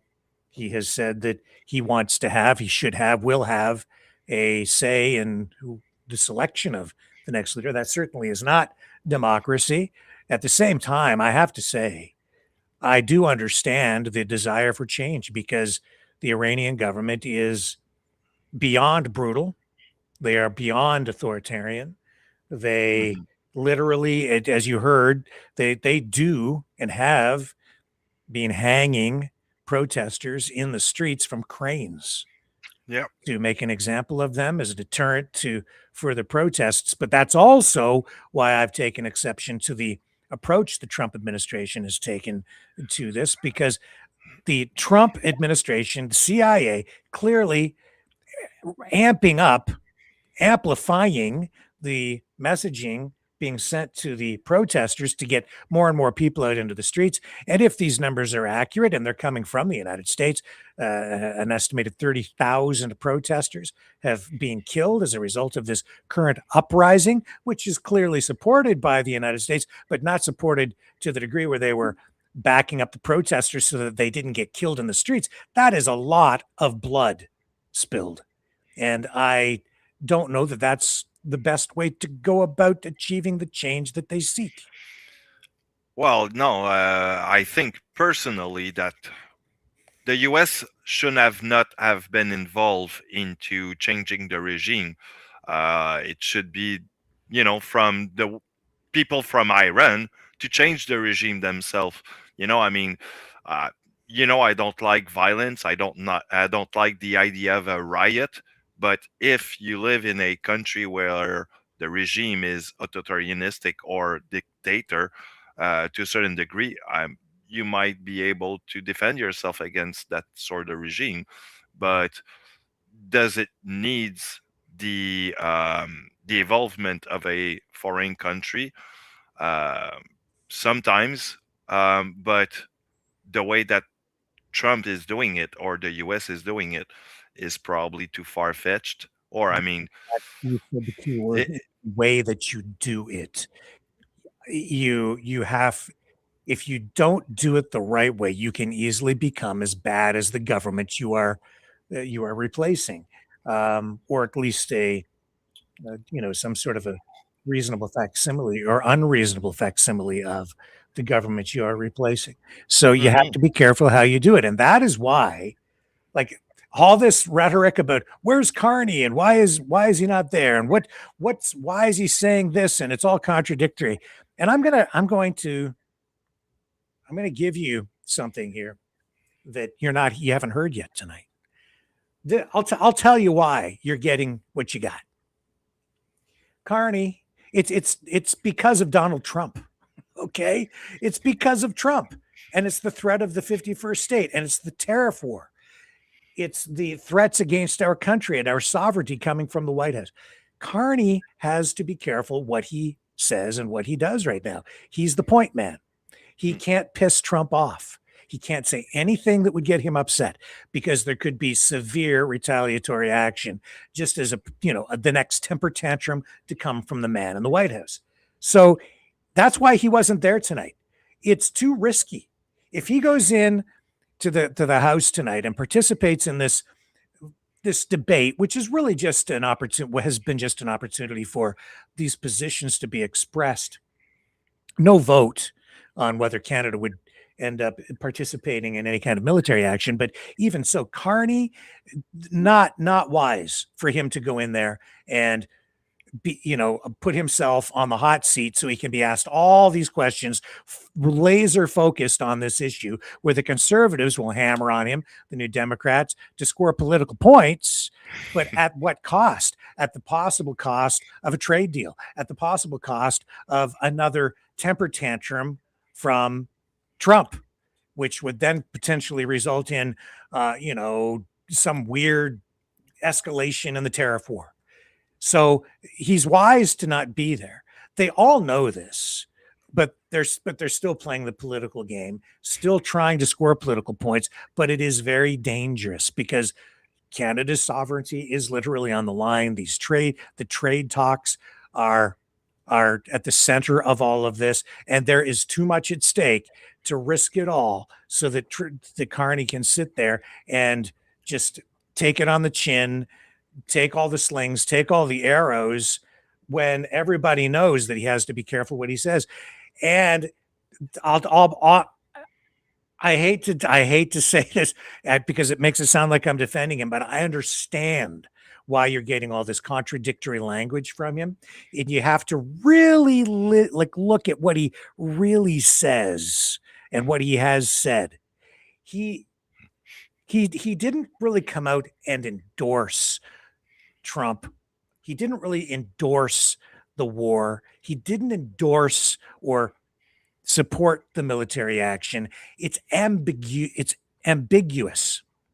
Perfidy. Right? It's this word salad, but it's intentional. So you can interpret it easily kind of both ways. He's a master linguist. I must say, he's a great orator, and he does think quickly on his feet. He probably misspoke a little bit when he first came out, but I'm not even so sure that he did. He needed to make it look like, yes, Canada is supportive of what the United States is doing. Yes, we are, but at the same time, Carney knows that he needs to still lean toward and support the rules-based international order, because Canada's sovereignty depends on that.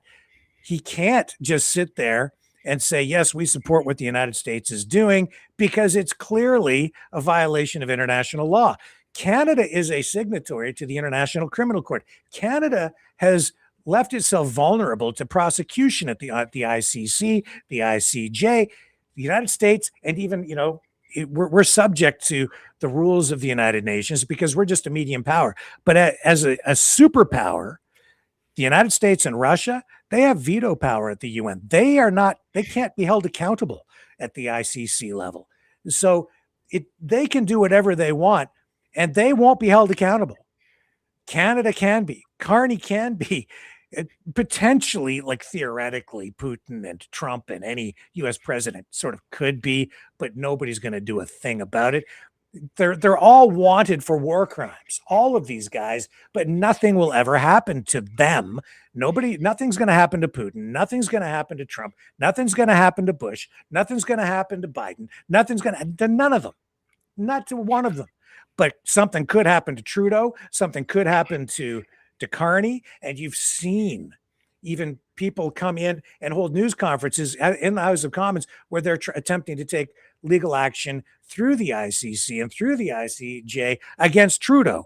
That stuff could play out. Theoretically, he could actually be hauled off to a prison someplace for Canada's complicity and participation in military actions involving Israel and or the United States and the Middle East, where war crimes have been committed. And look at the devastation in Gaza. Look at what happened during October 7th. Look at what's going on right now in Iran. And so Canada, in a way, has been, it has been let off the hook here in a way because not consulted, not a participant in it, highlighting that fact. And that's important because by highlighting that, Canada is saying, look, we're not even a participant in this. But, and here's where the nuance comes into the language, okay? Carney comes out and says, and you heard Anita Anand tonight say that this very thing, that they support efforts to prevent Iran from acquiring a nuclear weapon, and they support efforts to even change the regime. But they're not saying, they don't actually come out and say that they're supporting what the United States is doing. They don't come out and say, yes, we support this military action. They say they support actions to achieve those results, but they don't say it's that. And they make it very clear that Canada is not participating in it. But the conservative critics on the other side sit there and say, wait a minute, that doesn't make any sense, because over here you say that you are supportive of these actions, but on the other hand, you say that you support international law, and then you say that what the United States is doing is a violation of international law. It doesn't make sense, but it does, because they don't actually come out and say that they're supporting what the United States is doing right now. So it's a very, very it's in the details. It's in the way that it's said, so that they kind of walk that fine line, so that Trump can't then say, oh, look, they're against. If you come out and say it's a violation of international law, we don't support it. Trump freaks out, comes after you, imposes a 3,000% tariff on everything that Canada produces, blows the country up, sends F-35s, rolls tanks in, kidnaps Carney, takes him back to, Gitmo. I mean, and then, it would get crazy. So you can't do that. But you can interpret it both ways. You see, that's what's really going on. It's a game. Well, it's just a game. Like Lindy Biggs says, she just said that earlier. We are between a rock and a hard place. Yes, that is exactly right. And so, again, you're not. Some people won't like what I'm going to tell you, but Carney's playing it right. He's done the right thing. He's you know what? He's walking that fine line and trying not to get into trouble. I hate Carney myself. I don't like the Liberals, but I'm with Carney on this one because I think he's doing actually the right thing, or trying. I mean, look, he's trying. He's trying to appease to the UN. He's trying to appease to international laws and to appeal also to Trump. So give him a break, guys. I mean, we're not at, it's a hard place to be. And Starmer is doing the same thing over in Britain. Yep. Because he's saying that Britain still recognizes international law. And what they've done, you see, is that this is why Britain didn't send they didn't allow the use of their military bases in the region initially. They did not send ships or anything like that initially. They waited until Iran responded and attacked bases in the surrounding countries that involved the UK. Once attacked, then they can respond because that becomes a defensive action. And the UK under Starmer made it very clear that yes, you can use these British bases, UK bases, the United States can use them, but only for defensive purposes. You see, because that then becomes justifiable, defensible in an international court. So they're trying to comply with international law. Trump doesn't give a damn, and what he's saying is, "Hey, it's our way or the highway. I don't care. This is what we think is the right thing to do. We're just going to go in. We're going to drop these bombs. We're just going to get her done. And we don't really give a darn what anybody else says. We're not asking for anyone's permission. You don't even have to participate." And in the case of Canada, they didn't even call Ottawa and say, "Hey, here's a heads up." They just went and did it. Now, I don't really agree with that either, because what Trump has done there is, and his team, is they've put a lot of people from other countries at risk, including Americans. There was no warning. The American public wasn't prepared for this. A lot of people kind of stuck, stranded in Iran. A lot of Canadians still trying to get out. It's put people in danger. And after we ran all that information on the Iran hostage crisis back in 1979, you see how bad things can get, how things can really run off the rails. Something like that could easily happen again, especially if you have thousands of Canadians and Americans still, and British citizens still, who knows how many from other NATO countries, UK countries, all in there, and they could easily be taken hostage again. I don't even want to put any thoughts in anybody's heads. All right. But that's the danger here too. So I don't think, personally, my take on it is it hasn't been really well thought out, the strategy here. And I think that's already played out with the selection of the new leader. It's like, okay, well, you've got continuity of government. So what are you going to do now? They're going to have to go in, and they're saying they're going to assassinate the new guy. Is that the right thing to do? What happens after that? They'll probably select another guy, and another, whack-a-mole pops up that they have to take out. I don't know if it's good strategy. What do you think? I think that's how World War One started, by the assassination of the ostrich's leader, right? Or the king. The ostrich's leader? Yeah. No. It was the assassination of the Archduke Ferdinand. Yep. So yeah, you got that right. So I don't think they're worrying about starting a war at this point, because the war's already started. So they're targeting these leadership. I don't think it's quite the same, but I kind of get what you're getting at.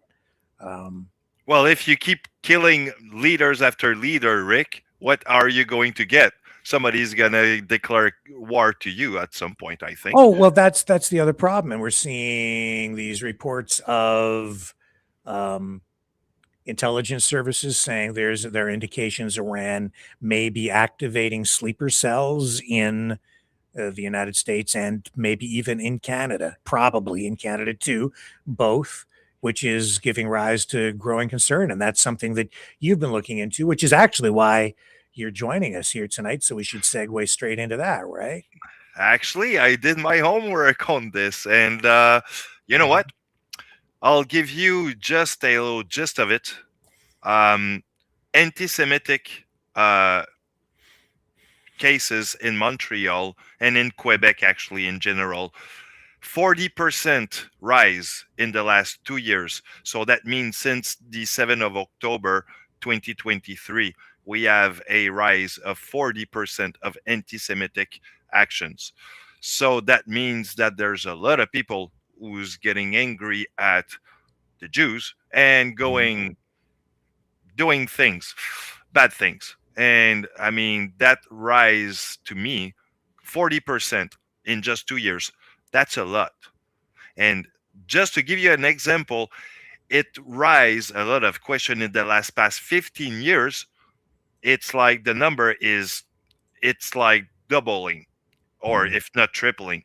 So this is where in 15 years compared to the last 2 years, it's really like it's on top. So I will tell you this: where does that goes? Where is our society going, or our culture is going? Because I think there's something wrong here. And I'm not saying that the people are wrong. I'm just saying that we're traversing a new era. I think there's some question we need to ask ourselves. So, And new era. Well, I think we're just seeing more of it here in Canada than we've ever had before, but it's actually something that's been, with us for a long, long time.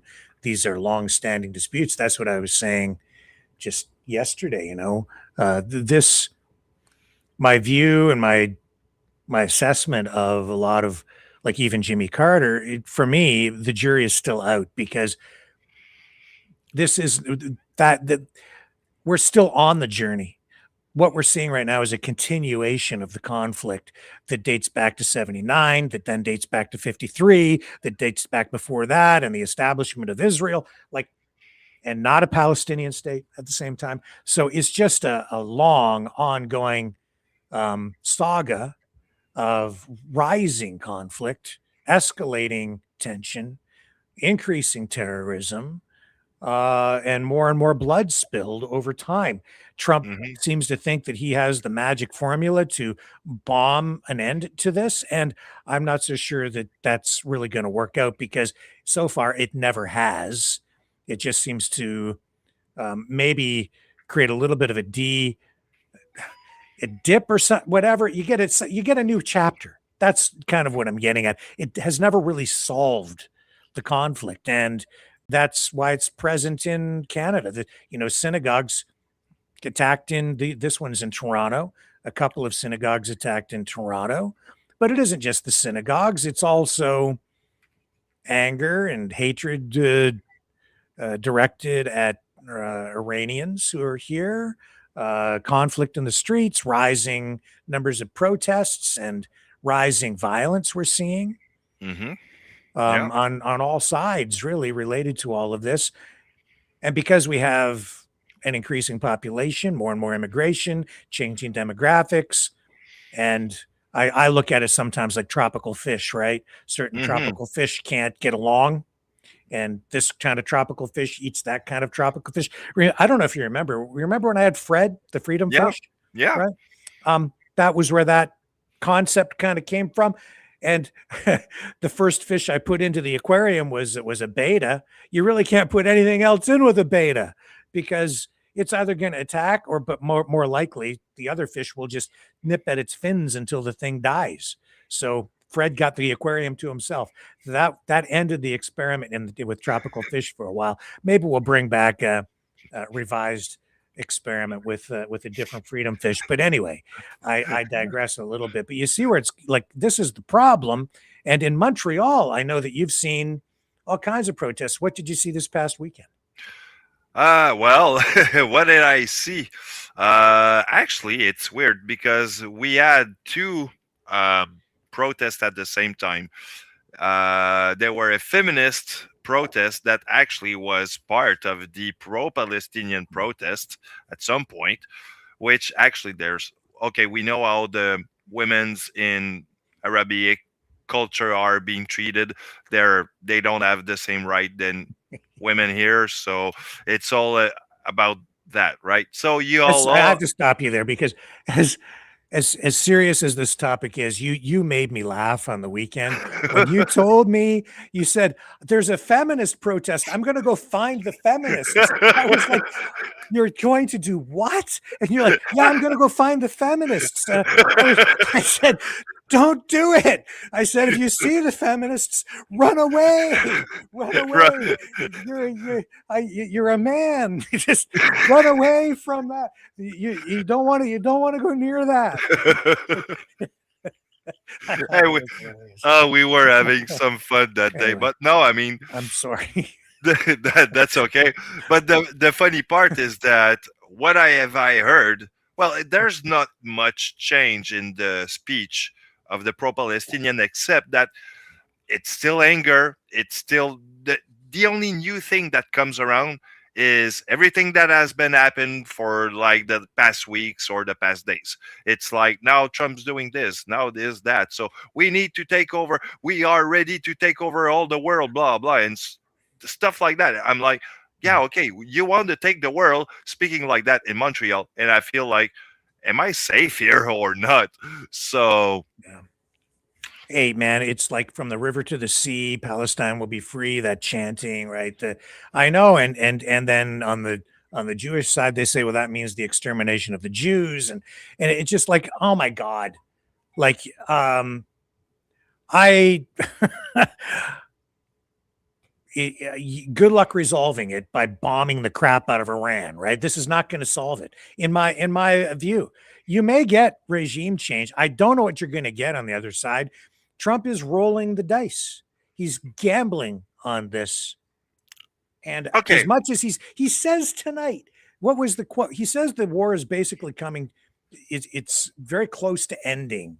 I can't remember the exact quote that he said tonight. Yeah, something along these lines. I don't believe it.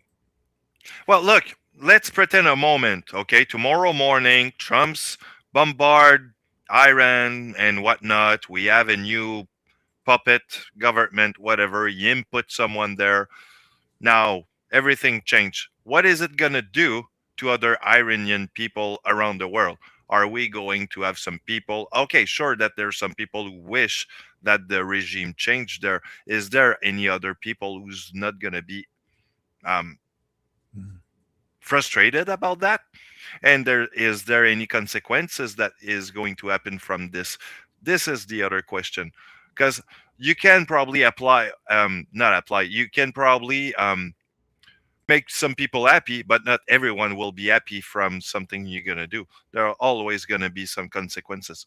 There it is there. Trump says Iran war will end soon, but also issues threats that could prolong it. It's like, and then everybody's like, Mark Carney doesn't make any sense. He's saying this, but like then he says that. What do you think is going on with Trump? He's playing a word game too, because he's on the one hand reassuring his base that, oh no, this is a short-term thing. We just took a little detour. He had a big news conference today where I was going to run some of it, but we're not going to do it now. It's just too much, too late. But no, man, he's like, on the one hand, this is going to be over real soon. How long? I don't know. As long as it takes. He doesn't know. No. You know what? This is what we call logocracy. Logocracy? Why? Because he's going loco? No, logos as in logic. Okay. I thought he's going loco, man. That too. I love your accent. You never know where that's going to take us. Oh, man. Yeah, Trump's loco, that's for sure. Look at what he did. Well, they were talking about that tonight. Like when he looks in the mirror, what did Elizabeth May from the Green Party say? What's the definition? Like, what's crazy or something like that? And does he look in the mirror? And yeah, that was a polite way of saying Donald Trump is nuts. And I have to say, I was laughing at this. Well, yeah, I think that you have to be somewhat crazy to go around bombing people. But at the same time, I mean, on the other hand, if you're being attacked, then you can understand defending your country, defending yourself. I don't know. It's all crazy because it's about killing people. And it's a war is signals it's the embodiment of the complete breakdown of society, the complete breakdown of all rules, right?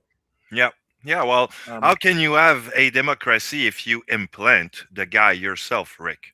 That I don't know how that's not democracy at all. Not really.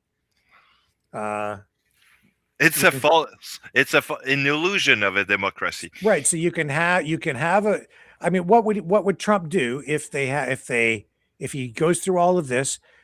sets up an election and the people elect another theocracy, another Islamic theocracy, he's like, no, you can't do it. Nope, not going to let that happen. So it's all rigged. And how, I mean, we're being told that the people of Iran want regime change, that the people want this or they want that. Yeah, some people do. Some people don't. You see big protests in the streets right now supporting the government. You see counter protests on the other side, people that want regime change. So that in itself is a form of democracy because people are voting right through demonstrations and violence. The government is voting back, I guess, by executing people, which is horrific.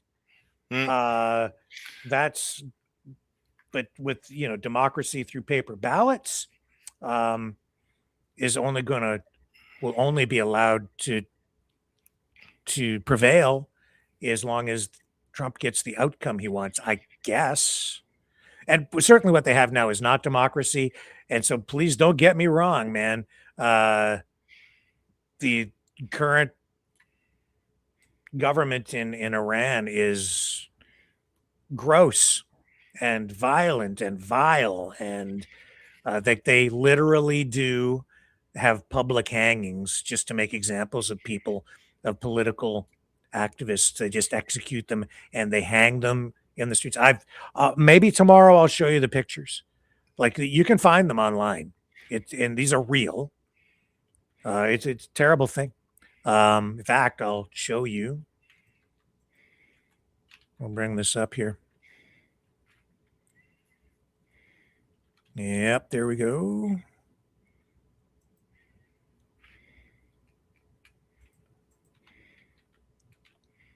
All right. Go with this one here first. I'll show you the activist. This is the guy, the first protester in 2022, I think it was, to be executed publicly when people took to the streets to protest the arrest and death of, what's the lady's name, the woman? I apologize. I'll have to just give me a moment while I get this queued. And there's the protester.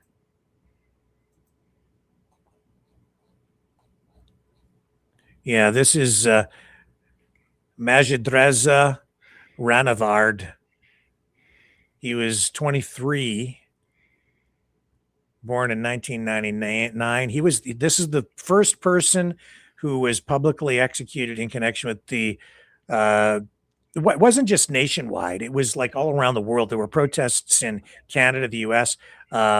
Masha Amini. Yeah, as I recall, she was arrested, accused of not being dressed properly or something. I can't remember all of the details, but it just escalated into this huge political protest, right? Yeah, I think, if I'm not mistaken, and don't quote me on that, I think that it was the story of the hijab that was not at the right height, and she got basically, she got in problem for that, and yeah, brought and to her demise. So that resulted in these huge demonstrations, and I think a lot of that was amped up and fueled through social media and probably influence from foreign governments, including likely the CIA. I think that's highly likely. And Iranian authorities used these, they went through rapid trials, and then they used executions to deter the unrest that erupted in the streets. So again, you sort of have an effort to destabilize the government through protest, supported by the United States and other Western countries. And I don't know which other countries might have been involved. Who knows? But the end result is a lot of people ended up dead because the Iranian government just pushed back. And as much as you see people saying that the Canadian government is this authoritarian dictatorship and accused of all kinds of horrific things, you know, I didn't agree with a lot of the way that like protesters here are treated, but you don't see people hanging public hangings from cranes to make examples of people, or hanging them from bridges, right?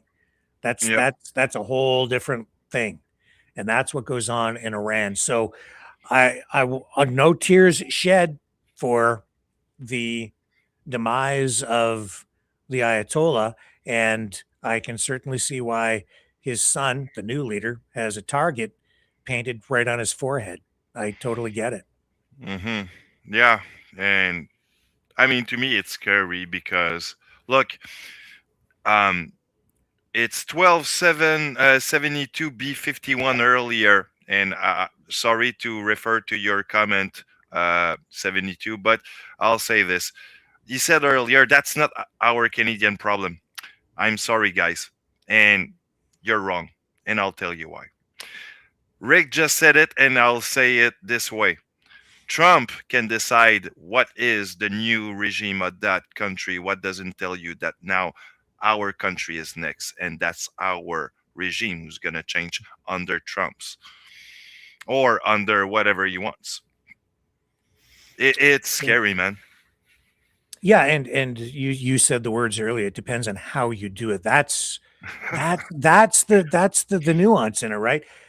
I don't agree with the way this is being done, because I think it is a violation of international rules, international law. It's a violation of another country's sovereignty. You have to justify it, and you should be working with allies, with lots of nations, to build a coalition so that you're all working together to apply pressure and take whatever actions you can justify in order to affect change in a country like Iran. To just do it alone is risky.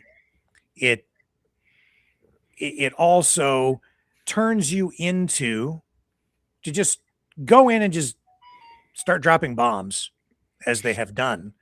It is, if it's illegal, and I think it is. Now you're what good is the change if it's achieved through illegal means? How do you assert or bring the rule of law to a country, to a society, if you're doing it through illegal means? It doesn't mean anything. How do you bring democracy to a country if you're imposing it? That's not democracy. No. So it's how you do it, and it is crucial. It's because otherwise, it's just illegitimate from the get-go, and people will never take it seriously, and it will always be subject to challenge. Two wrongs doesn't make it good. Yes. So I hope Trump is right. I hope it is a short war. I hope that he's right when he says that it's almost over. I hope he's right with his with whatever plan it is that he seems to not have. I hope that it results in positive change, and I hope it does result in more freedom for the people and a better standard of living and less oppression. But I'm not convinced that that's actually going to happen here, regardless of what he says. And what we've also seen is that even when you have people bombed and places like Gaza just leveled, he'll come back and say, "Oh, the people are much happier now." And I don't think they're really any happier or any better off. He'll just make the claim, and some people will just believe it. Who knows, Ian, what's going to come next? I think we've got pain coming right here, actually, because of the spike in the oil prices and potentially even terrorism on the home front. Thoughts? Yeah, well, you're right. I see pain too. Pain in my pockets, pain in my butt, and probably pain in my street. Because, okay, I don't have a car, but tell you what, guys, grocery gonna sort out probably also, because of the price of gas always have a consequence on your grocery. So Look at the price of oil. This is I set this graph up earlier. This is, it spiked overnight at over $100 a barrel. And it's come down to about 85 now. The reason it came down, it seems, is because Trump came out with that statement today saying, "Oh, it's pretty much under control. It's the war's almost over." So that sent the price back down. I think that's why he did it. I think that's why he said what he said. But just because he says it doesn't make it so. This is still subject to change overnight and tomorrow and next week, and we'll see how long this goes on. And if the Strait of Hormuz doesn't open to regular traffic pretty soon, you're going to see real problems here with this pricing. This has echoes of the 1970s to me.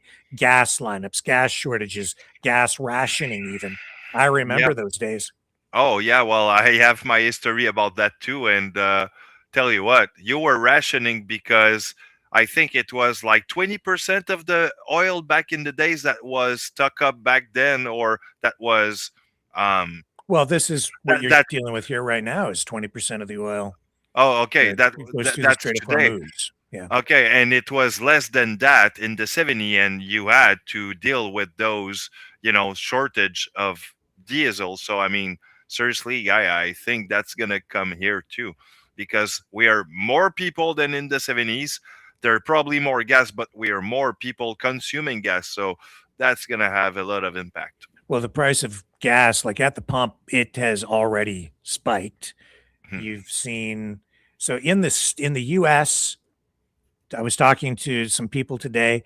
The price is kind of ranging between like $3.81 a gallon, as high as an average, depending on what state and where, as high as $5.81, and that includes diesel, which is what powers trucks.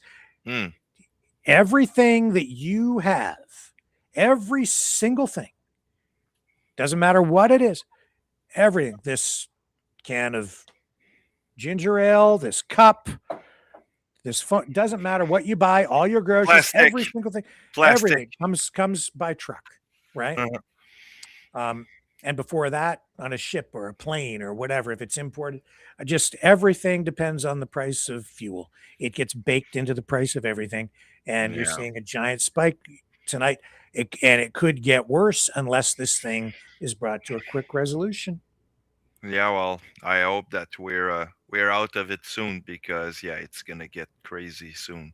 This, I think, Ian, could well be the defining moment of Trump's presidency. This could end up being his legacy. This could end up being his undoing if it doesn't go well for him. Now he's, second term, shouldn't really be allowed to run again. I don't know. Some people seem to think he's going to stick around, maybe forever. We'll have to see how that goes. But this could just derail everything, his whole presidency. He's taking a huge gamble here, man. Julius Caesar and Napoleon had done the same kind of bet back then when they were trying to do the same thing for certain different reason, but it was a bet that they were doing. And how did it end up for them? Not so well all the time. Do you remember it was about, my goodness, 2-3 weeks ago, maybe longer, I did that program, and the key word around the whole program was hubris. Do you remember when I did that? Yes. Do you know what word I've seen popping up in headlines over the past 48 hours? Hubris. Critics using that word to describe what Trump is engaged in here. Yeah. Full of hubris. Yeah, because I think he's overconfident.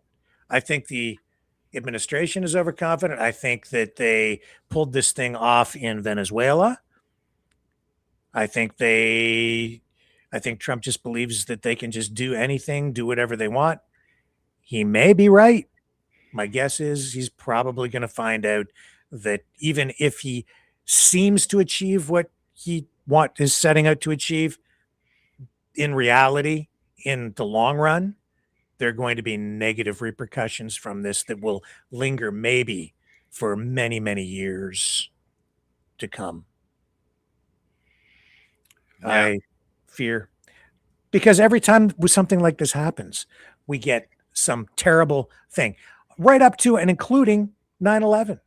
Look, you see, you do this for it's a law of nature. For every action, there's an equal and opposite reaction. You have to be careful what you do. And if you take a negative action against someone, they're going to hit you back, usually, right? And even if you kill someone, if you assassinate the leader of a country, there are a lot of people below that rise up. The next one rises to the top. You take out a drug cartel over there, there's another drug cartel over there waiting to fill the void and pick up the business. Or like in the movies, you got the kid that you killed the dad, but when the kids grow up, now he's the one who's coming back for you.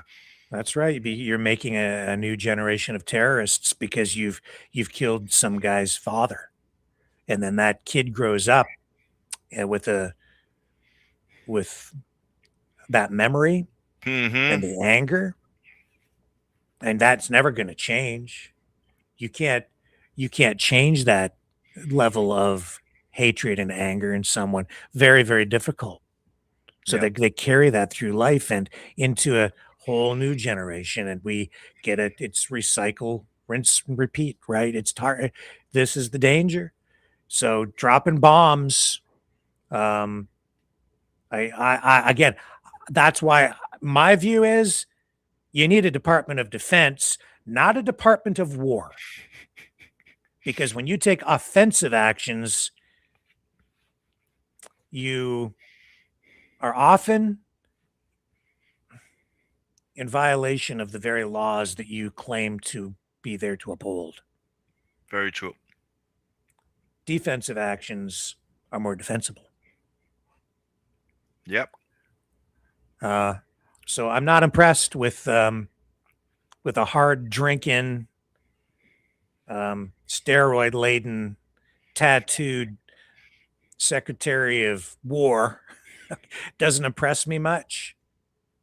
It takes a lot more work and a lot more brain power to come up with solutions to reach a long-term, lasting, meaningful peace. But at the same time, I totally get the frustration, and I have no sympathy at all for the Iranian government because of the way that they behave and what they do. And they in themselves are, I think, a victim of their own offensive actions, where they have so much anger, and there's so much history there that they can't let go of, that they attack. And when they attack, then they set themselves up for retaliation from other countries. You start retaliating to the Israeli and American attacks by attacking all the countries around you, even if you're attacking bases that are in those countries. Now you've just left yourself wide open to attacks from all those other countries, and you bring those countries in. Now you've got, I think the UK is sending an aircraft carrier there and some other ships where they weren't sending anything before, but they are now. Yep. Canada's sitting back. See, this is where Carney's language, you have to read between the lines just a little bit. He says Canada will support our allies when it makes sense. When would it make sense? When Canada is attacked. When a NATO country or an allied country is attacked. Right? So an attack against a British base, they're our ally. We'll support you. We'll help defend you. Now it's defensive, not offensive. See? Now it's defensible, it's justified, and that's the trap that Iran walks into. That's why it was a stupid thing to do what they did on October 7th. and they got Israel retaliating. And you can throw whatever conspiracy theory you want around that and say that Israel let it happen, blah, blah, blah, blah, blah. The bottom line is they're both wrong. And now we've got this. So here we go. Here we go again. Next level. And maybe World War III. In fact, I think we've been in World War III for quite a while. This is just the next level. It's World War III, just ramping it up, ramping it up, ramping it up. In my view. Oops, I lost Ian there. Lost Ian. Maybe he lost his power. No, he's back. Okay. I'm back. There you go. Yeah. I'm back. Sure. So that's where things stand tonight. I don't know, man. And in 127, I want to rip Canada apart and become the 51st state person. So you do nothing is the comment? No, you don't do nothing. They're just different ways of achieving the result. I'm all for trying to defend people who are being oppressed. At the same time, you need to follow. You need rules, otherwise it does descend into chaos. And you're putting American lives at risk, Canadian lives at risk, British lives at risk, Australian lives. Mm-hmm. All these allied countries. Here we go again. The next big war. And it's not. I don't sit here and I'm not going to sit here and tell you I've got all the solutions, and I just know that it's a trap when you just take unilateral action like that and start hammering people. Because after you do that, generally speaking, if you conquer, you have to control after. And if you just need to control, then you become an authoritarian over time. So that's the difference between Canada and the United States, really fundamentally, is that the United States is a conquering nation, and that has generally worked kind of. Canada has been a country of cooperation, peacekeeper. Yes. And you're seeing that in our laws right now and the way that we approach First Nations issues, of rightly or wrongly. But we have always tried to solve things without war because, as I've pointed out many times, that's what Sir John A. Macdonald, our first conservative prime minister, the first prime minister of Canada, wanted to avoid. He saw what happened with the American Civil War, didn't want that bloodshed up here in Canada. And that's why he advocated for the kind of government, the system that we have, which is different than what they have in the States. And the division down there flowing up into Canada even today. And if you look at the history of the United States, it has always wound up being a conquering nation. And that's what's going on in Iran tonight. So, it hasn't always been that. Depending on the president in place and the administration, but it keeps coming back to conflict. It's complicated. It's but at the same time, when you are when you're number one, somebody's always coming looking for you to pick a fight, right? Yep. They want the first place too. That's right. It's there's an old thing from the automotive industry. What was the company? Was it Pontiac? Maybe no. General Motors company. Anyway, maybe it was Chevrolet. Anyway, it's called the penalty of leadership. I remember that. Yeah, everybody's coming for you when you're number one all the time. Somebody's always going to be picking a fight with you. If you're the fastest gun in the West, there's somebody who wants to take that from you. So you better look out, because eventually And that's the thing, right? You might just meet your match one day. Eventually, you probably will. And with that being said, just mentioning the auto industry, keep in mind that it wasn't long ago General Motors actually did go bankrupt. And the only thing that the only thing that saved it was what? A government bailout. So even the biggest and the mightiest and the most invincible can fall. Always remember that, man. That's why maybe it's better to have friends and seek peace through friendship rather than just through strength. You need kind of both. You need to be strong, but as I keep saying, man, peace, not peace through strength all the time. Maybe you find strength through peace too. I like what you said. We need friends. You know why? Yeah. I'll leave it tonight with a quote from Martin Niemöller that goes like this. First they came for the socialist, and I did not speak out because I'm not a socialist. Then they came for a trade unionist, and I did not speak out because I'm not a trade unionist. Then they came for the Jews, and I did not speak out for the Jews because I'm not a Jew. And then they came for me, and there were no one left to speak for me.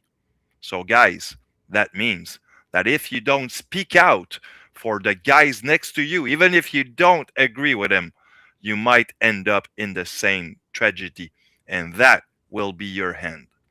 You highlighted something very important there too, is with my final thought tonight, and that is the other night I made reference to Danielle Smith, Premier of Alberta's comment saying, if you're going to call somebody a Nazi, you better be in reference to the Jews and the Holocaust. Otherwise, it's off limits, right? No. What you just shared shows that fascism, Nazism, authoritarianism, being a Nazi, it was never just about the Jews. They targeted many people. Hatred comes in a lot of different varieties, and authoritarianism does too. It comes in the form of just all kinds of oppressive regimes, the Khmer Rouge, right through to what we're seeing in Iran today. So it's not just limited to that. And with that in mind, I just highlight again that strength through peace. If we can get there, that we'd be way better off. But we'll see if Donald Trump's plan without a plan results in a positive outcome. Maybe rolling the dice this time will achieve a positive result. I just know this, Ian, and regardless of what happens, we're all in for a lot more inflation. So brace yourself, because at the grocery store moving forward, we're going to be paying more, and you're going to be paying more at the pump, certainly in the short run, maybe in the long run. I don't know, but it's not looking good. That being said, I'll leave you with this song we haven't played for a while from Maverick and the News Brothers, Midnight Grocery Run. And we'll see you back here tomorrow night, 7 p.m. Eastern on the flip side. And hold on to your wallets. Later, Gators. Under neon lights after 24/7. Cereal boxes stacked like they're from heaven. Cartwheels squeak while hearts untucked. Past the pickles and we're straight up struck.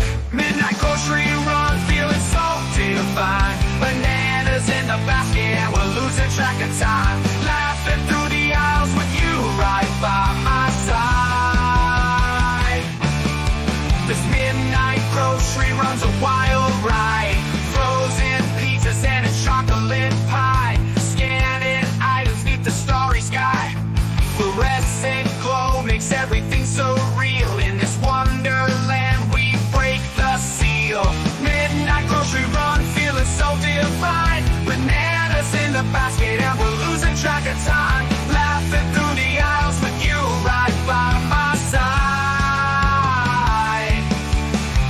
midnight grocery runs a wild ride.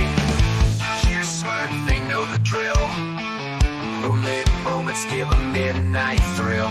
We dance down our floor like no one sees. Just some dreamers lost in fantasies. Midnight grocery run, feeling so divine. Bananas in the basket and we're losing track of time. Laughing through the aisles with you right by my side. This midnight grocery run's a wild ride.